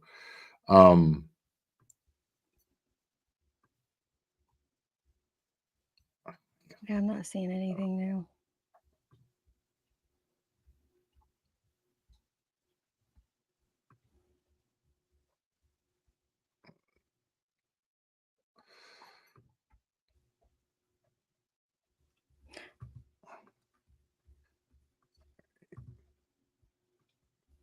There you go. There's the side by side that people asked for.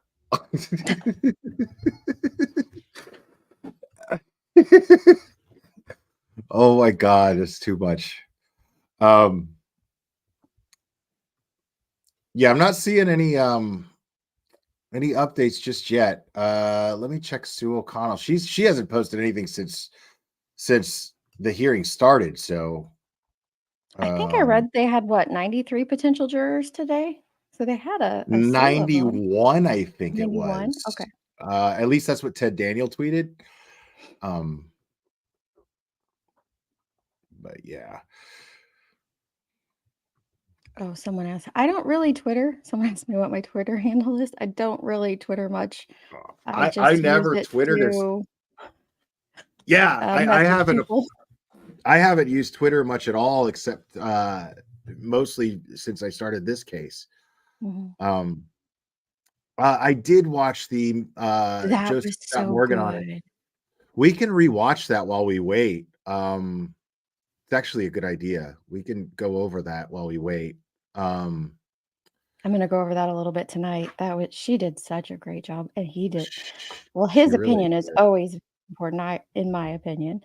So I really liked hearing stuff from his perspective. Joe Scott is the fucking man. Sure is. I love him. I love listening to him, watching him. He's so smart.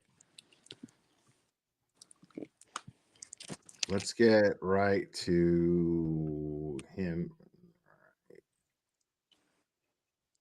and I'm sure she won't mind, but make sure to give this video a like if you have not yet, folks. I'm going to put it in the chat. If you're following this case and haven't been watching Melanie Little, you're living in a cave, most likely. She's doing so good. I missed that live by like 4 minutes. Like I never got a notification. And when I did find it, it was like 4 minutes ago. And then I was watching it and there were so many times I wanted to jump in with the chat and it was over. Like it's not often you'll get a hold of Joe Scott Morgan, you know? Well, I was surprised, but he has been really busy covering the Idaho 4 case, but I was surprised that, you know, he was just asked to do an appearance on TV just the other day. Yeah. And no one else had asked him already. I was kind of surprised to see him just like on a YouTube, you know, show, but I was happy.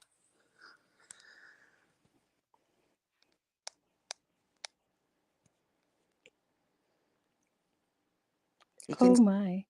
He can start it. I'll shut up. There's some interesting things he said I about. was reading his super chat.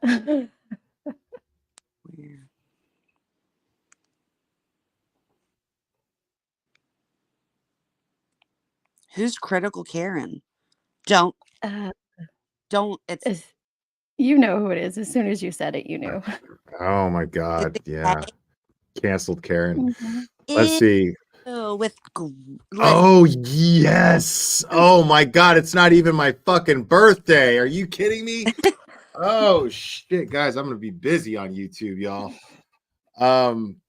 Thank you, Candy Cane Jane. Canceled Karen and Grant. This is the greatest fucking day of my life, bro. That'll be interesting. All right, let's take a listen over here. Sorry, guys, I'm like the worst host because I've got Clever and I'm drinking coffee and, you know, so I got to get up every few minutes. Yeah, let's hear what now. Make sure, guys, I'm dropping the link in chat again. Make sure to give the video that I'm going to be reviewing a like. Because, and like you guys said, I was hearing you guys say it was cool to see him on a YouTube program, but that would attest to how credible Melanie Little is, that somebody like Joe Morgan would agree to be on a YouTube stream. That speaks volumes of Melanie Little's credibility to me, among many other things that speak volumes to me of Melanie Little's credibility. So look at in the medical legal world is, first off, in my world, the world of the coroner and the medical examiner, I much prefer examining a body. And anytime you guys want to chime in, you just tell me and I'll hit pause. And, So real quick, someone said Sue posted again. Some of the jurors are being dismissed right away while others go through a few rounds of interviews. So that's interesting.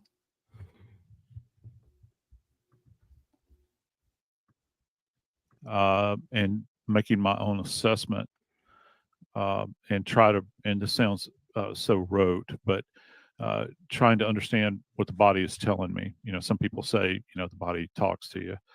To try to understand what evidence exists on the body, whether it be trauma that we see on the surface externally, what's going on internally. And I think in this case, which, you know, I know that we'd like to get into, is this idea of the clothing, because that's, you know, when you think about a pedestrian struck by a vehicle, it is such a layered event, and I mean that both figuratively and literally, because, you know, we see injuries where an individual is struck by a vehicle. I'm not interested initially in what's being demonstrated on the surface of the skin. I want to see the clothing to try to understand if there's any. Now, let me give you guys a little bit of context here.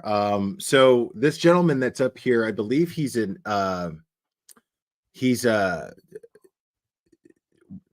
expert in accident reconstruction, I think, or vehicle homicide reconstruction or something to that effect. Crime Somebody scenes, wanna- criminology, So forensics. The tip of my tongue.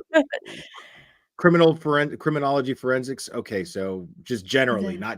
not just He was a death investigator, though, more specifically. Yeah, so that means Okay. that so like where a medical examiner would just do, Yep. so he's like one of those people that would go to the scene and help figure out the crime versus just I'm only responsible for this one thing. He's very well versed in all of the investigative everythings with the death investigation. Like all the different portions of it. And he goes on to Oh, explain that, okay. you know, there are some places where the medical examiner is just elected and some places where it's appointed. Sometimes the medical examiner doesn't even have, I don't know, the appropriate background. When he goes into explaining that, that was really interesting. So I'll shut up and let him do the work. I think every county should have a death investigator, but that's just me. Well, sounds like it. Sounds like Canton needs one. Yeah, the whole coroner, like medical examiner that works for the state kind of thing. I think an independent death investigator makes way more sense everywhere than just what they're doing now. But I don't talk politics with friends. Gotcha. Yeah. Trace evidence that's there, and it needs to remain as pristine as possible. I don't want, as an investigator, anyone handling the clothing other than us. And one of the big problems that we've had for years and years is that, God bless, I know that we've probably got nurses in the audience. God bless nurses. I love nurses. They've saved my life a couple of times and my friends' lives. But their interest is not necessarily from an evidentiary standpoint. You know, their interest is to try to save lives. So it sounds as though, in this particular case, that the clothing was not handled in a manner in which we would normally expect clothing to be handled, where we're going to be preserving evidence. And that fault does not necessarily rest so much, I think, with the clinicians as it does law enforcement, because there's a lot to be said for timeliness, you know, from the perspective of an investigation. Wait, where did we jump in? Where does this investigation rest as far as the urgency and how much? I'm sorry, go ahead, Sleuthy. Where did we jump in here? Because when she initially brought this up to him, he like paused for a while and then he made a comment about how he would admonish like anyone on his team for having not immediately turned over evidence like that. I thought I got it right when he. Oh no, I didn't. Okay. I thought I got it right when he started. That's my fault. Let me go back a little bit here. CrimeCon. He will be speaking at CrimeCon, so you will see him there. So without any further ado, I welcome to our show Joseph Scott Morgan. Hey y'all, how you doing? Hello. Good to be here. Thanks for having me, Melanie. It's Thank you so much. Yeah. Thank you so much for agreeing to do this. I don't think I'm a cupcake. So well, I say I'm not a cupcake because I can't make everyone happy. That's an empirical impossibility. And that's it. You know, I have 5 children. Nobody's ever happy all at the same time. No one is ever happy. And you know, that's just the way it is. You know, everyone thinks I should be neutral, and you know, it's kind of like my channel. If I have opinions, I'm going to share them. But sometimes I'm for the plaintiff, sometimes I'm for the defense, sometimes I'm for the prosecution, sometimes I'm for the defendant. But what I always am for is, what does the evidence show? Right. What is the rule of law? And what does the Constitution say? Law, procedure, and evidence. And that's why I called you. Because as a trial lawyer, I hire experts to try my case. And you, my friend, are now the expert for us today in the Karen Reed case. So at least we could try and make some sense of whether or not you think Officer John O'Keefe was hit by a car. Okay. You know, that's what we've been taking a look at. And I don't know. I'm going to pull up for a second so that we can look at it together and then, you know, just give a little background. So Melanie speaks pretty fast, but this gentleman speaks pretty slowly. So that's why I sped it up. To the people who are watching. We can read this together and then you can just let us know what you think about it. This is the Commonwealth's version of events as filed in their appellate brief, but I thought it would be a good little synopsis for us to start with anyway. What the Commonwealth is alleging essentially is that in the early morning hours of January 29th of 2022, the defendant Karen Reed backed up her Lexus SUV into her boyfriend, police officer John O'Keefe, who was a pedestrian, and left the scene, allowing him or leaving him to die in the cold. Karen Reed's version of events is that she dropped Officer O'Keefe off at this home. She went home. He went inside. Something happened. He wound up on the front lawn. And the next morning, she goes back and finds him on the front lawn.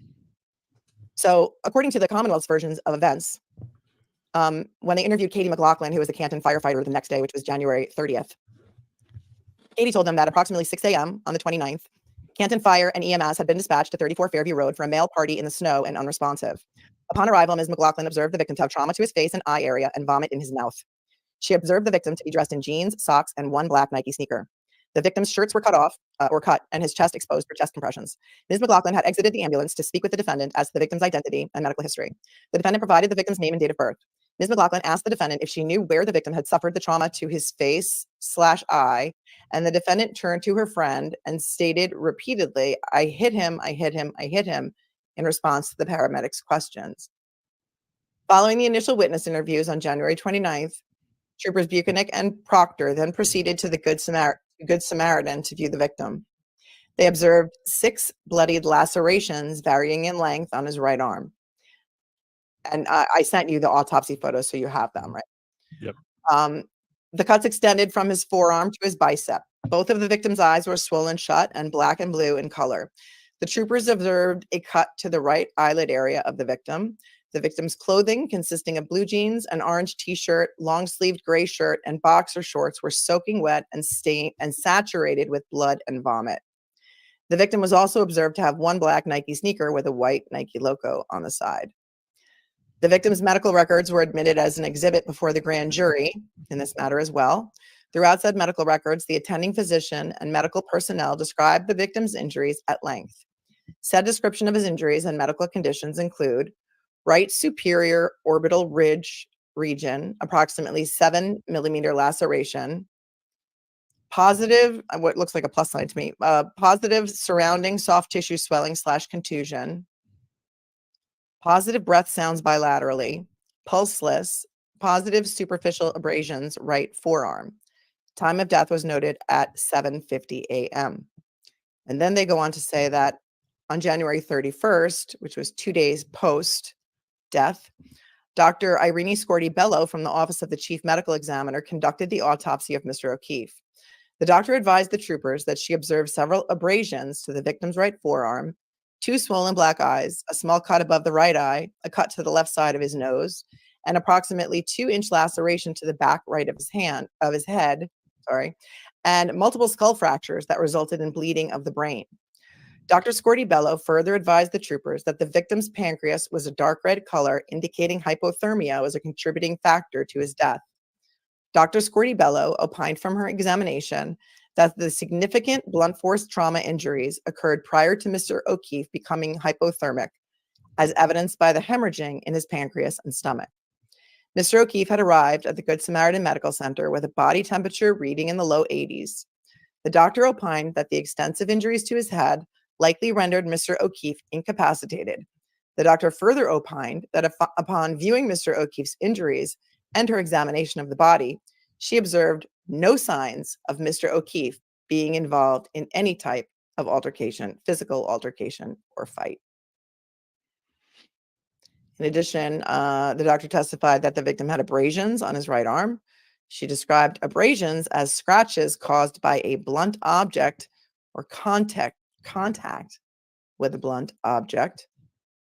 She also went on to describe them as a cluster of them on his right upper arm, on his right forearm, mostly linear, ranging in size from a few millimeters to up to 7 centimeters.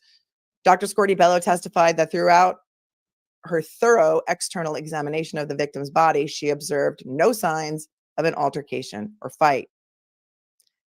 Doctor also testified extensively to the injuries or swelling of the victim's eyes. She testified that from her examination of the victim, both external and internal, that the bleeding and subsequent swelling around his eyes was related to the very small fractures in the skull.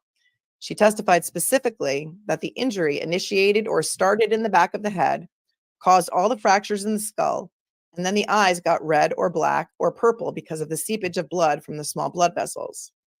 The neuropathology report completed by Dr. Renee Stonebridge, also of the Office of the Chief Medical Examiner, and attached here too as an exhibit, are consistent with Dr. Scorti-Bello's findings. I just want to point out to the viewers that the defense adds to their responsive papers that she did not mention what they say are clear injuries to the back of both of his hands. And with that, I have so many questions. Me too. Yeah, it's very dense material. Particularly when you don't have a narrative that explains everything that's going on here. Because one of the things that we look at in the medical legal world is, first off, in my world, the world of the coroner and the medical examiner, I much prefer examining a body and making my own assessment and try to, and this sounds so rote, but trying to understand what the body is telling me. Some people say, the body talks to you. To try to understand what evidence exists on the body, whether it be trauma that we see on the surface externally, what's going on internally. And I think in this case, which I know that we'd like to get into, is this idea of the clothing, because that's when you think about a pedestrian struck by a vehicle, it is such a layered event, and I mean that both figuratively and literally, because we see injuries where an individual is struck by a vehicle. I'm not interested initially in what's being demonstrated on the surface of the skin. I want to see the clothing to try to understand if there's any trace evidence that's there, and it needs to remain as pristine as possible. I don't want, as an investigator, anyone handling the clothing other than us. And one of the big problems that we've had for years and years is that, God bless, I know that we've probably got nurses in the audience. God bless nurses. I love nurses. They've saved my life a couple of times and my friends' lives. But their interest is not necessarily from an evidentiary standpoint. Their interest is to try to save lives. So it sounds as though in this particular case that the clothing was not handled in a manner in which we would normally expect clothing to be handled. That's true. So you have to figure, like, in terms of evidence collection, the fact that EMTs came versus finding someone and they're clearly deceased. And so, like, the morgue is who comes and gets them, and the coroner, with EMTs and then going to the hospital and having nurses, like, they're just shredding the clothes off of your body, like tearing away at it, ripping it off. Nobody's paying attention to anything. And what he goes on to say later is something I've been screaming from the rooftops, mainly because I have a kid who did like a rotation in ER. She's like, they wouldn't even have been working on him. And Joseph Scott Morgan goes on to explain, like, no, they were clearly working on him. And the question is, because you've heard people throw out there like, oh, they had to warm him up to declare him deceased. And when I asked my daughter about that, she's like, no, they wouldn't have had to do that at all. And so just having his confirmation on top of that as well, it was like, finally, somebody's out there stating these obvious things that, yes, they were trying life-saving measures for a reason. Okay. So that debunks what someone sent me in regards to that. Now, here's the thing that I can't get past is all of that is all well and dandy. That's fantastic. But in regards to this case, why wasn't the clothes entered into evidence and logged into evidence for 3 weeks? Yeah, he gets That is he gets onto that. That's So- the important part there. Right. So I mean, all that procedure in the emergency room is all great, sure, but why didn't the investigators log it into evidence in a timely fashion? Is the issue. Exactly. The nurses are following their protocol, Right. but law enforcement should have came in and followed their protocol, and they did not. For sure. And I also want to note, like, before we go on too, having considered that, like, 2 days after he died is when she did the autopsy. But he was alive and they were performing life-saving measures. And so if you know, like, what all that entails, I just would be curious to know what, if any, I mean, there must be additional injuries that he has that's attributed to that specifically. You know what I mean?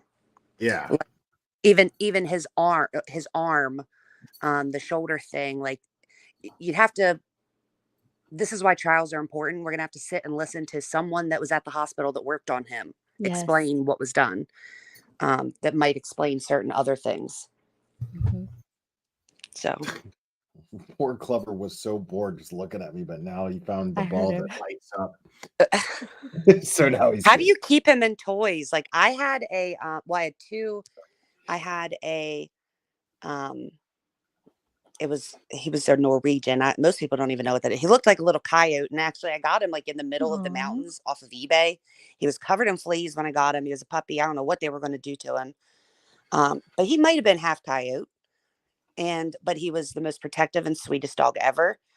But both him and I had a huge Mastiff. He was a baby, but he was like 140 pounds, like 9 months old. And I bought the Kong, or what are the like indestructible toys? The Supposedly. Kong ones. Yeah, that's Yeah. bullshit. Because like in a day, They're you have- destructible. yeah, that's such bullshit. I'm like, indestructible to what? Like a poodle? Because my dog Right. would swallow it whole. Well, there's different levels. I found out that there's different levels. There's like there's like if you when I went and when I bought him a Kong toy, there was some that were there's Super different levels fast. of how strength of the strength that they come into. So I got him like the strongest one. But it's crazy because like he needs it like there were tennis balls that 4 other dogs went through before he got a hold of them, and he destroyed the tennis balls. Like, like he is unbelievably strong. And like I don't play rough with him much at all because like he gets a hold of my arm or my hand, and I'm just like, dude, that shit hurts. we used to, and it actually ended up helping me at one point later on. But like we used to, my ex-husband used to work away. And this is why I don't see any of this stuff as like absolutely impossible. So my ex-husband used to work away, and I had a newborn baby at the house, and we were alone. And so when that happened, we had Cooper was the Norwegian. He was smaller than the other one, but I'm telling you, he could be vicious. And he would like joke with him, like he would come over to me and like pretend to slap me to get him to like protect me and the baby. Right. And eventually that was to his detriment, but you know, it ended up that was the dog's instinct, like was to protect us. But Apollo, man, he like you just gave him one of those and I know there's levels. There's no level for Apollo because he literally set out to start tearing apart as soon as I gave it to him. Dogs are dogs, man. I know. Yeah. My son's dog, he ate This used to be a tennis baseball ball. one. Oh, yeah. Looks like an orange peel. Bruh. Yeah, we're talking about you, buddy. Talking about you. like, Yeah, "Get you back." want to go play with that the rest of it? Knock He's yourself like, I'm out. leaving you alone. Leave my toys alone. All right, let's get back on task here, folks. We could talk about dogs all day. Be handled, where we're going to be preserving evidence, and that fault does not necessarily rest so much, I think, with the clinicians as it does law enforcement, because there's a lot to be said for timeliness, you know, Right. from the perspective of an investigation. Where does this investigation rest as far as the urgency, and how much, as an from a law enforcement perspective, how much how invested are you in this investigation? Because if you were truly invested in this investigation, you would get there forthwith, and anything that's there that could give us information about this event, because now we're left with a situation where we don't necessarily have a witness, or we have a third-party witness, perhaps. We've got a lot of opinion that's out there. We've got comments that are out there, but we don't necessarily have somebody eyeballing this. So the most important elements that we have are the clothing and the body. Mhm. And if any of that stuff is compromised in any way, then your case might not be worth gunpowder to blow it hell at the end of the day, because you've spoiled it at that point in time. Right. So I would really take issue. See, you guys know I love when smart people validate my shit. So this guy begs the obvious question, as we've been begging the obvious question this whole time, is why is it that the investigators did not seem to have any sense of urgency or importance when it came to the possible death of a Boston police officer? I mean, why didn't they? It seems like they just didn't take this seriously from the beginning. And it seems like they're just more focused on Karen Reed's car than they were John O'Keefe and getting to the bottom of what happened to him. When you look at the timeline of when they take her car in, or when Trooper Proctor decides that he's going to request her car, it doesn't make sense with the rest of the evidence, because at that time they're not looking at it as vehicular manslaughter or whatever they end up, they're not looking at it as a vehicular accident at that time. In fact, they're looking at it as a domestic violence situation. So it's very peculiar. And that's just Yeah. stating the fact of it. It's not pointing in any direction. But when you look at that timeline, it doesn't add up. Well, and if you consider the fact, so in the beginning, people were like, how difficult is it to understand that he saw the damage to her car and was like, oh shit, we need to get that towed. He Because didn't see it. he hadn't even seen it yet. And he was already telling Exactly. the officer that he needs a tow there to pick up a Mhm. car that was involved in a motor vehicle accident. And so I'm curious if they got a warrant. They had to have gotten a warrant. And I'm just curious what probable cause was presented to a judge. We haven't seen that. I would like to see who signed off on that probable cause for that car and what it says. There's so much I want to know that Me too. I'm hopeful it'll come out in the I hope they coming have weeks, it. Like if they months. don't, I'm really going to be dumbfounded Yep. for certain things. Like the belt. What if we get through the whole trial and like they're like, we don't know where the belt's at? Like it's probably still sitting in Right. Proctor's car, his trunk. Yeah, like, and it's just sitting in Proctor's trunk. Exactly. It's been sitting in his Wait a trunk minute, this I'll whole go time. get Like, it. what? Hold on, stop everything. Wait, that's out my car. Remy, yeah. Why was there no accident report? Like nothing.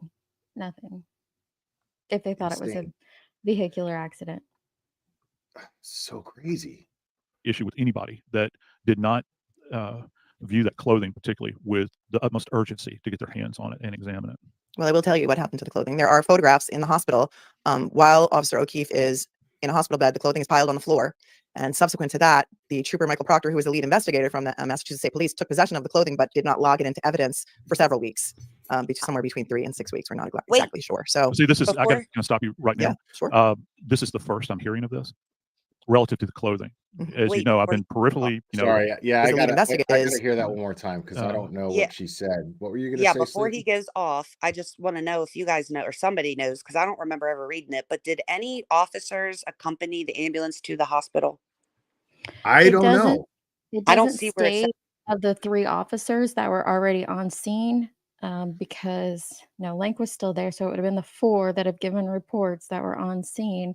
It doesn't state if any of them The only time accompanied I him ever to see is when like Proctor and Buchanan go, which would have been Yep. like after his death. Mhm. Interesting. So, Okay. Right. So that's a good question. I mean, he at this point they must have known that he was a Boston police officer. Why? And that they must have known that he was, fighting even- for his life at that point. So Yeah. why didn't I mean at least a police officer follow the ambulance, if not right along with it? Like, why not? Why didn't that happen? Yeah. And they would have been, like you said, I've heard a lot of people say, well, he was, already deceased because was it All Jim the more McCabe reason. even says that in the 911 call that she makes. But look at the time that the ambulance was there on the scene.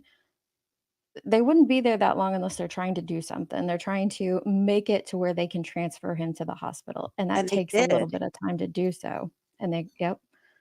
And it was 2 So hours. They put a tube down his throat. So parts of his intubated body him. Yeah. muscles were still working. So I'm not really buying that. I think that they worked on him for a reason. Mhm. I think he was preserved for some time because it was cold. But I don't understand, even if he's not a police officer, I'm not really understanding why he wasn't accompanied to the hospital.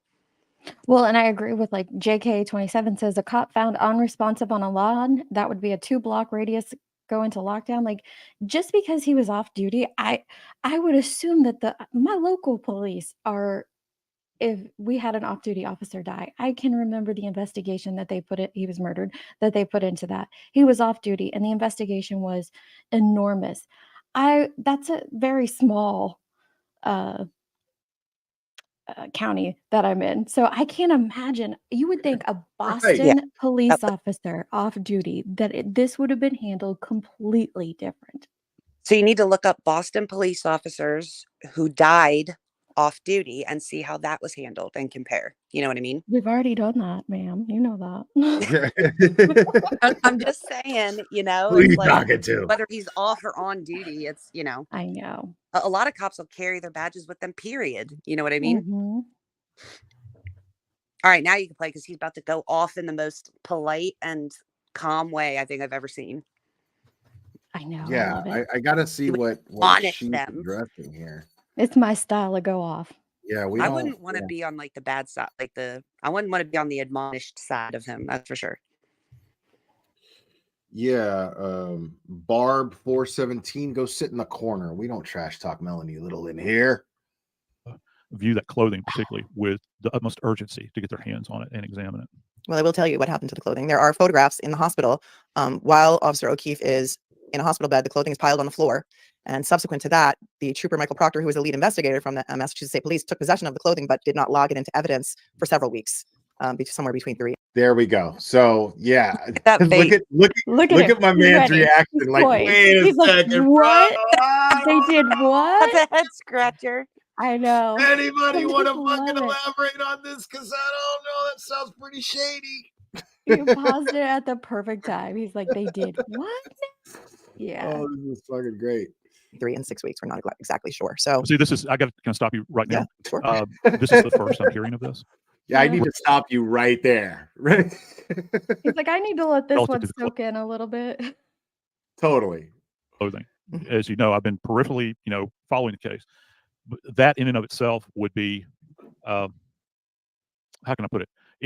If I were, say, for instance, if this was a case that was being handled, If he was on my channel, I would have been like, you could just say it. It's fucked up.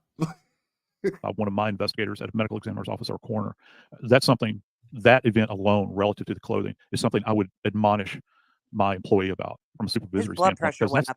that violates some of our basic tenets when it comes to preservation of evidence. Right. There you And go. I'm not being disrespectful when I say this, and please understand me and hear me right. I'm outraged. When we talk about the body, okay, the body of anyone, and God bless Officer O'Keefe's family, but the body, in any case, is the biggest piece of evidence that we possess, okay, because it's going to tell the tale.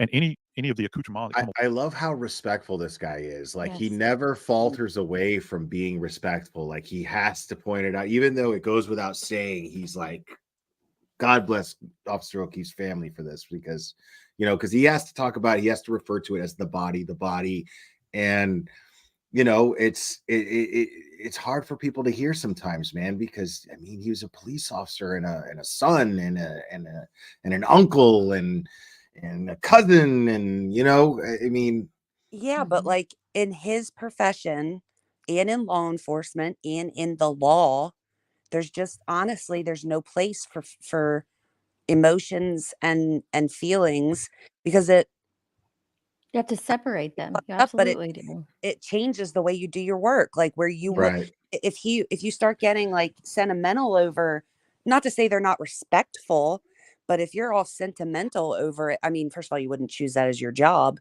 but it's a very No. specific approach that needs to be taken. It's the emotional equivalent to gagging when you're looking at a crime scene. You can't do that. You gotta. Yep. along with the body, clothing, jewelry, anything is evidence. And so that is to be handled with the utmost care. You can't be cavalier with it at all, because at the end of the day, you're going to have fingers pointing back at you. Once you walk into that courtroom, they're going to start asking you about procedure. How did you handle this? What due care did you take? How do we know? You talk. And this occurred. God, I hate to keep mentioning this guy, but the O.J. Simpson case. And we think about the blood evidence It's that one of the relevant, man. investigators carried around the trunk of the car. That again is a violation of all of the tenets that we try to enforce to our people, that when we're teaching them about forensic science and preservation of evidence and everything. And you're not going to log it in for that period of time. If that is accurate, then that goes to the heart of the case, because it's at that moment in time, if prosecution is putting forth this idea that the car struck him, okay, car struck him, Yep. there could potentially be evidence on the clothing. Well, if it's not logged in, that means you have nothing at all, period. Because if it's right around the back of your unit, I don't know what in the hell else you've been doing with your unit while you're riding around with evidence in it. It's not in the chain. And you learn this as a first-year law student about the importance of chain of evidence, accountability all the way along. Yeah. So what happened was they did not even send. Just to clarify with like what he just said. So we're talking what all was found on his clothes. So let's just say that what he just said in terms of the importance of the clothes and any evidence on the clothes, what are we talking about that would potentially be a nothing burger? We're talking all of the tiny little microscopic fragments. Yep. Yep. Yeah. Yeah, And all that. Yeah. so and it's just fascinating to me that the prosecution thinks that they can convince a jury with a defense team against them like Jackson and Yannetti, that they can convince a jury that somehow it's on the up and up, that they found microscopic fragments of the taillight in John O'Keefe's clothing, but also B, that he didn't log it into evidence for 3 weeks after it was all over the floor in the hospital. Well, not just So, in the hospital, but if it was in the trunk of his, let's say it was in the trunk of his patrol car. Right. What And else then did he you talk go, back there? Yeah. you tow her car, you go to the bay where the car's looked at. If you touched it with gloves, like, are you throwing your gloves away? Are you throwing them in the trunk of your patrol car? Did the unit, when the unit was removed and that needed to be put into evidence, did you also fucking put that in the trunk of your car where it was rolling around with his clothes? Great question. Very valid. right. And you're in the medical field, Sleuthy. So like, I mean, I was a body piercer where we didn't even have to have, like, the time, you didn't have to have a license or anything to do it, but there was a code. And one of the big things was cross-contamination. So you touch anything, you're changing your gloves, period. You know what I mean? And you make sure that the client sees you do this, you know? So it's like, they don't know how easy that is. Like when COVID was happening and I saw these freaks at the store with gloves on and they're walking the whole fucking store, touching everything. And then they put them back in like that little section of their cars. I'm like, what? God To use damn. again? And then you Like, go what? in your car with the same mask and the same goddamn gloves and you're driving in your car with the windows up. I love Yeah, that shit. same thing. Like you would have to get a new mask for every place that you go to. So those like fabric masks Silly. that everybody Good hung Lord. on like their rear view mirror to Blech. remember to put on. Sorry, we're Full of going off the COVID, left singing field. their favorite song. Sleuthy is totally like, Sleuthy talking about like that. That was me. If I walked into a tattoo shop and saw somebody touch something with the same gloves, I'd be like, all right, that's it. I'm out. Yeah, See ya. if you have ever taken like a class on I can absolutely 100% see people being germaphobes. Like you do not want to go down that rabbit hole in terms of even when shit is clean, that it's not clean and how easily shit is spread from one place to the other.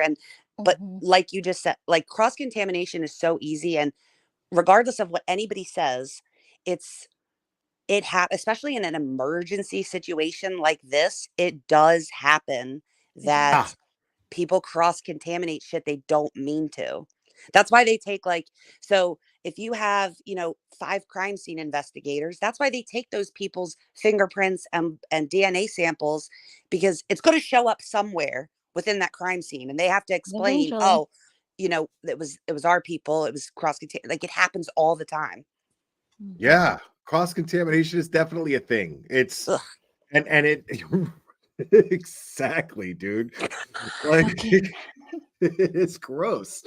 Like when you think about it, I mean, like you walk into a tattoo shop, man, and you need to like dissect it with your eyes. I'm telling you. Like I just don't get tattoos.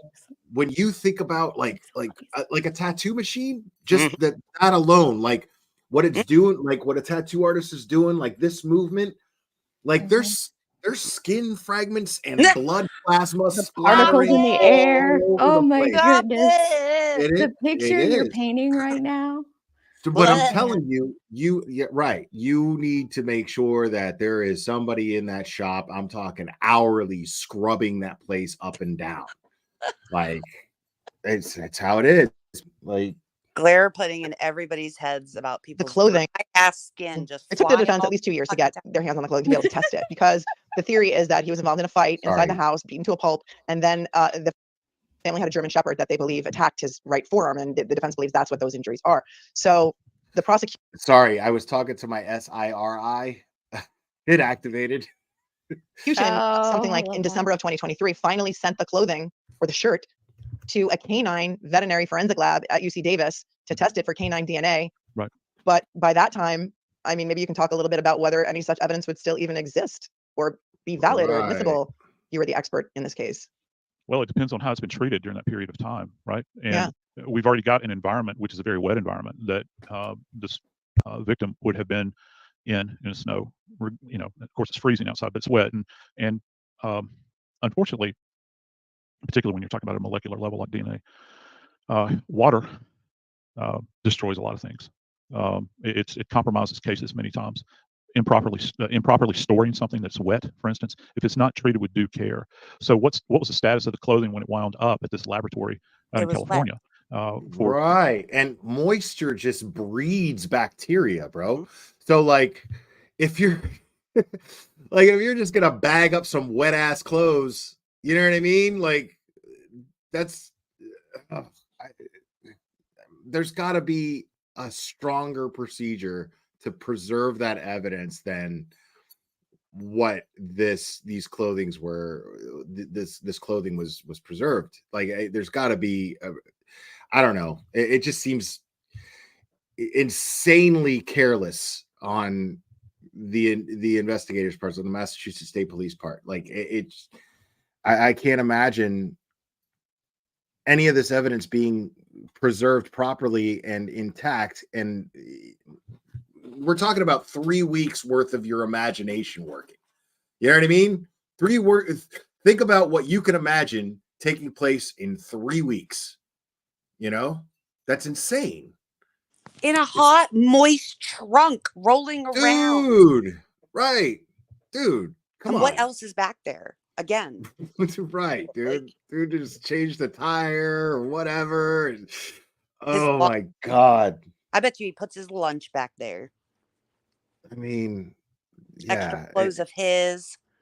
See, the fact that he did that, the fact that he fucked that up, the problem is now, even if it's not true, he's opened himself up. They've opened themselves up to the defense saying who collected the taillight and the fragments, where were they put, how were they transported, and if they were anywhere near that man's patrol car, that's a problem. Oh, for sure. For sure. The reason that they have these protocols and these procedures, it's not to benefit the defendant. It's to benefit the victim and the Commonwealth or state, depending on where you live. It's to benefit the interest of justice. It's exactly. So not following them, it does help the defense. Like this will be picked apart on the stand. Of course it does. It's so funny to me. These people who are just like, Karen Reed is guilty, Karen Reed is guilty. They don't seem to understand the simple concept of like, the prosecution failed John O'Keefe and his family. They failed him. I mean, we already know how much they're failing Karen Reed. We already know that. But the problem is everybody's just like blaming Jackson and Yannetti like they're these bad guys. You know, they're doing their job. Like, and all they're doing is pointing out the inconsistencies and the shortcomings of this investigation. That is literally all they've been doing. You should want better for your family member, your loved one, somebody else. Right. You want a defense team that does this, that goes all the way, that will dig into things, hit check every box that they can, because it's in our best interest that we are afforded this right to have a defense team that does such. So if we were ever in a situation, if we were ever in a situation, we would have these same liberties. And so the more and more they're cut off, that just harms each and every one of us that live in this country. But as a loved one, if something had happened to my loved ones, like, I want better than police officers fucking blowing potential evidence around with a goddamn leaf blower. A leaf blower and getting freaking solo cups from the neighbor. Like, how do we not know that, the solo cups were used in beer pong the night before? That is so fucking embarrassing, man. Blows my mind. And the fact that people can like openly defend this it's killing me. I'm like, there's nothing to defend there. I don't even know how you even try. Like, you cannot look at all the facts, and it's not anybody's opinion, not our three opinions, not Melanie's or Joseph Morgan's, but like, look at the facts, and I don't know how anyone could step away from that and say, they did an amazing investigation. Why was that necessary when you had ambulances there who likely have urinalysis cups that are sealed and sterile? I don't understand. Right. Like a urinalysis cup comes pre-sealed. Yeah. Like, and you can't, and you're not to open it without gloves, without sterile gloves. Like, what? the timeline I'm working on right now, all of that goes on at the same time. Him leaving the scene and them beginning the first search of the crime scene. You're absolutely right, Sleuthy. They could have, if they needed something to put that evidence in, they could have absolutely asked the ambulances for that, for the sterile urine cups. That would have been a hell of a lot better than red Solo cups. But if you also go back and look at how long it took them to get there from dispatch to arrival at the scene, they could have easily went back and got something sterile, got the proper evidence things to put that in. Why didn't they do Secured the that? scene and left. Somebody left. Yeah. Someone left to go Or get what. just called and had someone else bring it down. God, even a Ziploc baggie would have bet like a. I'm sorry. There's so much shit inside those ambulances that could have been used that I don't understand the logic of using Solo cups. I really don't. J-Rock, they might not have urinalysis cups. You might be right, but surely they would have something that would be sterile. Gloves. In the Put it in ambulance. gloves. Yeah, something sterile, a lot better to use than Solo cups. Sorry, I'm gonna shut up again. No, I agree. too. No, I'm glad you guys were talking. If I turn my camera off, that means I had to step away. But I agree with you in that sense. Like there's a number of different possibilities that they could have explored to preserve that evidence more efficiently than red Solo cups. Like, and yes, absolutely. Like any investigator who's like, wait, hold on, nobody's got anything sterile here. Okay, you EMT, let me get into your ambulance. Let me see what you've got. And you would absolutely take sterile gloves, put them on, and then take another sterile glove and then put the snow with the blood droplets in the sterile glove. Now, it would still be like, what the hell, you know? But what are they going to do with that? Like once that snow melts and mixes with the You've blood, diluted the sample now. what are you even going to have? I'm serious. Like what's that even going to do? DNA at best. I don't know if you can.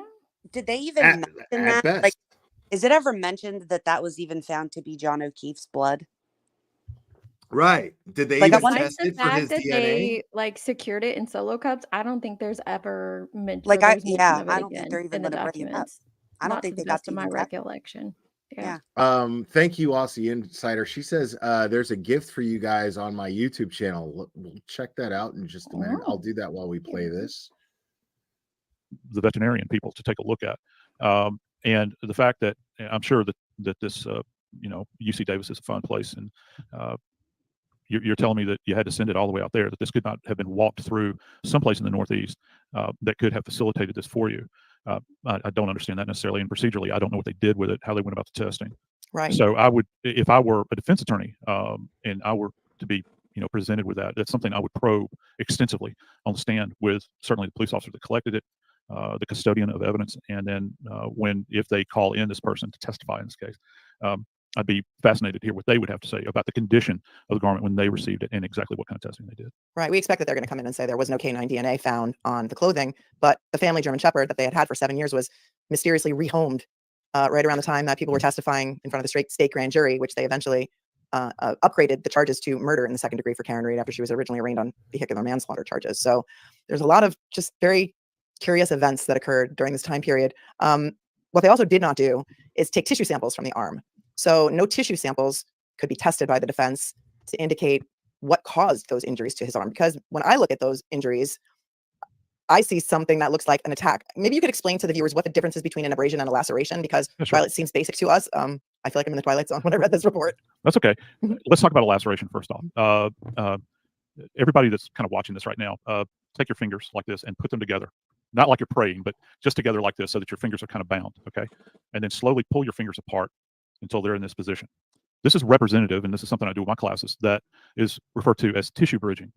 Now, what separates a laceration from a cut, okay, if we have a knife with a milled edge, what separates a laceration from a cut is that it's blunt force driven. So that means that if it's a hammer, if it's a car, if it's a rock, as that surface is impacted by that object, the skin literally tears. So you're not going to have uniformity to it. And with the tissue bridging, you'll still have little strands of connective tissue that are there because it doesn't do the job that, say, a butcher knife or a steak knife would do if you're thinking about wielding it over a steak or a piece of chicken that you're eating or whatever.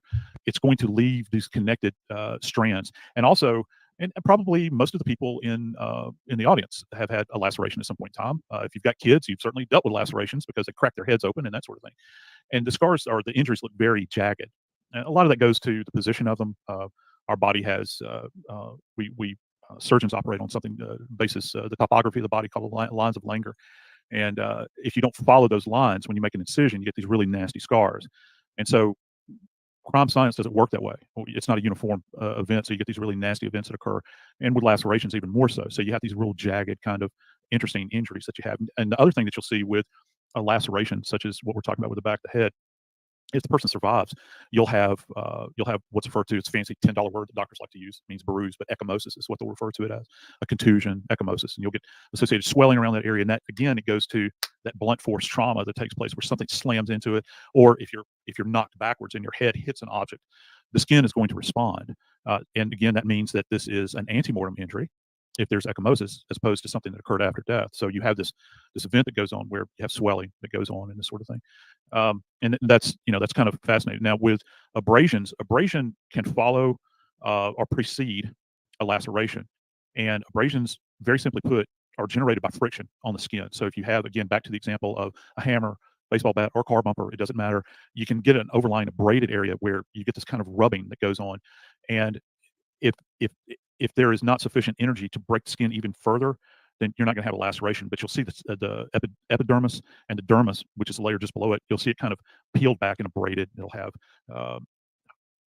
little features in it where, the substrate is kind of torn in there, but it's not enough to get down into like subcu fat. So that goes into the entire assessment. An autopsy like this, such as with Officer O'Keefe, should take a protracted period of time to go over all of these injuries. When you're considering, first off, you don't know, and we talked about this a little bit, Melanie, how you're classified. And, the forensic pathologist had a hard time, I think, initially. What's most fascinating to me about everything that this guy's saying? I don't understand half of it. If that. But one thing I do understand is none of this shit was done. Like, none of this shit was... Everything that I've read about this, yes. Nothing. He's you talking about listen this to this, and you're like, oh, okay, like that's like great. That's how it should be done. Right. Mhm. And like he's talking about it like it's fucking standard. And here you read the report that Melanie went over, and nope, nothing even close like this was even done. I mean, they didn't even take samples, like. It's like what? the Scooby-Doo team were doing the investigation. And That's giving them too much credit. That's true. They always got their man. We got the guy in the end. And why did the guy at the end, when you take the mask off, always look just like Michael Morrisy or Ken Mello? Take your pick. It looks like either one of them. Take your pick. Let's see who you really are. And then it's Ken Mello.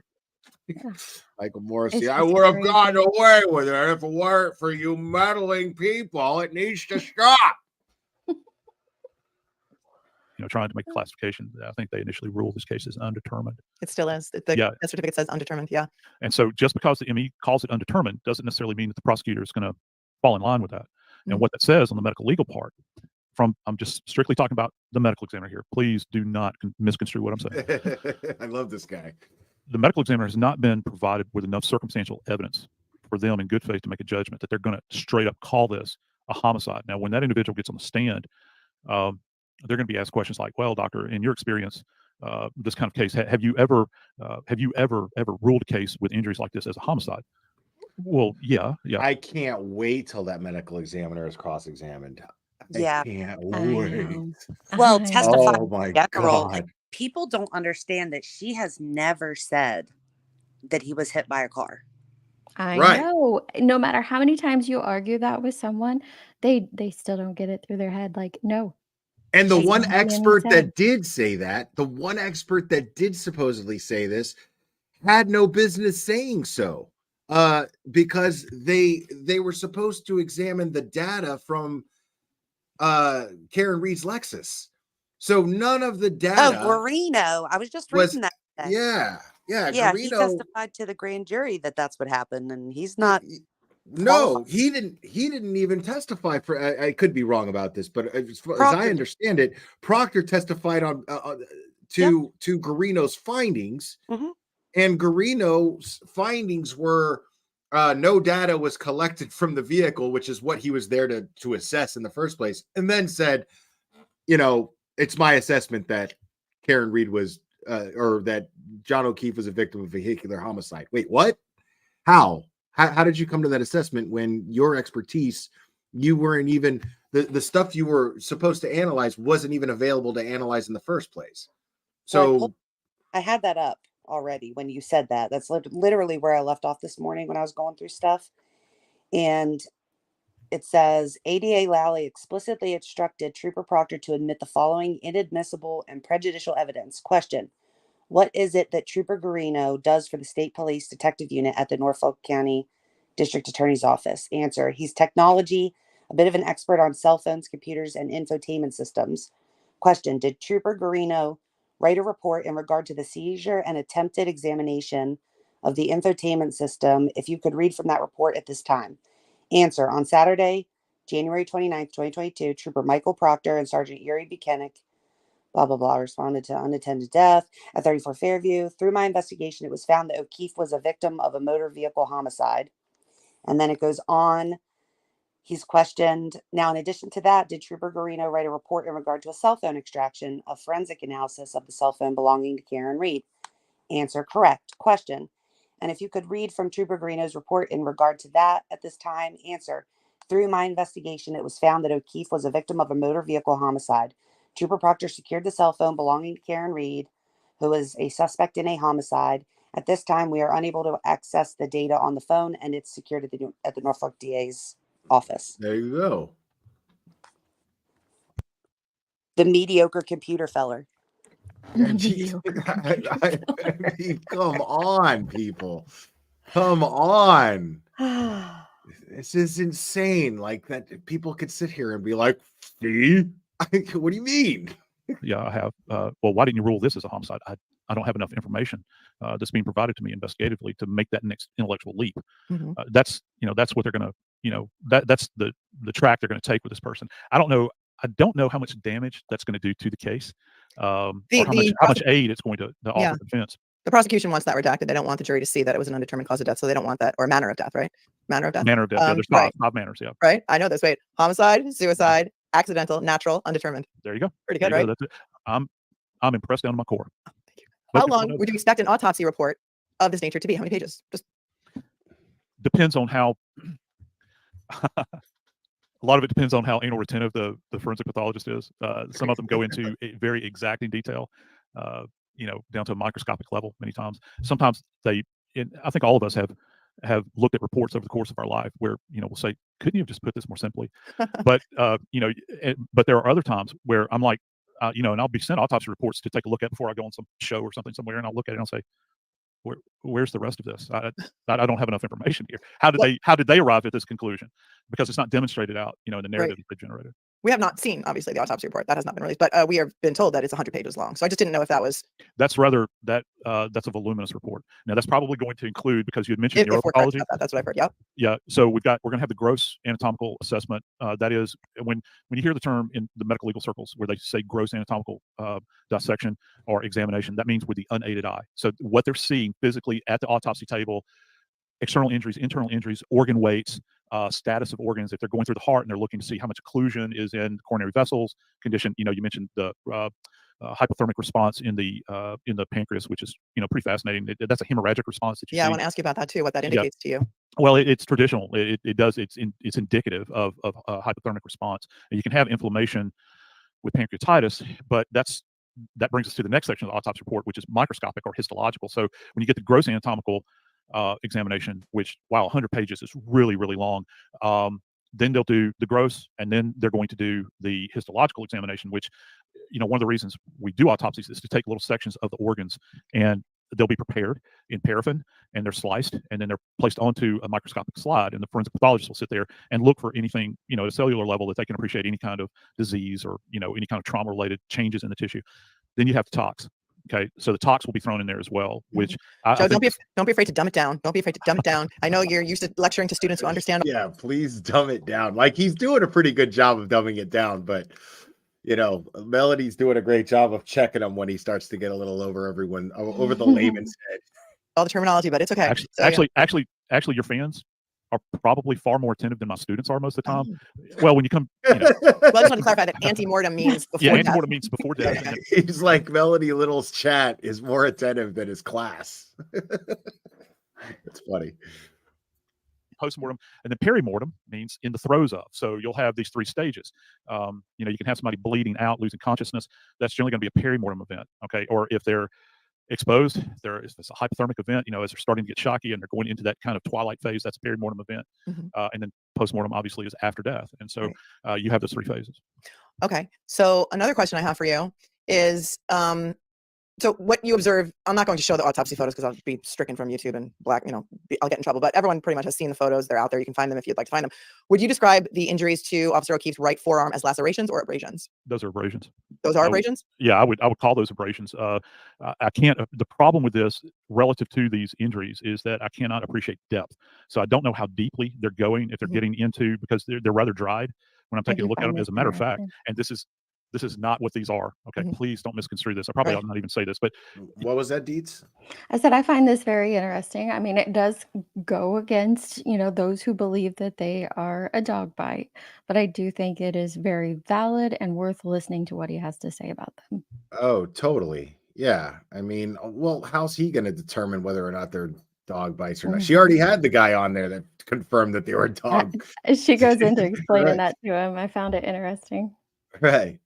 You can actually have ant bites that look, you know, that will, particularly the tinier ones, where that top layer of skin has kind of gone away, and you have this drying event that takes place where, you know, the tissue is no longer glistening. So this image is taken for a period of time after death. I would imagine, just looking at this and considering the nature of what happened, this person has been in a cooler, more cooler perhaps, for some time, and one of the things that happens in the morgue when bodies sit in there in the cold actually it actually dehydrates wounds many times, so it'll have that kind of flat appearance to it. It won't have that kind of wet, glistening, you know, kind of clinical thing that you see if you're in an emergency room, for instance. Right. So I'm looking at the one, or do you have the photos pulled up on your screen? So there's 2 on the bottom. You know, the one on the left has those 2 large linear type scratches toward the upper bicep.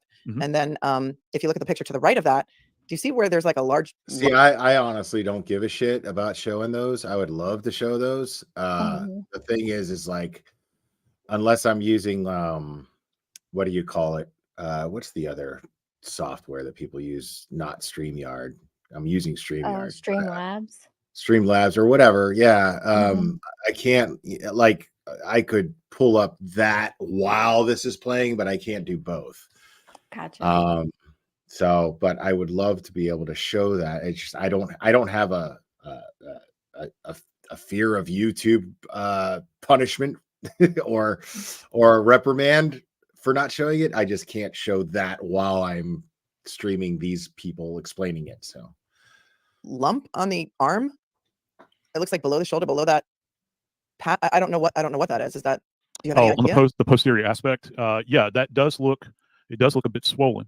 Again, not seeing this in person, fresh, if you will. Right. I don't know if that's the position of the body, and also if something is pressing out flesh. But yeah, I see what you're talking about. It's almost it's about the size of an egg. Right, like a dislocated shoulder. I mean, it looks like that's a little too low for that. But if there is some kind of well, perhaps. And again, in order to get swelling, that would mean that this would be obviously an antemortem event, and the person would have had to have lingered for a bit in order to have this kind of swelling that sets in. And this could also be, because I'm seeing postmortem lividity here. If you notice where the skin is kind of purple in color there, it's kind of faintly livid.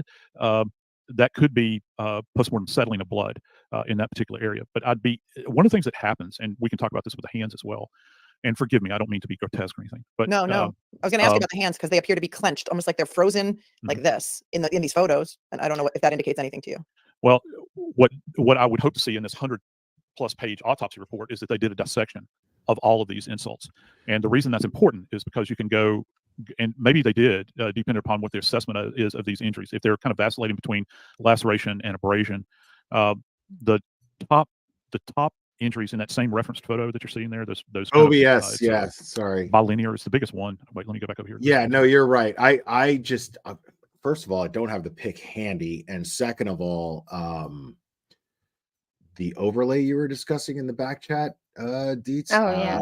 I don't know what the hell you're talking about. So I don't even know how to use StreamYard that well. So No problem. Yes, it's probably the most pronounced, the one closest to the apex of the shoulder there. The bottom one could in fact be a laceration, I suppose. It looks like it darkens up toward about the 6 o'clock position. That could be an indication that the tissue has literally been ripped there. But again, hopefully this forensic pathologist did a dissection of the injuries themselves, these little insults, these abraded laceration areas that she's talking about here. And also the backs of the hands would be dissected as well, because I did, when I saw, I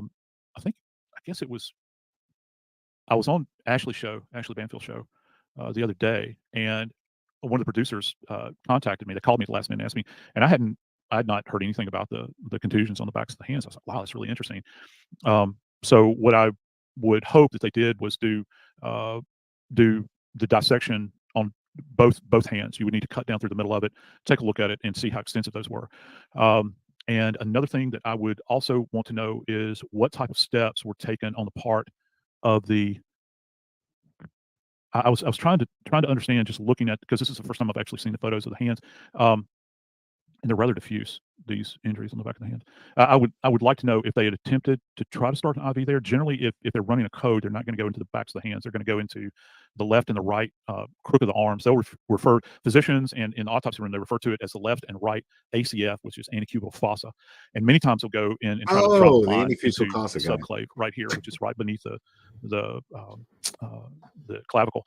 I do see he's been intubated. That means he has a tube indwelling. Yeah.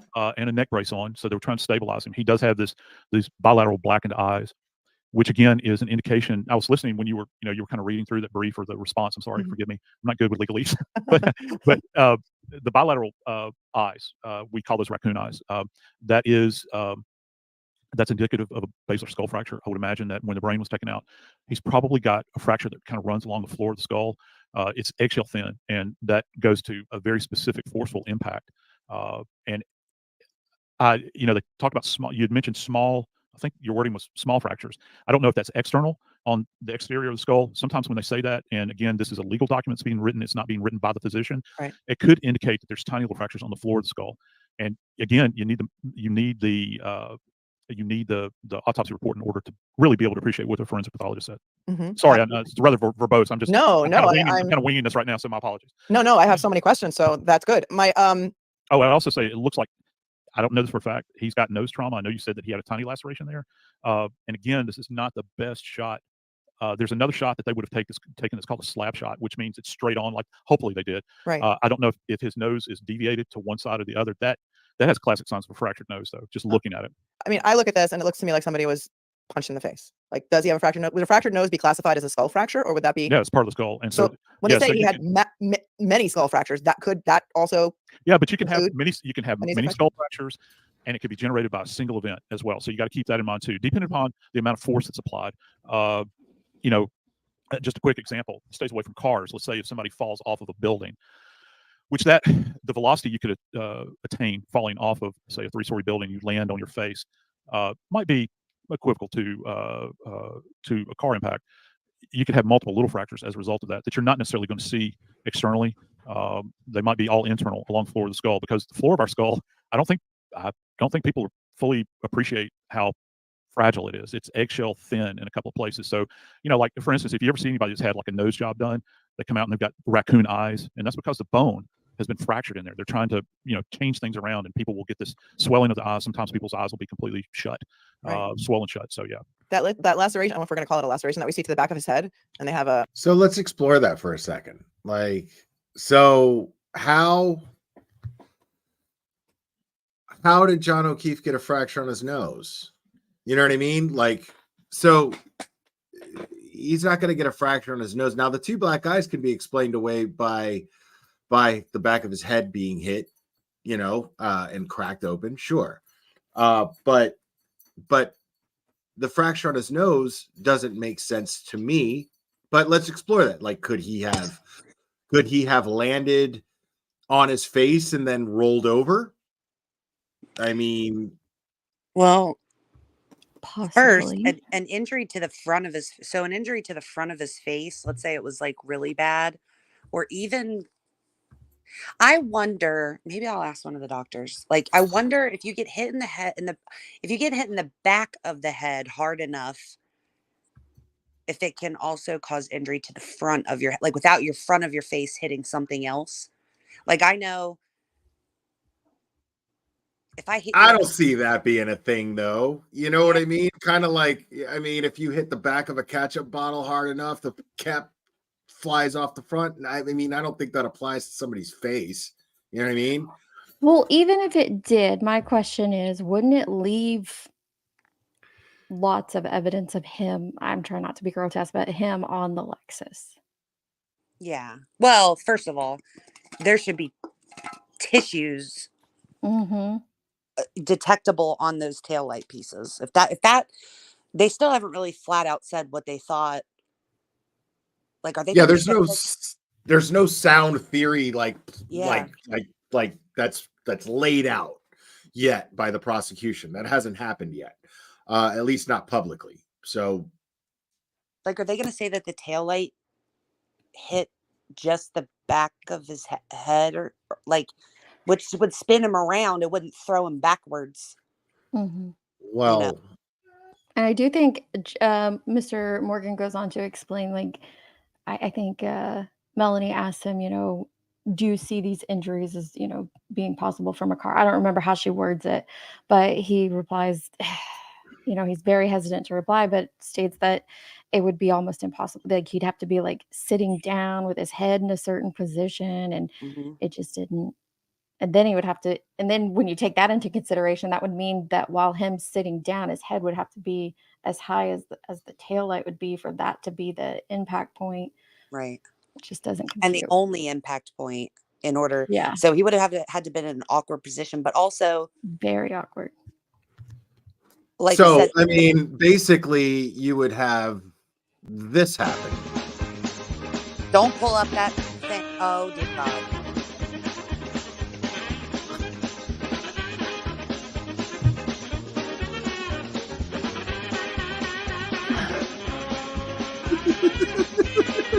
I don't even want to know who did this. Clevin. If that shows up in this trial, they need to throw the whole county away. That's not going to happen. That's not going to happen. It's a car. The taillight on an SUV would be at a much higher position anyway than that. Oh my goodness. Oh my word. I can't with people sometimes. He was like really proud too. I love how it's like a martini glass. And he's just Why like, is he around up a martini glass that's just perfectly poised there? How am I not supposed to laugh at that? Jesus Christ. if you're going to go through all that trouble, you'd at least make sure it was the right taillight side. Right. At least. I mean, yeah, there's so many things wrong with that stupid ass. You see the measuring Oh, yeah. device there? It looks to me like is that centimeters or inches, do you think, that ruler? That's going to be centimeters at the top and then inches below. Yeah. So that's normal. It's got a grayscale on it. Yep. Would that bleed a lot? Yeah, it can. The head is very vascular. So that's why it's very important to do. Vascular means there's a lot of veins, just in case you guys didn't know. Just my daughter, when she was 3 years old, she fell off of our front porch, and she still has like it would be a 2-inch scar in total. It goes like 1 inch down and 1 inch over right at the top where your hair meets your forehead. And it cut it open. We had to, rush her to the ER, and she had to get stitches and all that. The amount of blood that produced, that wound, it looked like I was in the middle of a huge crime scene. I was covered. She was covered. Pretty sure it was in the house when we got back. Like the towel that I had pressed against it. I mean, head wounds bleed a lot. Yeah, I actually, when I was a kid, my mom told me not to be, we went to this one place in West Virginia that we were jumping from one bed to the other. They were like right beside each other. And like no sooner that my mom said, stop doing that, I took one last leap, and the corner of my eye caught like the post of the bed frame, and I went down. They had to like all the blankets, the sheet, everything went in the trash. I mean, the amount of like you just said, it looked like she was like it looked like a crime scene and Harry, hurting from my Yeah. I had to take care of my stepfather when he had cancer, and from the chemo, I mean, he woke me up banging on my door, you know, going, call your mother, call your mother. And he, from the chemo, just a blood vessel from his scalp popped, and he was just bleeding fucking everywhere. It was crazy. blood was And probably thinner too. Right. Well, and that's the So- other thing. If John had been drinking, his blood would have been thinner. I mean, I expect Absolutely. a lot of blood. By then, sure. I mean, Yeah. after you've been drinking for a while, your blood definitely thins. It's definitely more thin the next day when you're hungover. At least in my experience. But yeah, Well, his blood would have definitely been thinner. Absolutely. So, do we have clarification on these 6 droplets of blood? Because it's nowhere I've seen, but I don't know if it's been said in a hearing or something that I've missed. No. Is that all they found, or was there more and they just only took 6 samples? So they took 6 cups 6 of cups. blood. Right. It was But a cup. Yeah. now, having said that, I don't want to say that somebody doesn't know that there were 6 drops because, again, we have this dumbass leaf blower that was blowing shit all over the place, and that includes blood. Correct. So, like that picture that we see where it kind of looks like spattered, I think that happened. Do X-rays? Oh shit, my bad. No, go ahead. Sorry. I think that happened from the leaf blower. And so maybe there was 6 drops that then turned into like spray everywhere. But I think people are confusing 6 drops and 6 cups. Like there were 6 samples that were taken. 6 samples, correct. Like, yeah, somebody mentioned solo. Yeah, I'm not saying like 6 as in the measurement, or 6 cups as in the measurement amount, the units that was collected, but the 6 solo cup. Now, Sleuthy, I cannot allow you to villainize this leaf blower like you have villainized Chloe. This leaf blower is now a fugitive from justice, apparently, because it is responsible. Sleuthy, did you villainize Chloe? Is it also not in evidence? No, we all did. According to Quattendorfer, we all, Chloe is a fugitive. Like Chloe has the consciousness of mind of a human who knew she was participating in a murder cover-up and is now on the run. That's the way she makes it sound. She brings it up like repeatedly, like, how dare they, this poor dog. But yet, I don't understand what's so difficult about providing a fucking picture of the dog. If you're Sorry, go What? ahead. No, go ahead. Is this where she calls Chloe Alberts? Someone told me Yeah, about this. Like, Chloe yeah. Albert. Okay. Like she's trying to humanize the dog. Like she's trying to make you. She's trying to add it. It's Justice for Chloe Albert.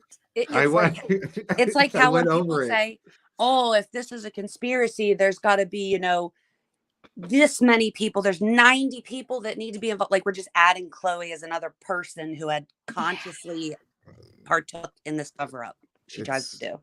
Unbelievable. Yeah. When really we just want to know if they killed the dog. Like we just want to know if Chloe's a victim of being an actual dog and doing what a dog does. And so they killed these her. Karen Reed pitchforkers are loving me on Twitter right now. They're just like, oh my God, this man should never be around women, because I was like tearing Coffindoffer apart this morning when I was going over it. This man should never be around women. In this case, it's also why it's very important. Let me get back to the X-rays. I got a little confused there. Just give me a second.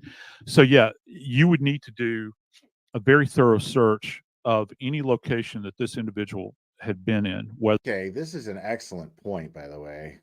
Like, did they do that? Like, where's all the rest of his blood? Like, I mean, they found 6 droplets. I mean, he lost how many pints of blood? How many pints of blood did they say that John O'Keefe lost? I don't think they said specifically, but I would be interested to know. Someone It said had to have been a lot. I don't know. Yeah. that was the point I was trying to get to earlier. So thank you for reminding us because we kind of got off track with it. But yeah, like we know how heavy head wounds bleed, and they collected 6 samples of blood. Was there more out there and they just didn't collect it? I just feel like something's out there. Or Right. was there just no more out there at all? Since it was a head wound on the back of the head, did it seep into the ground? That's possible. Just feel like Right. And he in vomited. context. Where's the rest of his vomit? I mean, they found it in Where's his the vomit? mouth, and they found it in his boxer shorts, but not How on his did that pants. happen? Yeah, how did the Hmm. blood? How did vomit get in Okay. on his shorts? That's like I want somebody to explain that to me. So everybody in the chat's really going hard on 3 liters, that he lost 3 liters of blood. Tell I me mean, which thing I can find that in. If they can tell me which document to look for, I'll go find it. it's your spreadsheet, man. I I'm just know, kidding. but I'm saying I don't I remember mean, you're seeing that. talking It's a like lot. I I'm know. giving 1,500 people the pages benefit of the doubt. I'm kidding. I'm kidding. If they know where it's at, I'm happy to go find it and be wrong, but I don't remember ever hearing exactly how many Someone liters lost. see. They do say specifically in the paperwork. So Spencer B, do you remember There's like even just like 7,000 a pages. guesstimate of what it was filed in? I can probably pull it up if you had like a guesstimate time frame. Dude. Yeah, I none of this makes like I had a very insane report? loose theory that I'm not even gonna repeat when we were discussing on a live stream a long time ago. I was exploring the whole vomit in the boxer shorts thing, and it's there's nothing there's no the whole reason for exploring it the way that I did was just to show how ridiculous and insane it is Well, to not think that that's suspicious, you know. let's think of a couple options. I mean, he could have been let's say he was So in the bathroom. non-nefarious. Let's say he was in the bathroom throwing up and that's where he was attacked. Or let's say he didn't look like he wore his Why were his pants off? Because Well, that's what I'm peeing and saying. threw up, you know. Well, But nobody here, listen, well, we're men, Sleuthie, I okay? don't think we Men, don't know how guys do that, but I'm pretty sure they I don't do. like You just pull it drop down a little so everything. that you Well, can it's pull it not out like over top. I mean, yeah, so there's no need for I don't know I'm not going to demonstrate, but to be it's exposed. Thank you for not. all you have to do is just, you know, there's like pants are equipped for it not being necessary to remove completely, put it that way, Yeah, but in order to urinate. But boxers are like bigger, aren't they? Like shorts. Like I've only known men that wear briefs. I don't know any men that wear actual boxers. So like they're bigger. We're talking about Mine wears boxer okay. briefs, I don't know. Yeah, boxer Dude, briefs. the only way, and luckily I have,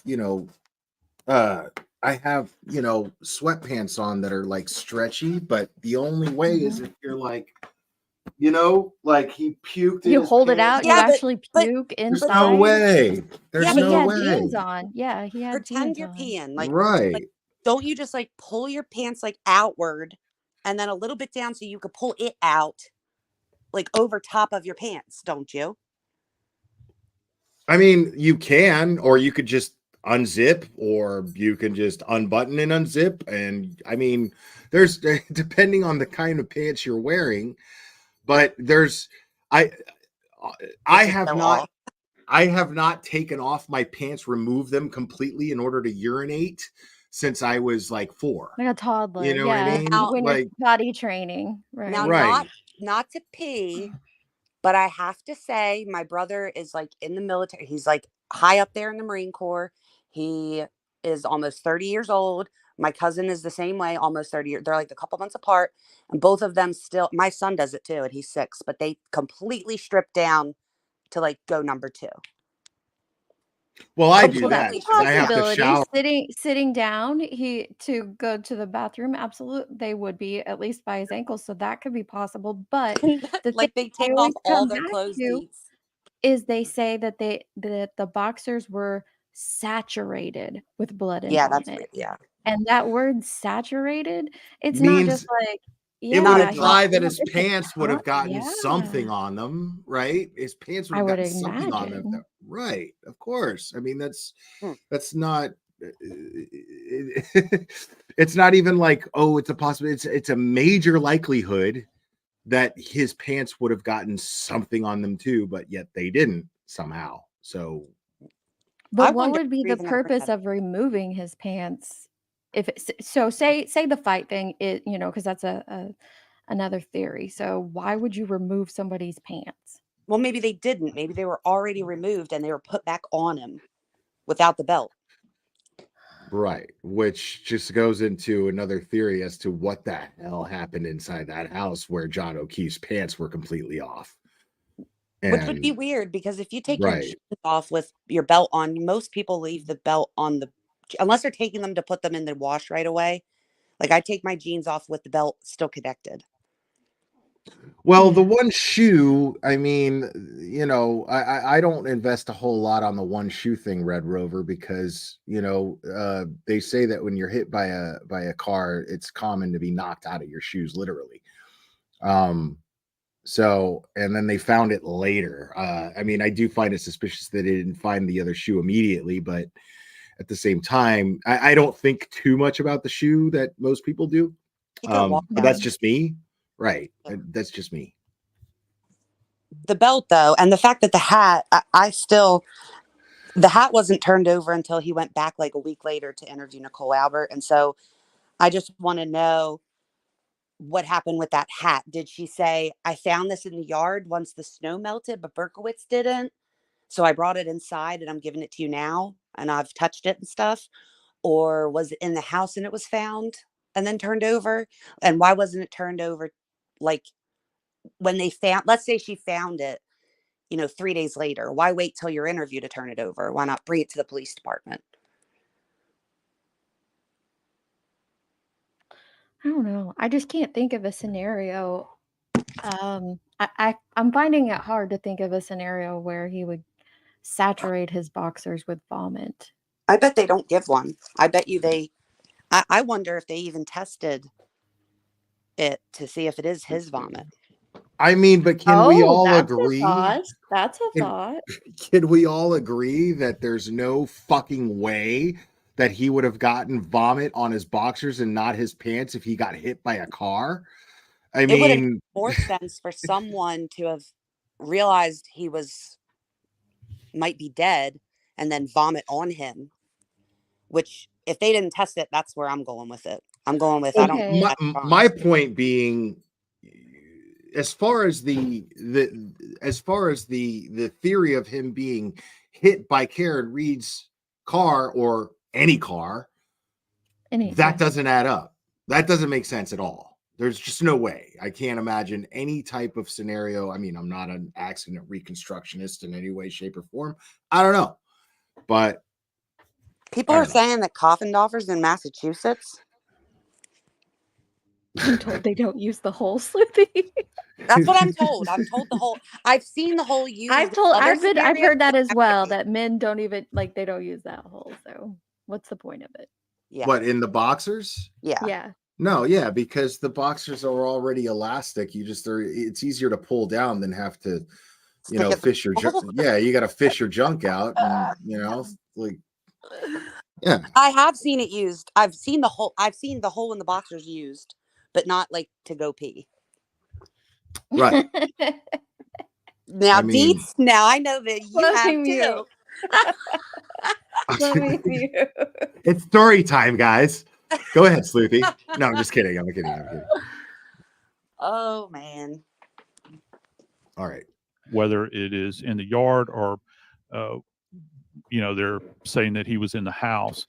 My thought is that this is not going to lead to internal bleeding because the scalp is so vascular anyway. If that's clipped in any way, you're going to have quite a bit of blood that's there. I'd like to know what the back of that shirt looked like, the kind of gravitational pooling of the blood and going down the back of his neck because gravity is going to pull it away. Or if he remained like in an upright position for any period of time, blood would pour from this. Okay, provided that looks like that was probably, again, can't say necessarily completely sure relative to these photographs that that's an antemortem event. It does look like it's antemortem before death. But yeah, there should be, I don't know if it's copious amount, but there should be blood, at the scene or in the home or somewhere. So I will tell you that they did not search inside the home at all. There was no search done inside the home. I will tell you that they found 6 drops of blood in the snow that they collected in red Solo cups that they borrowed from a neighbor. That's what law enforcement did as far as the first initial scene investigation by the Did you Kansas see Police that Department. eyebrow? In addition to finding the 6 drops of blood that they collected in Solo cups, they found some pieces of its department. In addition to finding the 6 drops of blood that they collected in Solo cups, they found some pieces of a clear drinking glass, which they bagged into evidence. And they also borrowed a leaf blower from a neighbor to blow around the layers of snow. There's about 2 inches on the snow at the time that Officer Keefe's body was found, to try and search for other evidence.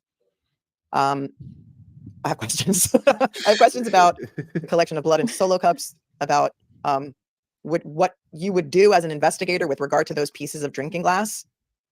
Would you test them for DNA and fingerprints? Would that be something that would be pro forma? That's just one of the tests that would be conducted, particularly when you're talking about fractured glass.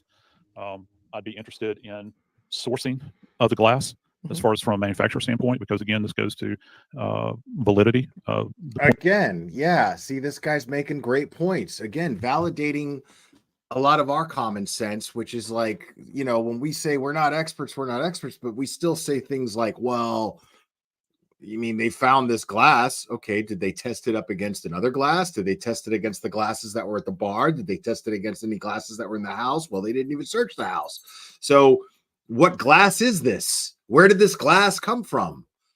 And this gentleman is pointing out, well, if they found glass, well, what did they test it up against? You know what I mean? And he has the same questions the rest of us do, which is interesting. The point of origin of the glass. Where did it come from? Who possessed it? Is it something that belonged to him? Did it belong to someone in the house? Did it belong to, I don't know, a local bar? I have no idea. So I'd want to know that. And then, so for fingerprinting and for certainly for DNA. And again, it would be very delicate. It's something that you would only want to have your top people, or say top people, your trained people, to be able to collect it and then take it to the appropriate people to assess it. You see, here's the problem, I think, at least. You start throwing around things like Solo cups and talking about Solo cups and this sort of thing. There's a reason that in hospitals, they use things that are sealed, all right? Because you want to guarantee that it's not contaminated if you're going to be treated. There it is. We apply the same reasoning to collection of items at a scene. It's important that you understand that anything that vessel had come in contact with prior to that, somebody's saliva, I can't attest to the provenance of that cup. No one can. And I think that you would be a fool for using it, because you're opening up Pandora's box. So let's just say that this is pedestrian versus motor vehicle. You're collecting evidence, blood evidence, biological evidence, and you're using something that is not what is up to put it in this standard. It's not up to industry standard. And it won't hold up on the stand. So, the defense can look at this and say, well, they'll have the person on the stand that used the cup to collect it. And the person on the stand is going to say something like, well, time was of the essence, and we had to collect this as soon as we could because we were afraid of losing it. Right. So you don't have an evidence technician that has a properly equipped evidence van that's going to come out, and a person that has been trained, hopefully by the state of Massachusetts, to do this. I mean, there's training available everywhere. We know what the standards are.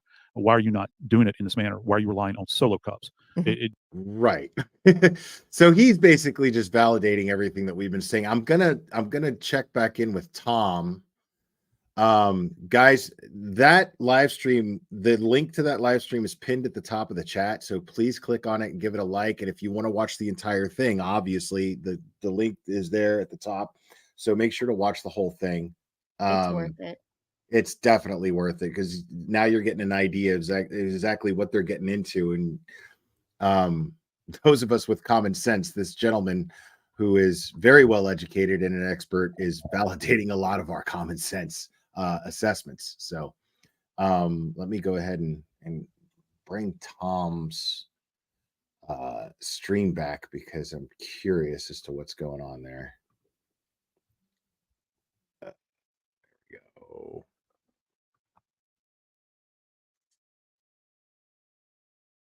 Because it looks like there's something happening outside there. Tom's got it muted though. I guess they're just waiting for everyone to come outside, but I still haven't gotten any updates from Ted Daniel. Nothing from Dan. Right. So yeah, we haven't had an update for 3 hours. I've seen a lot of people commenting on like how slow this is taking. This is actually happening pretty quick. Like they seated is. 12 a lot faster than I thought they would. I agree. A lot faster. I agree. It's I definitely expected the jury selection to take a lot longer than it's taking.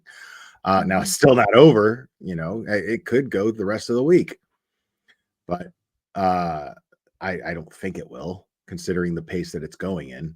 But Tom's Someone muted. said they seated 3 more jurors.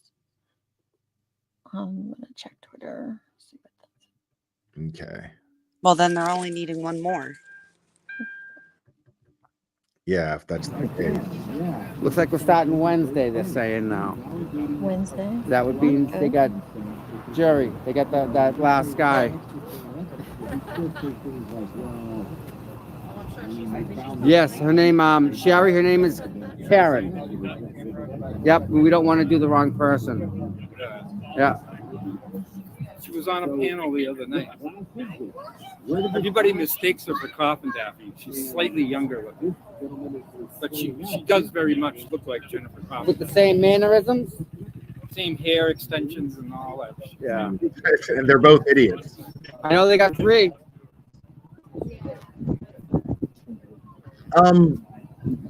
Yeah. Yeah, so Tom is saying that what he's hearing is that they're going to continue Wednesday for, I guess, opening statements, maybe, is when Wednesday is going to happen, but I don't know. He's coughing. What's TV's autograph? Yeah, I don't know. I keep checking in with Ted Daniel, but I don't know why he's not updating anything. Those and the things that they need.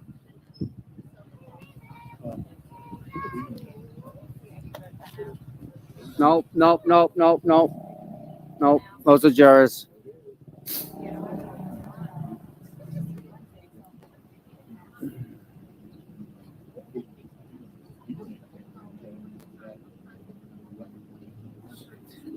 Excuse me, guys.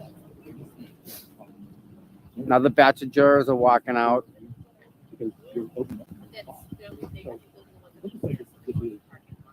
Let's see, 1, 2.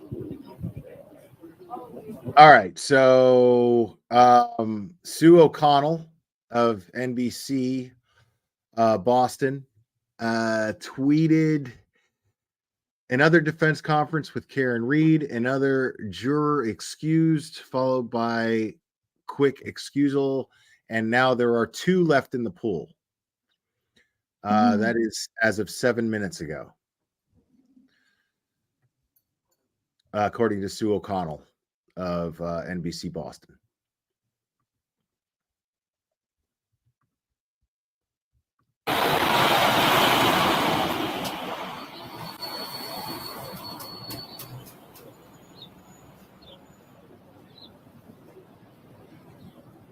So yeah, so I got an earpiece going that I can hear my mods in my ear. It's pretty cool. Hopefully we'll get to the point maybe we can do like a call, get that in somehow. But progress. I like having an earpiece in with the mods so I can hear what's going on.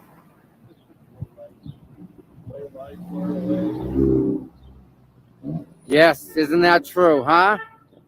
Good day in the pond, better day for justice. Giddy up, baby.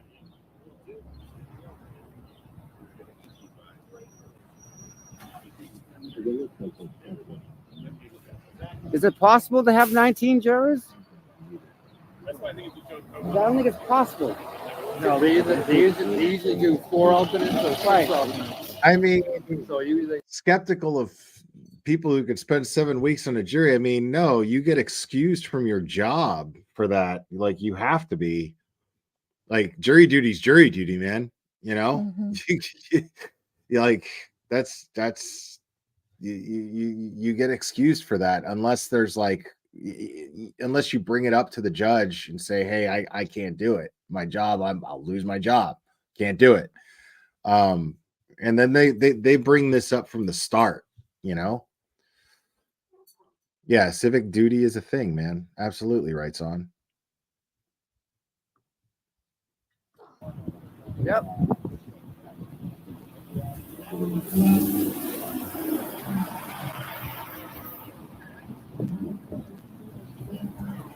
Uh-oh. All right. Ted Daniel has updated. He says 19 jurors have been chosen in the Karen Reed case, but they want to keep selecting on Wednesday. Okay, so this is so not opening statements on Wednesday. They're gonna keep selecting on Wednesday. So I guess tomorrow is not a thing. What's happening tomorrow? According to the clerk, they think they may have problems with some of the people selected over the last 4 days. He didn't elaborate. 16 is no longer the number. There will be no empanelment Tuesday, according to the clerk. So tomorrow looks like I'm spending the day at the gym. So aren't they they've been running the background checks after they select them. So it must be something in the background checks on some of them. Possibly. Yeah, possibly.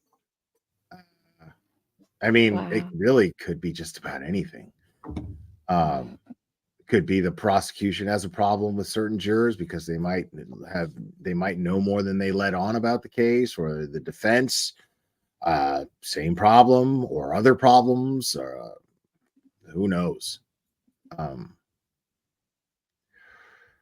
Oh, that too. So Turtle Boy has that's another thing. Yeah, I guess I'm not spending the day at the gym tomorrow because I forgot that Turtle Boy has a hearing tomorrow, and I'm going to go over that. So yeah, Turtle Boy has a hearing tomorrow, and that's going to be interesting because Turtle Boy's hearing is when they address Bradel's motion to disqualify Mello from his case. So Bradel filed a motion to disqualify Ken Mello from the case. So yeah, it's the same court, which is interesting. And I think even I could be wrong, but I think that Judge Bev is overseeing that case too, which is weird. So they're saying, hang on, I'm seeing if I'm reading the comments right. So why are they taking tomorrow off then? Like, I understand her wanting to have extra alternates. Like, that makes sense to me. It's a big trial. It's a long trial. Yeah. The extra alternates make absolute sense. But why are they you believe it's because of Turtle Boy's court thing? No, that's just what somebody said in chat. I'm just entertaining it as a possibility, but I don't know. Okay. I'm wondering why she would take tomorrow off. Unless maybe they're going to do all the background checks tomorrow. And it makes sense if Judge Bev is overseeing the Turtle Boy case as well. Then someone said in the chat she wasn't. Okay, then she isn't. I don't know. Okay, but it would make sense if she was because, but yeah, I mean, I think it's weird that she would be doing both. I've just heard that somewhere, so it's totally a rumor. Tomorrow's, yes, I do know Tuesday is only a half day.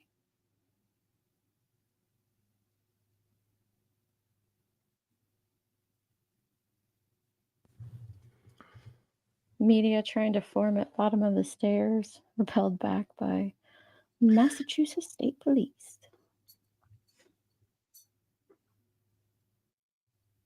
Yeah, I remember Turtle Boy was supposed to talk to a juror that I think was dismissed or something like that, and then it didn't happen, or it did and I missed it. I don't know. Oh shit! Hello. I don't like when kids are shown.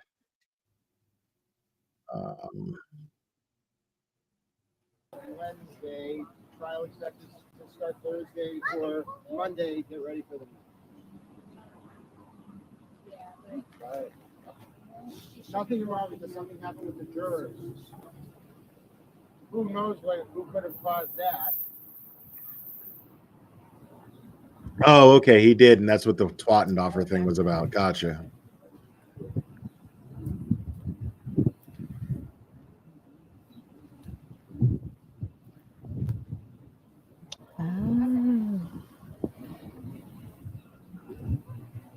Yeah, don't lie to get on the jury.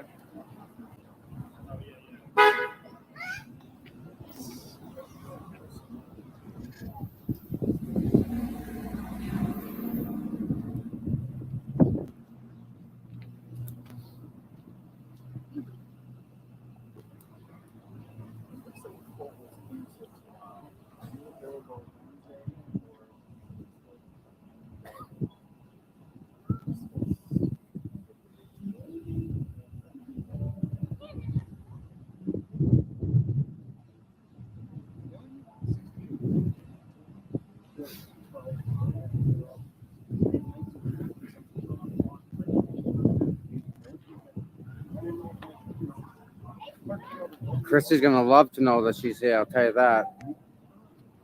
That's gonna be interesting. That's all I gotta say is that's just not gonna work out good for her. Well, why would she go the long way around the back? Unless she didn't want to walk through us. Coward is absolutely right. Which I don't blame her for. Absolute coward. Honestly. Jennifer Coffindaffer is a coward. Absolute coward. I mean, that's true. but I don't blame her for not wanting to walk through a crowd of people who don't like her. Either. She thinks she's coming to this trial, right? That's what she thinks.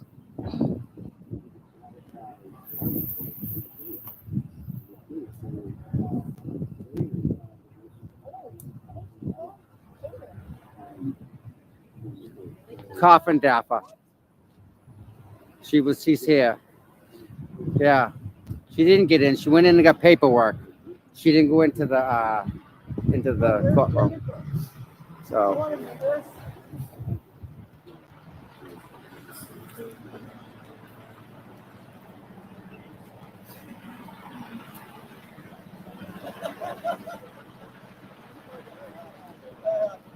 All right. So how'd we do today, Ted?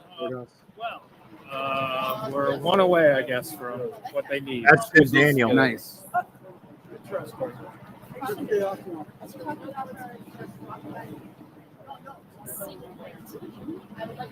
Your friend's here. Your friend's here. Jennifer Coffindaffer. She's here. She went around the back over there. She's a coward. She wouldn't walk right by us.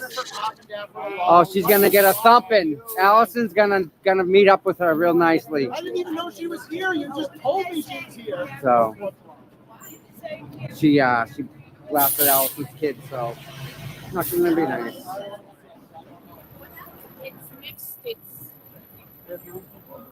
You've heard about Civic, but there's some problems on tomorrow. I don't know. There he Yeah, is. I wonder how that situation worked out. Like the button. There's some problems with them. It's a good button. I like that button. It's pretty cool. Thanks. See that button? Yeah, thank you. Oh, I sent somebody else. Oh, I love it. That dude was ballsy, man. That dude rolled up inside the courtroom with a Turtle Boy button. Like, wow. That was gutsy considering that buffer zone thing. They did, and it depends on who you ask.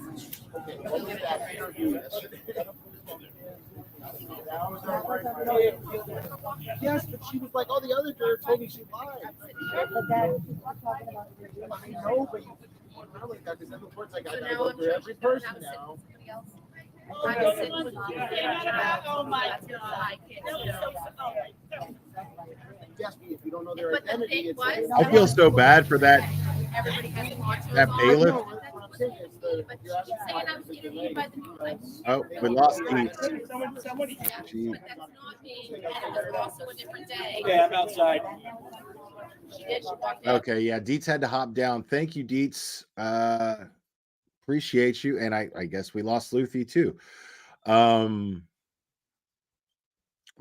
thank you guys for joining me. I appreciate it. I loved having that conversation with the two of them. That was fantastic. Big love for Sleuthy Goosey and Deets on the Streets, guys.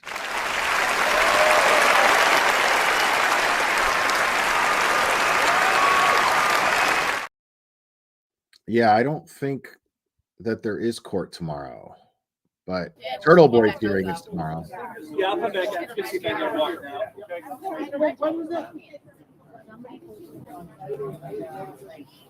Oh, really? Okay, I'll come back in here.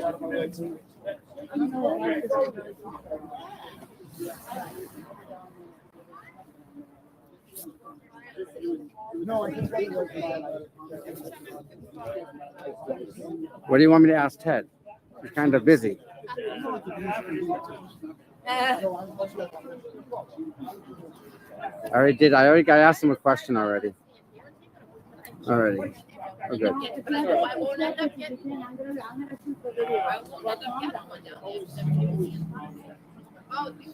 Well, you can stand right here. Alex. Over here. Don't make it fight. It gets socks on. If you have a fan.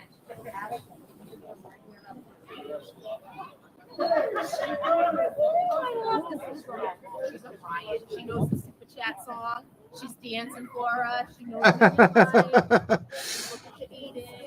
what you're eating. Oh, she's very sweet. She was, yes. Ted, how come? Very sweet. How come there's no court tomorrow? I don't know. This is what the judge. Yeah, just We were okay. just told that there's something wrong with some of the jurors. So That's what happens when you Yeah, that's a good question, but I mean, I can answer that. I think there is no judge ordered a buffer zone for Turtle Boy, because, well, first of all, there's no jury. Like, it's not trial yet. It's just a hearing. It's a pretrial hearing. So, basically, yeah, there's no buffer zone for Turtle Boy's hearing. Not at all. There's no, I mean, you can absolutely show up there and show support for Turtle Boy. Like right there on those stairs. All you want. Knock yourself out. Ordered Sue, and someone was like, "That's a juror," and I was like, "No, that's Sue." She worked.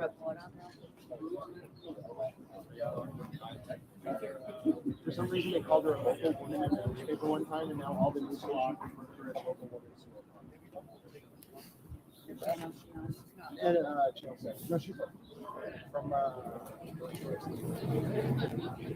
Oh yeah.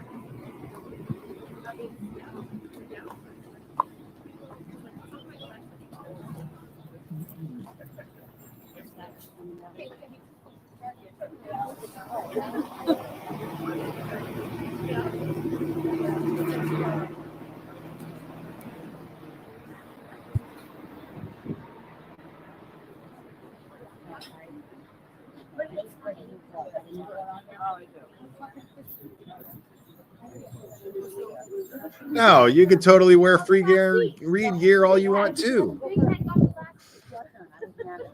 There's no jurors being selected during Turtle Boys, unless I mean, if there is court tomorrow for Karen Reed, if there's jury selection taking place, whether it's a half a day or a whole day, then no, of course the buffer zone still stands for sure. But as far as Turtle Boy's hearing goes, if there is no hearing for Karen Reed tomorrow, then there's no reason why you shouldn't be able to wear whatever the fuck you want on those court steps.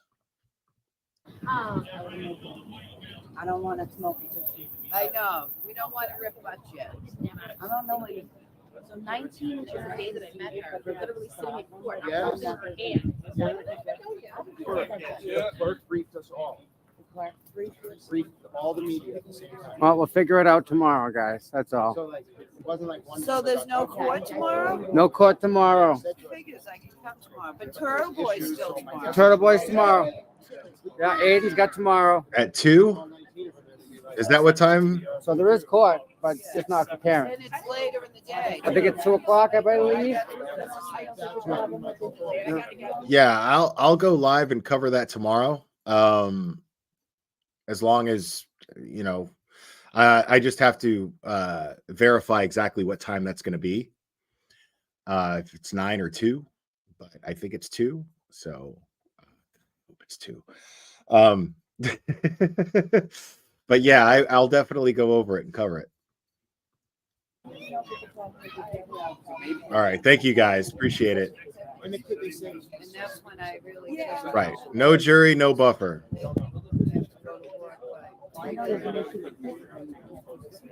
And again, anyone and everybody that's watching, thank you very much for watching. Much appreciated. Oh, yeah. Thumbs up, subscribe, all that good stuff. I got membership now, so I got members. So that's pretty cool. Yeah, make sure to click on the link I just You guys are dropped really awesome. and give it a And like. I can't believe Subscribe we're here, right? to Tom CPU. Right? Well, here we are when we didn't expect to be here, but yet we are. So I'll get you guys the best shot I can get. Best I can do.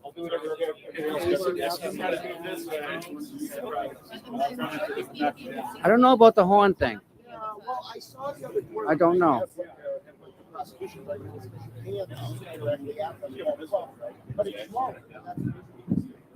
So it's like, I don't know. It's up to them. The families allowed it. Oh, Diane gifted 5 memberships. Excellent. Congrats to Aussie Insider. Kevin is Lizzie Boo Boo. Lizzie's Boo Boo. Lizzie's Boo Boo.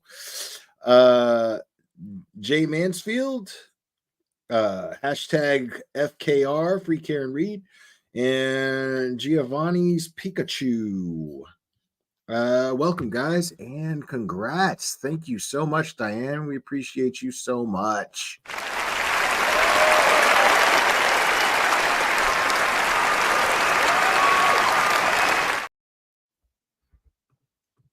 But are they allowed in your? I know, huh? That's probably right. We can all bang out tomorrow, not a problem, because it's not this trial. Kim, no problem. My pleasure. And I know there's people that can't get here, and that's cool. You know, not everybody can. And I'm blessed that I have the ability to do this for you guys. Really. I'm blessed. That's why Gretchen's going to be able to come.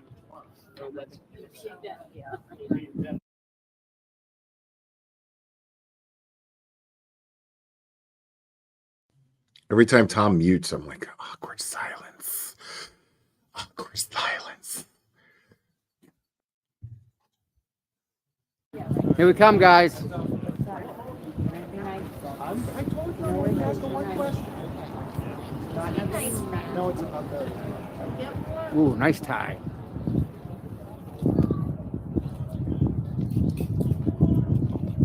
Tom at. You guys see the filing that the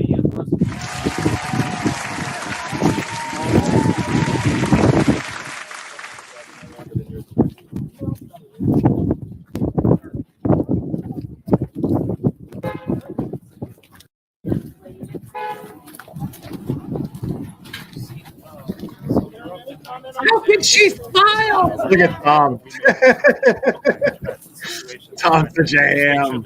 adequate number of people. Go ahead, Tom. The judge is being very careful and making sure that once we get started, we can keep going. Go ahead, Tom.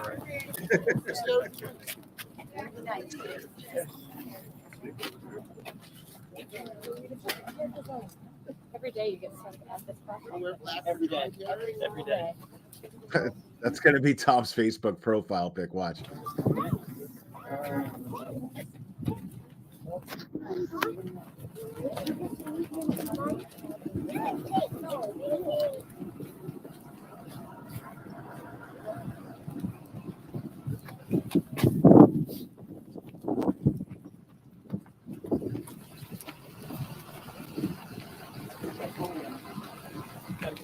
I don't want to be doing this. We'll figure it out. Don't worry. That's a good idea.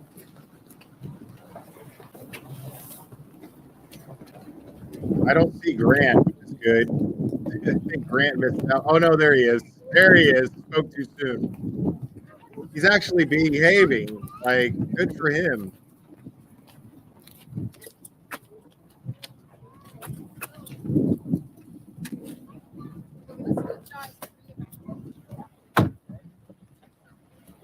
Two questions. Not bad. I don't see nothing crazy now. You did good. No, it's over. All right. You hear about Alan Jackson? See how pretty she was? Yeah. No, we didn't talk because he was just very awesome. Oh, I just want to make sure he doesn't show that kid again. I just don't like showing kids on my Oh, channel. I know wow. it's innocent, but I just prefer it. Being nice. All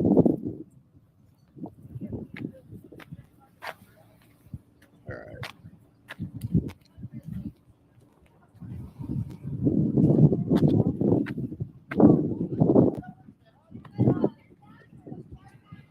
Wow.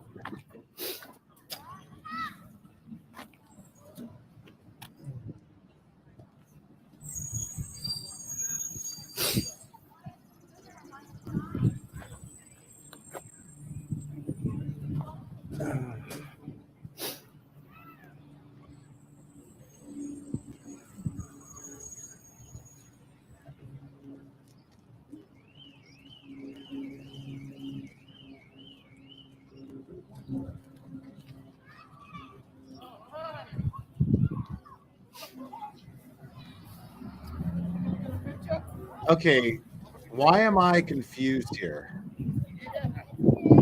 Because I'm feeling like I'm reading Ted Daniels' thing here now.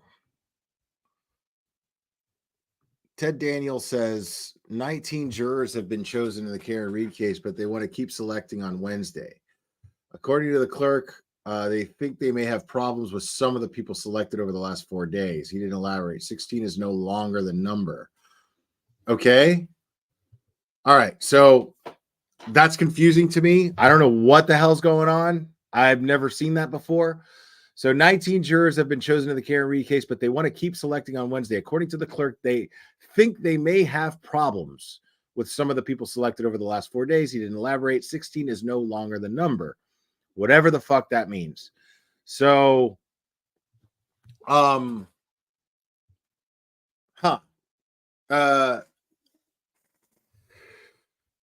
no court tomorrow, except for Turtle Boy's hearing. That's happening tomorrow.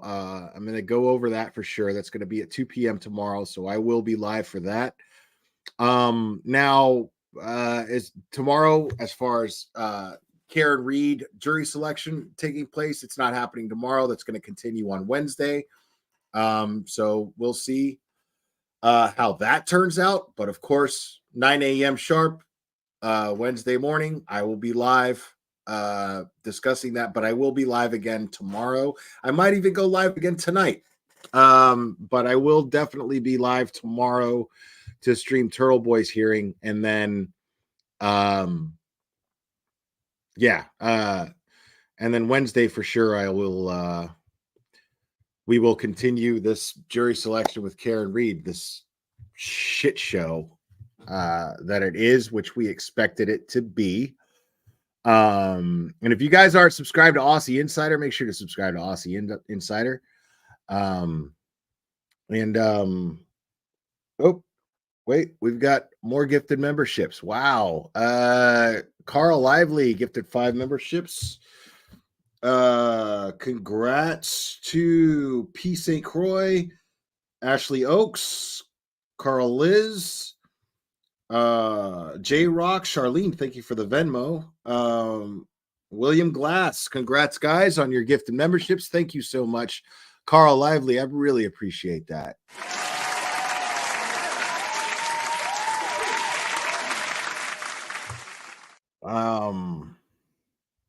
And what? Oh my goodness, what? I think we got a super cat. Super cat. I think we got a super cat. Super cat. Super cat. Super cat.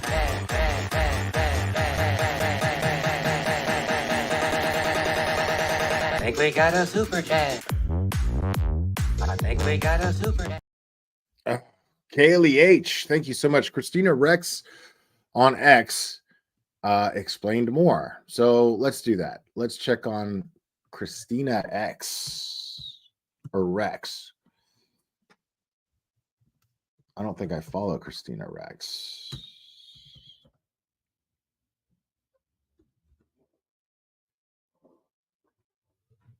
Okay. Let's see. Update breaking. The court is aiming for opening statements in the Karen Reed trial on Monday, 1 week from today. What I say, the goal is to get 20 jurors, then pare that down to 16 who will actually sit for the trial. Some will be excused for hardship or other reasons. Okay. That's according to Christina X or Christina Rex. Christina X. Christina Rex. And I'll read that one more time. The court is aiming for opening statements in the Karen Reed trial 1 week from today. The goal is to get 20 jurors, then pare that down to 16. Yeah. So we might not see opening statements until Monday, folks. So yeah, there's that.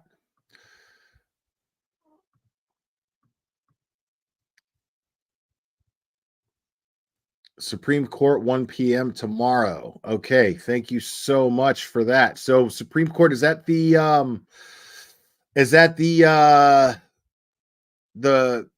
buffer zone hearing? Is that tomorrow at 1? Is that about the buffer zone? Because then I'm gonna have to cover both of that shit.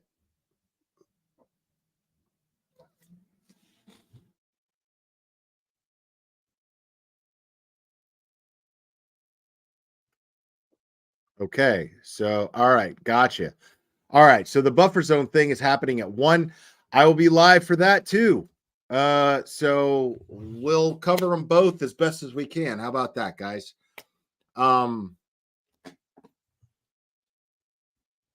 No, everything is due tomorrow. Okay. All right. Whatever it is, I'll figure it out. Worst case scenario, bottom line, regardless, no matter what, I will be live to cover Turtle Boy's hearing tomorrow at 2 p.m. If I go live earlier for if there's more to go over at 1, then I will go live earlier than that. And I have until then to figure it out. So that's what I'll do. Yes, make sure to like and subscribe if you have not already. This will be the channel that you go to. Between me and Tom, you are going to get continuous coverage of the Karen Reed trial. So please be sure to like and subscribe and join me every single day for the next 7 to 8 weeks, folks. I absolutely love hanging out with you guys, and make sure to subscribe to Melanie Little, attorney Melanie Little. Incredibly insightful. So I'll be covering during the day, but she will be giving you guys updates as much as she possibly can in the evening times, afternoon, evening times. So make sure to subscribe to attorney Melanie Little for the break it downs of what goes on in court. So since she is an attorney, she is going to have a much better understanding and a better way of explaining these things to you than I will. And Brandy Churchwell is going to be streaming the trial as well. So make sure to check in with her as well. Make sure to subscribe to the 13th juror, Brandy Churchwell. So there will be plenty of plenty of creators and coverage of this case. Guys, I am going to call it a day. 7 hours strong, folks. Clubber's got to eat and go out, so that's what I'm going to do. Still got to go to the gym. So, guys, I loved hanging out with you guys today, and a big shout out and thank you to Sleuthy Goosey and Deets on the Streets for joining me. Make sure to subscribe to both Sleuthy Goosey and Deets on the Streets. Deets on the Streets does not exclusively cover this case, but she will be doing some coverage of this case, and whatever she does that is hashtagged or titled Karen Reed or John O'Keefe, please make sure to check it out, because Deets on the Streets is very well versed in this case, has been following it for a very long time, and is very familiar with everything in this case, as you heard for yourselves. So yeah, make sure to check out Deets on the Streets. Make sure to check out Sleuthy Goosey as well. It was a pleasure to have them on the show. It was an honor to have them on the show, and be able to discuss stuff with them. But guys, that's it for me. I love you guys so much. Thank you guys for all of the support. I mean, I'm overwhelmed with the support that you guys have been showing me. Oh my God. I don't have the words. But thank you guys for that. Thank you guys for liking and subscribing. It means the world to me, and I will do my best to make good on all of your support. You guys are fantastic. I love you guys very much, and we will do this again very soon, my friends.